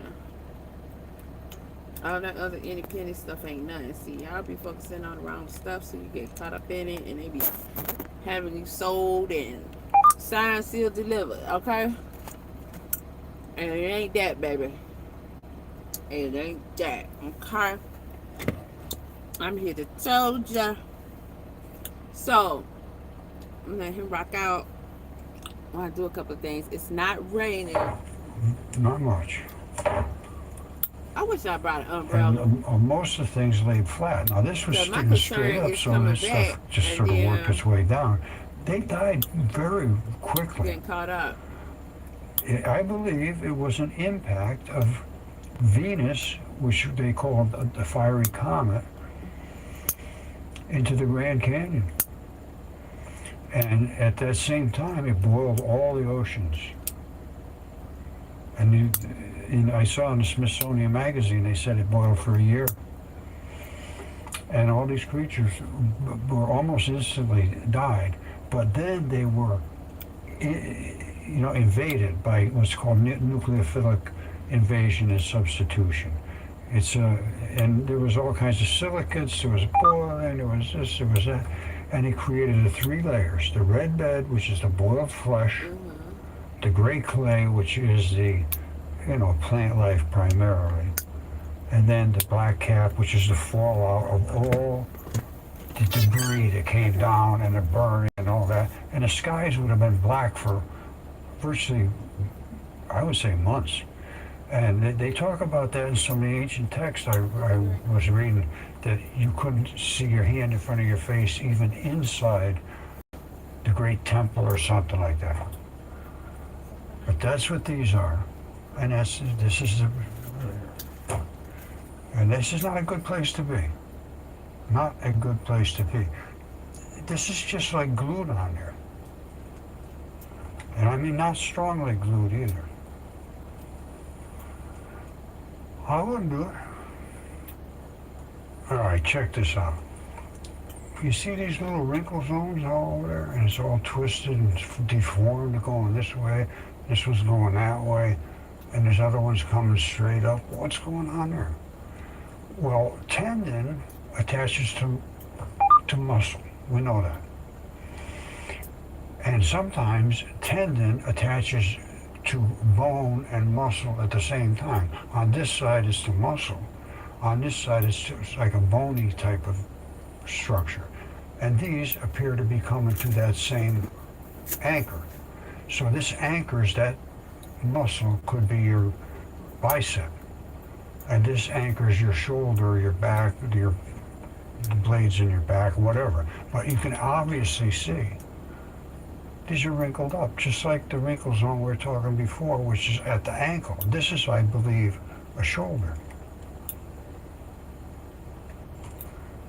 All right, this is from epainassist.com.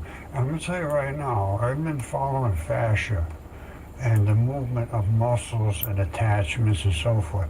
The benefits of sleeper stretch in improving shoulder range of motion. Range of motion, you wouldn't know what that is, how far you can twist your arms backwards without too much pain. And you have to be able to rock them this way and that way and twist them all kinds of different ways. Because you see all those attachments? Those aren't the same attachments. They're all different, but they all come and they connect. And I think what we were seeing before in this shot here is something similar to that. There's a whole bunch of tendons coming together. And they go to this muscle and that muscle and da-da-da-da. I would go with shoulder. Now here's another one. This is from Dreamtime. You can see it just as well as I can. This is the wrinkle zone. It's beautiful. This is where the tendon snapped. Now, appears from here up was the snap part, and there was all crinkly stuff, and that fell off. And then it slowly started to turn into straight tendon. It's quite obvious that that is what that is tendon.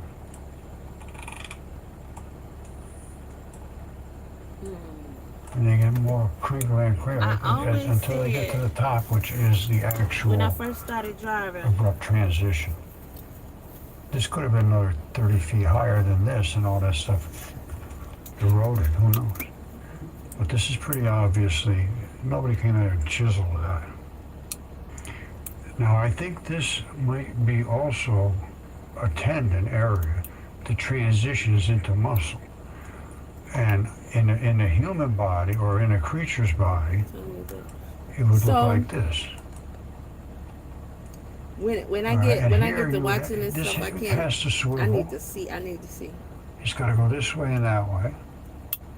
It's got to go up and down. This is a sophisticated attachment. Next and week, then the other end of the muscle makes a total abrupt transition.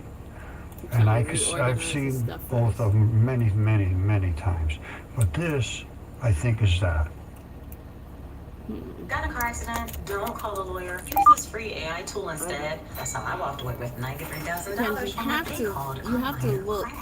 Okay, so a few months ago, I got rear-ended. You have to look at it. Okay, my car was totaled. I missed work and had doctor visits after doctor visits, and my bills were watch party. And I'm going to show you how this works. Big screen. This right up here is the pinpoint. All right, so I can go up this way, down this way. It's going to have to come this way and go that way. Now, right up here is nothing but connective tissue. There's just nothing there to be invaded. But when you start getting down here, as you start to transition into the muscle, you start to see this. And what is that? Well, these are junctions of tendon or whatever they are. Whatever is, something has to flex. It's going to use these little channel-looking things, and then mucus goes over the top of it like a mucosa, a layer, a membrane. But this is where they slide up and down and move and do all that kind of stuff. Because, you know, we have to be very flexible. And it starts off right up here. That's the anchor. So, and you have to have splits between them so that they can go this way and that way. Because some of them are going to go in and out as they do that. All right, so that's another, I think that would be qualify as a wrist, or I don't know. That even could be a wrist. And tendons are extremely fibrous. They come down in a rope circle looking thing. Then they come down in these like square blocks, something similar to this. And then out of that comes this, which has another ton of little blocks in it. And then out of each one of these blocks comes a bunch more. I want to give my context to each what one we're of listening these to. Comes a bunch more and a bunch more until you get to the right very now, 'cause I end. can't show And then y'all, you have so- an antithesis, which locks it in place. So everything's you know going what to you pull back and listening to, forth. then you're But probably the right. end But tip we're gonna have a watch stays. party. Watch. And you can see this if you look at this When I get the carefully big at all. You can see that there's. When I bring the projector next time. It's probably this one right here. Watch party. Alright. Because it has that pattern to it. Then they don't have to be exactly correct, but this is the basic That shit shut down so structure fast. I'll be so of pissed. tendons. But I'm not going in that shot right now. And these are all over the world. Giant's Causeway is tendon. I've shown it over and over and over. I can show you it again. But each one of these tendon fibers is not just one long strip that has no blocks in it. These have blocks in them. But you got to really look at it. All right, this is what you have to look at, is the extreme details. You see what this is? These are little blocks. And they make the collagen fibrils. All right, and that's what tendons are made of. And all those different colors represent different types of collagens, and there is 20 or more collagens. And some of them have different stability and all kinds of different structural types. And they turn out to make a tendon. I got mine. And so Jacket around my waist, so when I sit down, I do not want no crap on my dress. it's right here. And this is Giant's Causeway. It's not Giants made a road to go over and kill each other. Finn McCool and his buddy on the other side. These are just what's left over after the Giants died. Pour down rain, so I'm doing my laundry. And you see, when you see something like this, more than likely there was a source of blood in this area.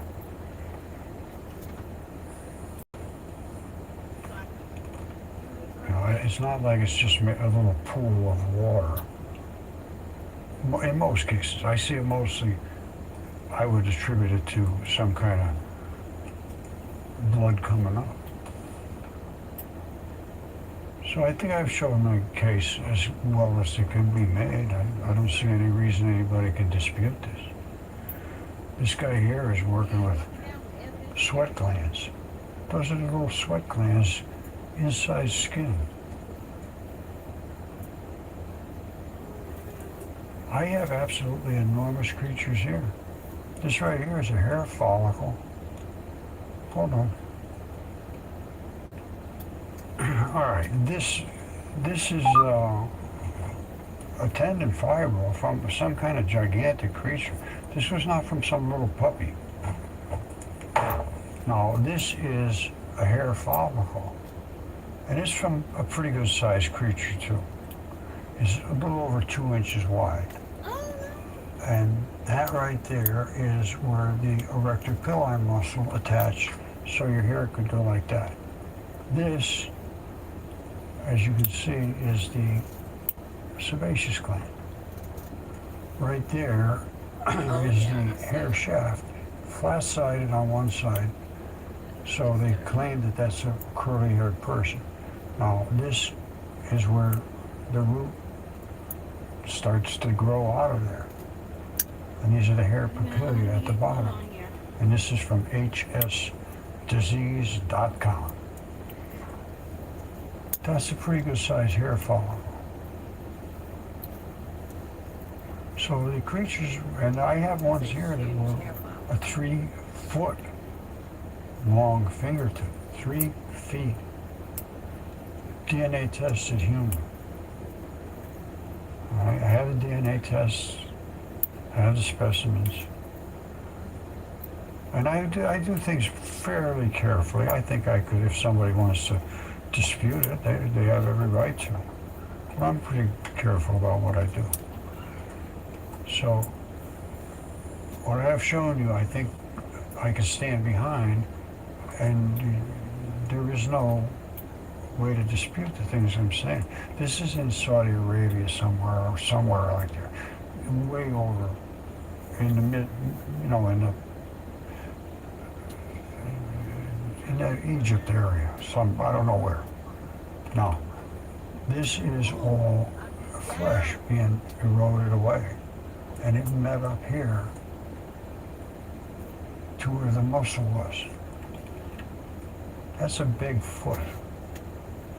These are people, and that's the main bone coming up. So there were giants in the earth in those days, and then after that, more giants with the sons of man and the daughters of sons and daughters doing bad things not supposed to do. You end up with that. And then you end up with this. I think I'd be running too. All right, I guess that covers Devil's Tower. Now, you have to be able to understand a little bit of chemistry to understand how these things transition and if they were in basins or not basins. There's a lot of little details, but I think I've shown enough to show you that these things that they had talked about in the past, these giant creatures, they weren't kidding. All right, thank you. Have a sterling day. Love you all.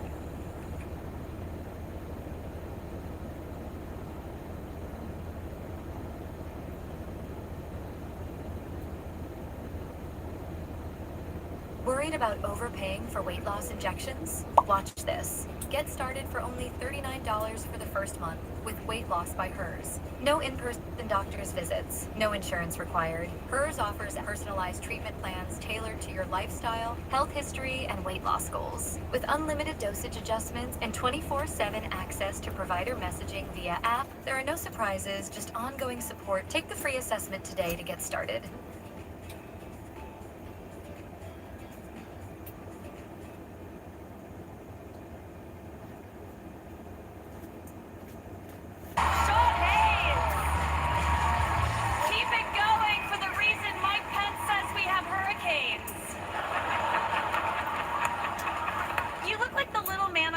Wedding cake that a bakery would refuse to make for you. Will and Grace was really the best you could do. It just Jack. Just Jack is, it's also what I'm gonna do in my hotel room alone after sitting next to Blake Griffin all night. Jesus Christ. You're so hot. What the fuck? You're so hot. I'd fuck you in front of my grandparents. That's how I almost want to, you know? I feel like Mimi would be proud.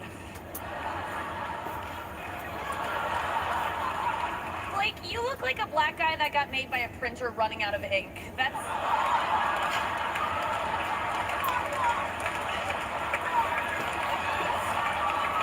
Yeah. Chris Red is here because Comedy Central wasn't sure if Blake was black or not.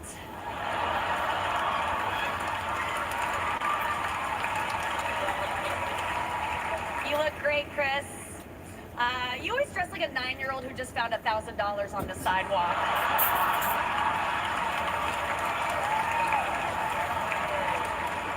At this point, like, what can you say about Jeff Ross that he hasn't heard before? It's like, oh, I respect you.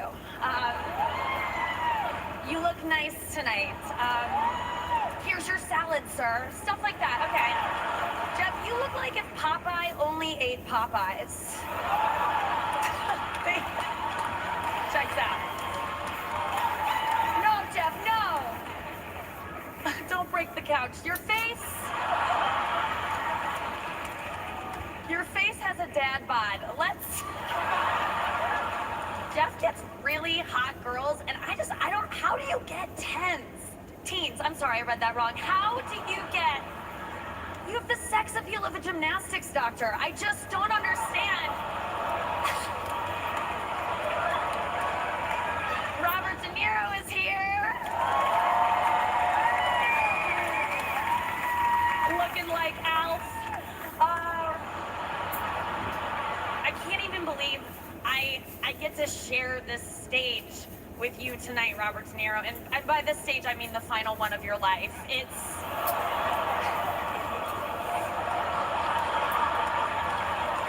I'm sorry. I don't feel right about any of this. Caitlyn Jenner, I just want to thank you for all you've done for the trans movement in the size 16 stiletto industry. You are such an incredible athlete. People forget just how fast you once ran from your first family to go be on a reality show.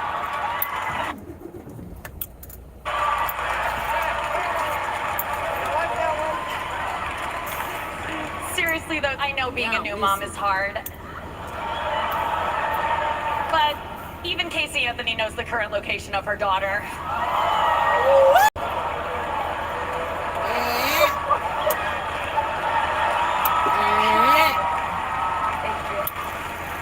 You're a Republican. I don't know why. You've already gained control over a woman's body.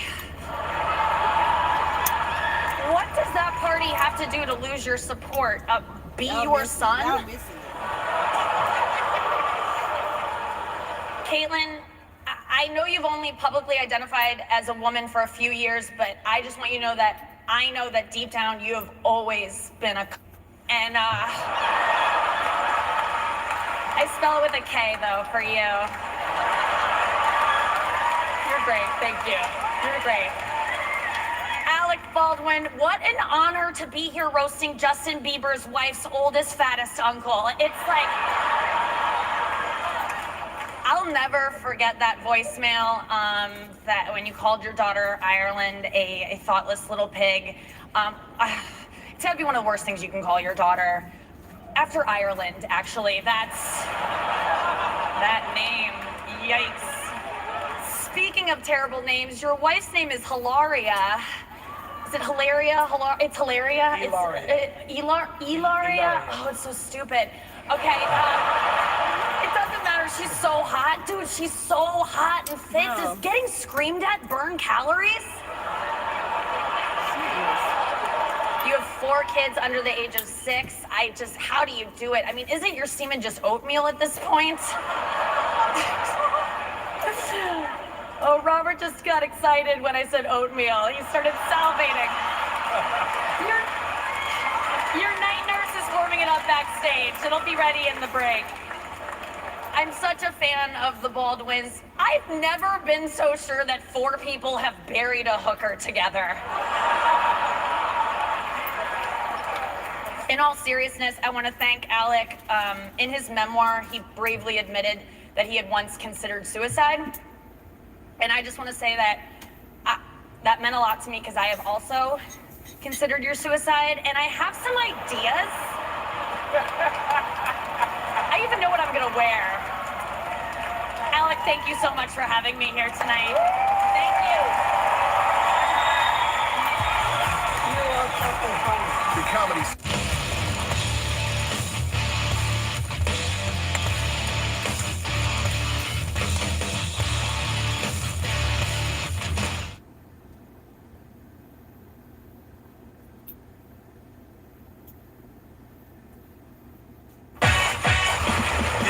Comedy Central roast of Joan Rivers.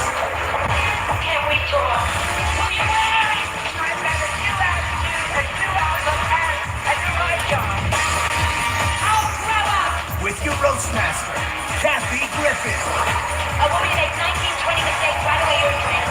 And roasters, Brad Garrett, Greg Giraldo. Oh, please! Tom Arnold. My body is falling so goddamn fast. My gynecologist wears a hard hat. Jeffrey Ross. Whitney Cummings. Gilbert Godfrey. Robin Quivers. Mario Cantone. Melissa Rivers. Donald Trump. And Carl Ryan. Humor is a God-given gift. And I don't. This is the Comedy Central roast of Joan Rivers. And now, please welcome your roast master, Kathy Griffin. Hello.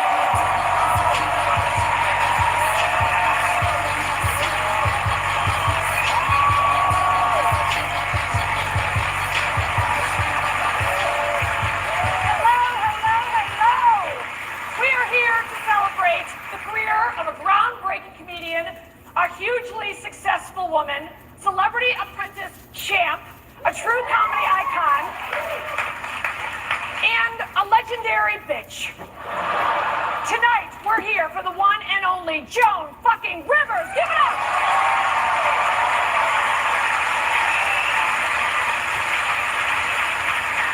Yeah. We can only pray Joan will have half as big a nervous breakdown as she did on The Celebrity Apprentice. That was juicy, wasn't it? Poker player! White trash! You're worse than Hitler! Worse than Hitler, and she still won. That's kind of the best part, isn't it? You know why? Because Joan has got the biggest and maybe hairiest balls in this room. Next to Brad Garrett. And what an honor to have a true comedy icon here tonight, Mr. Carl Reiner. You're very lucky. Luckiest people in the world. Carl, you're a barely living legend. Now, you remember Joan, don't you, Carl? God made her out of one of your ribs. Now, as you know, Joan and I share a large gay following.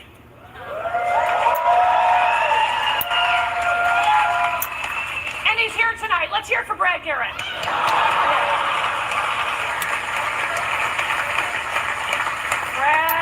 Brad, look at you. Sitting there with a gut full of resentment. And by resentment, I mean Ray Romano's semen.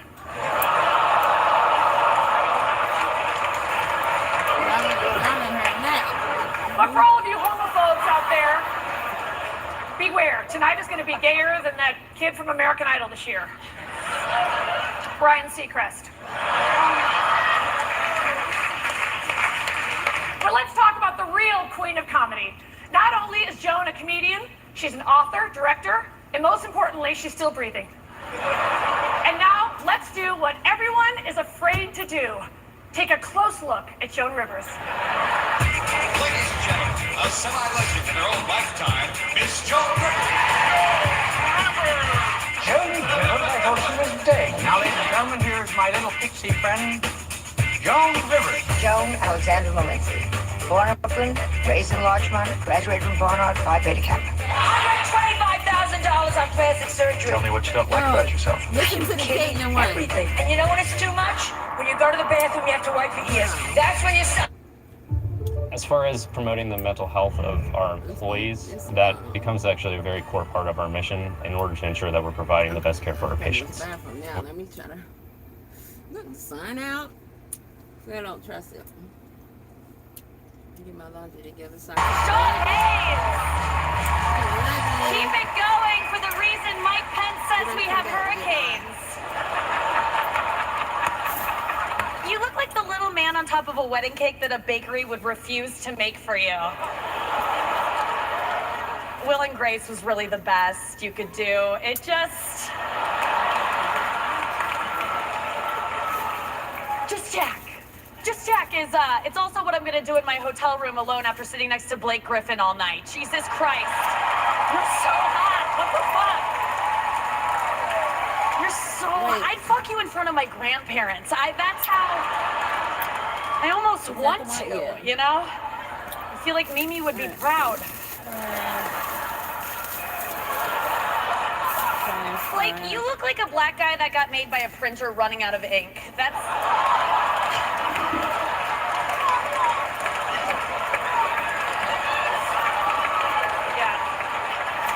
Chris Red is here because Comedy Central wasn't sure if Blake was black or not.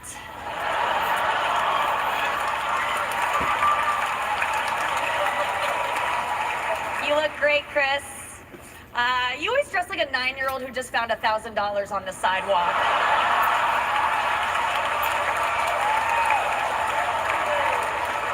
At this point, like, what can you say about Jeff Ross that he hasn't heard before? It's like, oh, I respect you. You look nice tonight. Here's your salad, sir. Stuff like that. Okay. Jeff, you look like if Popeye only ate Popeyes. Checks out. No, Jeff, no. Don't break the couch. Your face has a dad bod.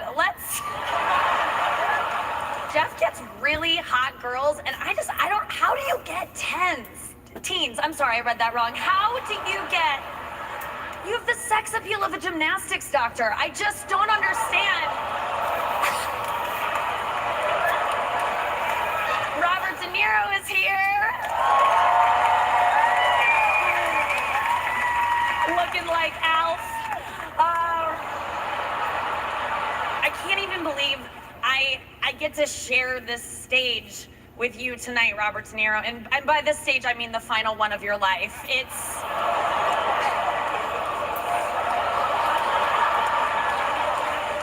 sorry. I don't feel right about any of this. Caitlyn Jenner, I just want to thank you for all you've done for the trans movement and the size 16 stiletto industry. You are such an incredible athlete. People forget just how fast you once ran from your first family to go be on a reality show.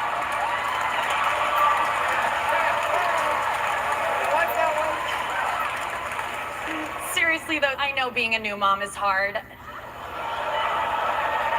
But even Casey Anthony knows the current location of her daughter.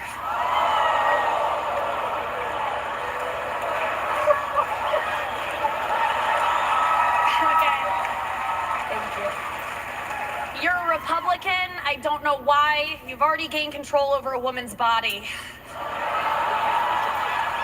What does that party have to do to lose your support? Be your son?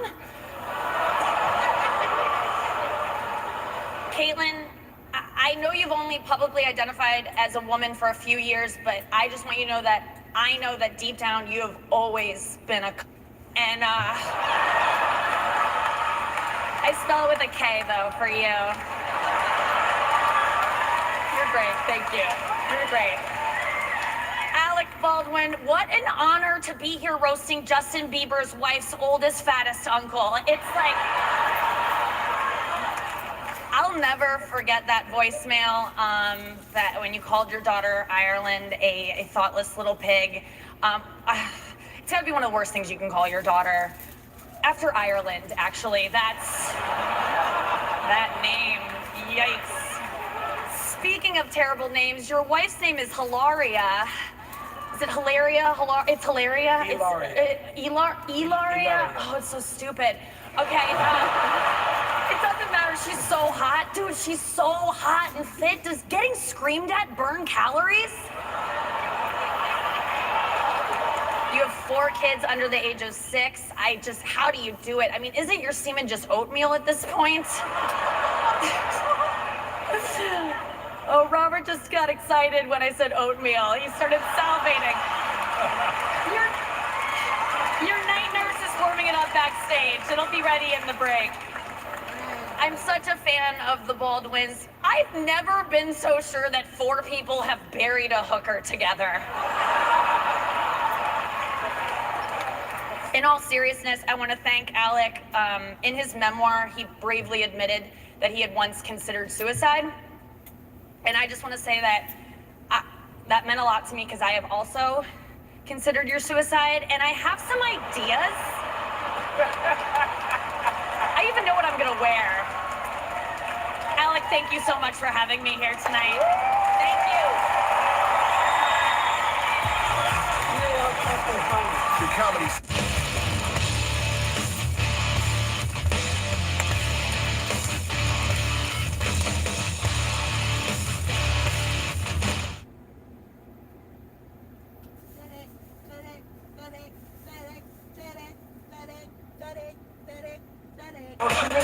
Now, ladies and gentlemen, here's my little pixie friend, Joan Rivers. Joan Alexander Walensky. Born in Brooklyn, raised in Larchmont, graduated from Barnard, Phi Beta Kappa. $125,000 on plastic surgery. Tell me what you don't like about yourself. Are you kidding? Everything. And you know when it's too much? When you go to the bathroom, you have to wipe your ears. That's when you stop. I've been around. I haven't been stopping here. Oh, no. Even you, Mr. Sullivan. You know what he did to me last year? Made me follow an elephant. You look at me and I know you think you're great strong.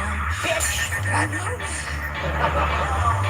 Who's going to me tonight? I love you, Joan. You know, I would have sex with you, but I'm afraid that we're cousins. Yes! Hello, everybody. I am Joe Rivers. We're at the Oscars. Then we're going to go to the Grammys. And then we'll take back the red carpet.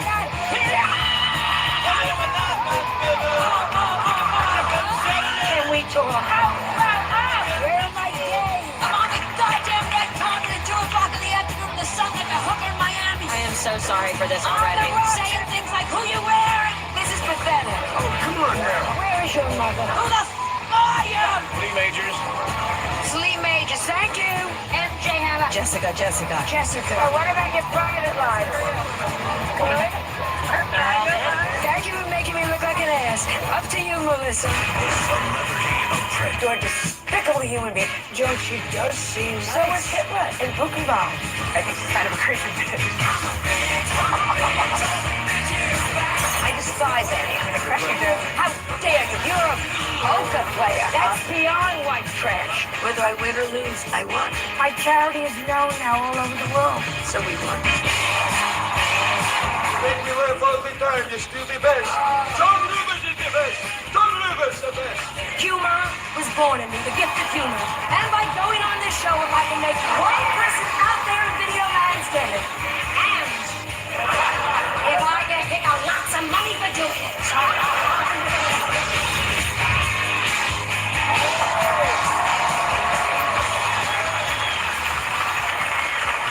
Please welcome our guest of honor this evening, my biggest idol, still edgy, still offensive, and still foxy after all these years, Joan Rivers!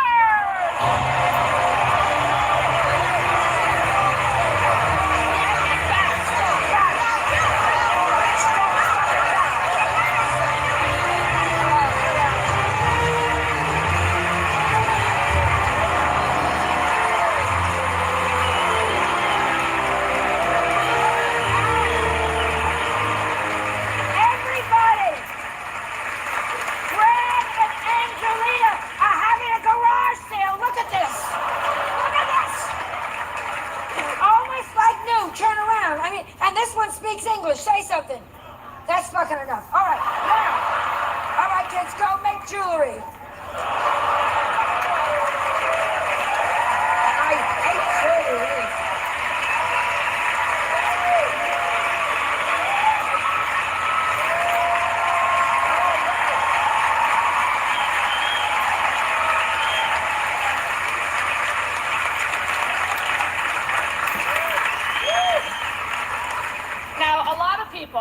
are going to joyously say a lot of terrible things about you tonight, Joan. But as the saying goes, sticks and stones may break your bones, but at your age, you could actually break a hip taking a shit. That's the red carpet before Joan. You put that whole thing on the map. You got a fantastic career. You're famous all over the world. And no matter where you go or who you meet, everyone says the same thing your gynecologist said the first time he took a look at you. What an ugly cunt. Honestly, Joan, you're my favorite. You know that. So let the roasting begin.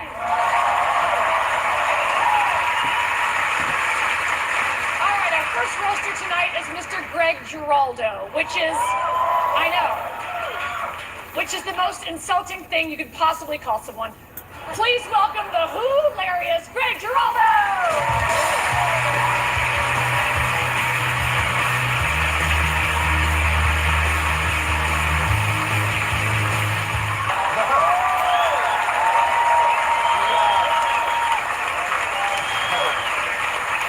The great Carl Reiner's here. This is very exciting. Yes. Carl! You are such a comedy icon that Joan named one of those shitty watches she sells on QVC after you. It's the Carl Reiner edition. It's got liver-spotted hands and it's running out of time. Robin Quivers. Robin, you look like a syrup bottle. And I don't mean to sound crass, but you must have an enormous pussy. You're like Aunt Vagina. Seriously. Mario Cantone is here. Mario, you are one tiny loudmouth fairy. Your father must have been devastated when you came out of the cupboard. Brad Garrett from Everybody Loves Raymond, huh? Holy shit.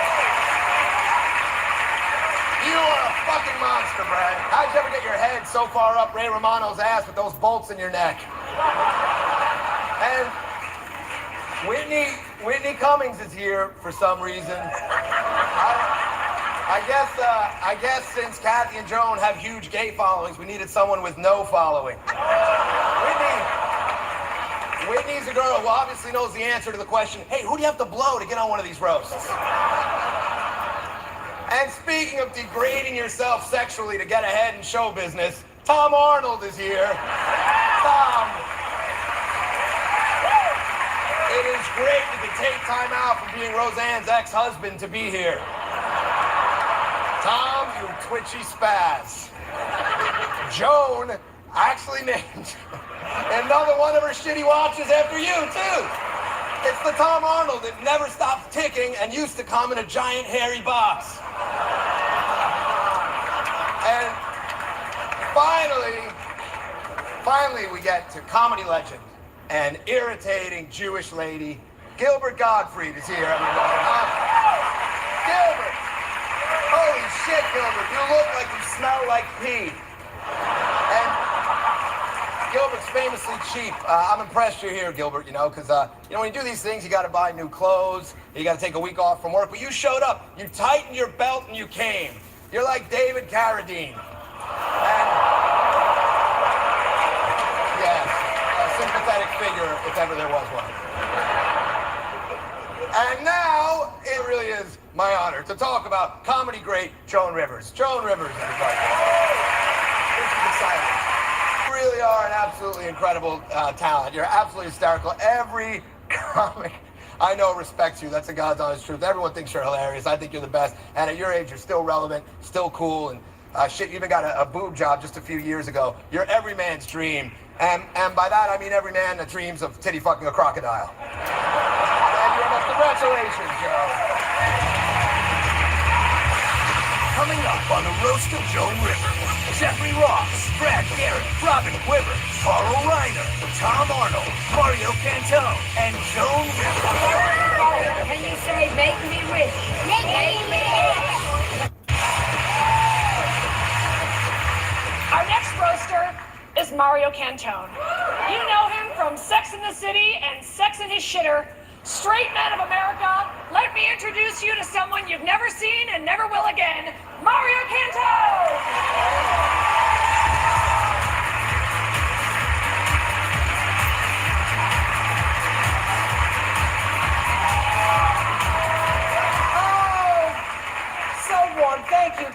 for that warm introduction sent through your plastic surgery gone awry. I always wanted to know what Andy Dick looked like if he went to the gym. Joan, your face is like the war in Iraq, an expensive, bloody mess that everybody's tired of seeing on TV.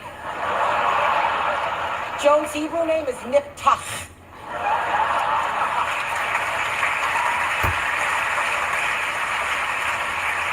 This is Joan looking in the mirror. Who are you? She outlasted all the dead people that should be here roasting her. I know Betty Davis, stroke and all, is looking up from hell just going, Joan Rivers, we're all waiting for you down here, waiting for you and your immobile face. I had a stroke. No, yes, I had a stroke, but I never had any work done. No, I did it the hard way. You were the smart one, Joan. You had plastic surgery early on, so after your stroke, no one could ever tell. I saw that movie you guys did together. Fantastic, great TV movie the two of you did about their lives, mother and daughter. It was called Grey Gardens. Melissa, I'm hungry. Get me some cat food. Mother, I can't find the can opener. Use my teeth. They're in a jar by the sink. And you were brilliant in the vagina monologues. My vagina talks and talks and talks and doesn't know what the fuck it's saying. That's not true. My vagina does talk, and all it says is water, water. Oil can, oil can. I adore you, and that is the reason why I'm here. I think you're brilliant. You're funnier now than ever. And that is honestly the truth. I mean, you've always been brilliant. You're genius. So I adore you, and I thank you very much, and thank you very much.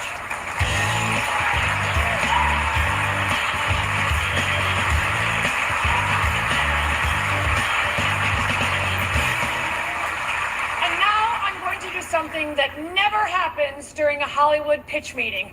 I'm going to bring up Tom Arnold. And now the worst damn comedian, period, Tom Arnold.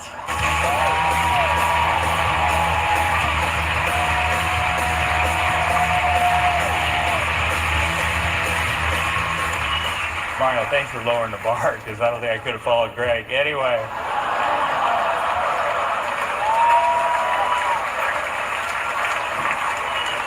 You know, Kathy dated the Apple computer billionaire Steve Wozniak.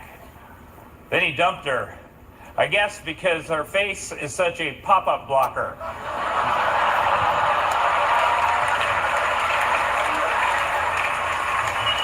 Yeah, you know, it must feel good for Brad Garrett to be here roasting Joan Rivers. Because usually when Brad's spending the night slamming an ugly old whore, it costs Ray Romano $200. Ray Romano. Yeah. Oh my God, it's Tyler Perry. No. Oh, Robin, I apologize. I'm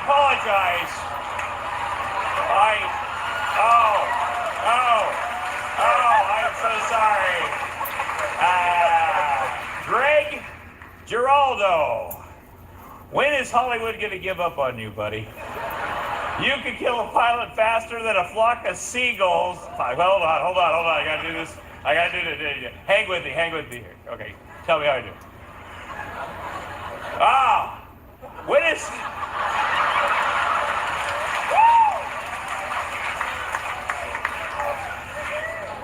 Greg Giraldo. When is Hollywood going to give up on this guy? He can kill a pilot faster than a flock of geese carrying box cutters.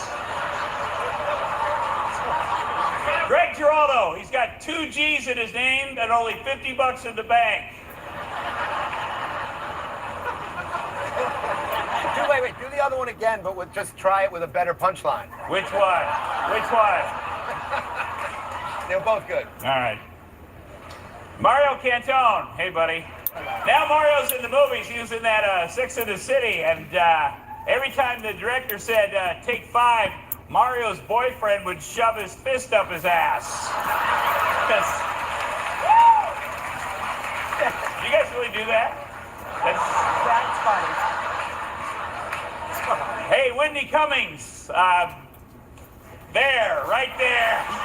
You know, no roast is complete without an anonymous lesbian. Let me do it again. Hey, Wendy Cummings. Hey. You know, no roast is complete without an anonymous. How can I not say fucking anonymous? I mean, hey, for God's sake.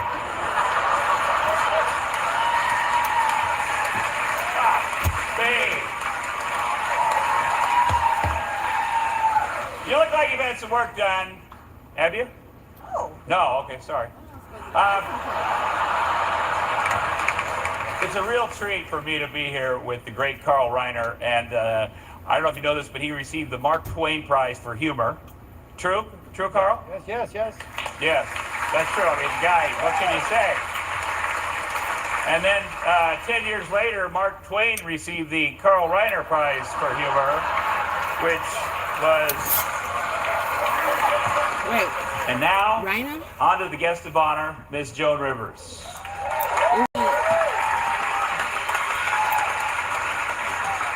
Okay, say what you want about Joan Rivers, but she's an icon, a real diva, which, by the way, is what they call a cunt when she's still sitting in the room. This is an outlet program. Believe me, I know. But I love and respect you. I watched that Ed Sullivan with my father when I was a kid back in Iowa. At an age when most people take it easy because they're dead. You keep getting bigger, but more importantly, Joan keeps the comedy coming, saying things that would destroy a younger, less senile comic's career. I got a party. I put my laundry Jeffrey in. Ross, Carl Reiner, and Joan Rivers. Good evening, America. I'm Donald Trump, and I'm not here to tell you roast jokes. Frankly, it's beneath me. And in fact, even doing cable, I only do network. I don't do this kind of stuff, and I don't like it. I'm here to announce my greatest, most ambitious construction project yet, the Joan Rivers facial and body renovation. And that is a big job. My trained eye tells me since 1982, you've been condemned from the waist down. And like most dilapidated structures, you haven't been entered in decades. But I, Donald Trump, promise you no expense will be spared in your reconstruction. We'll tent you, fumigate you, and if necessary, send in a hazmat team to remove all hazardous materials found in that toxic pool you call a vagina, which has already been responsible for at least one fatality. Trump Rivers will be one of my biggest projects ever. But Donald Trump is up for the challenge to make you what we in real estate business call dick-friendly. Okay, I made that word up. I think you're a wonderful person, and I'm proud to be your boss. You were fantastic on The Apprentice. You beat a lot of very smart people and some that weren't so smart. But you know what? If you're not there on time on Monday, your ass is fired. It's the sign, baby. Yeah, you better hurry and pop that damn trailer, because I got tired. Our next roaster is Jeff Ross. Unfortunately, Jeff can be seen on the cover of his new book, and it's available at Petco. Sleep tight, everybody. Here's Jeff Ross.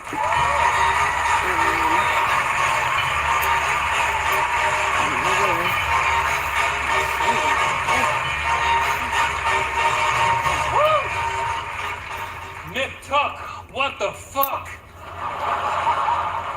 This is a roast, it's an autopsy. Let's face it, Joan Rivers is so old. If you Google her, you can find her on Craig's and Schindler's List. Real fast. I don't do them. Joan had a difficult choice to make. I don't got time. Whether to do this roast or be the fifth celebrity to die this month. I don't got time.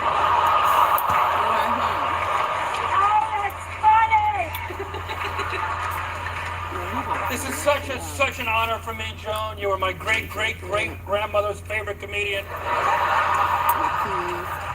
Who knows? Maybe next year we'll roast the younger.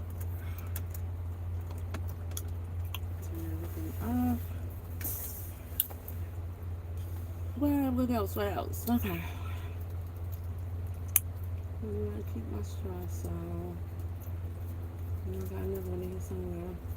I gotta find a big trash bag. Some told me to grab a pack of trash bags, but I was like, I know the trash bags in here. I had 2 rolls and then I bought this one to put on the chair because I don't want to be dirty for a change.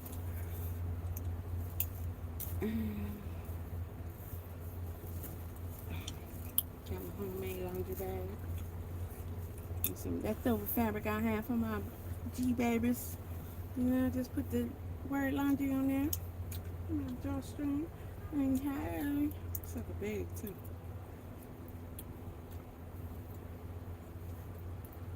My ladies over here, I don't know.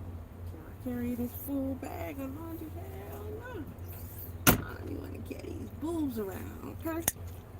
Call them up on somebody. I gotta come back and reorganize, clean my truck, and I don't think I'm gonna hit the sewing machine today. I can't breathe in my mouth. I don't know what he's trying to do, but trying not to move this plastic.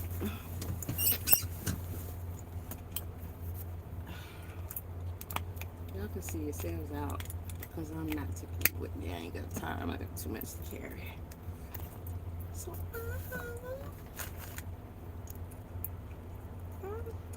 you can't go all by yourself. You as big boys and girls. Yes, you can, baby.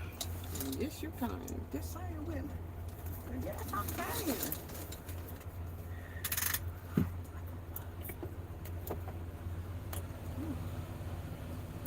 Did I put the trust in there? This side? I did that. I think this door swing open. Oh my god. Now, let me try not to trip over this dress because it goes under my feet and get out of here successfully. Stern wheel in the way, other done. Car. And then successfully grab my stuff. Alright, we're gonna see. We gonna see. But yes, I can here, David. Yes, I can. Okay. It's gonna be a challenge. Yes, it is. It's gonna be a challenge. Okay.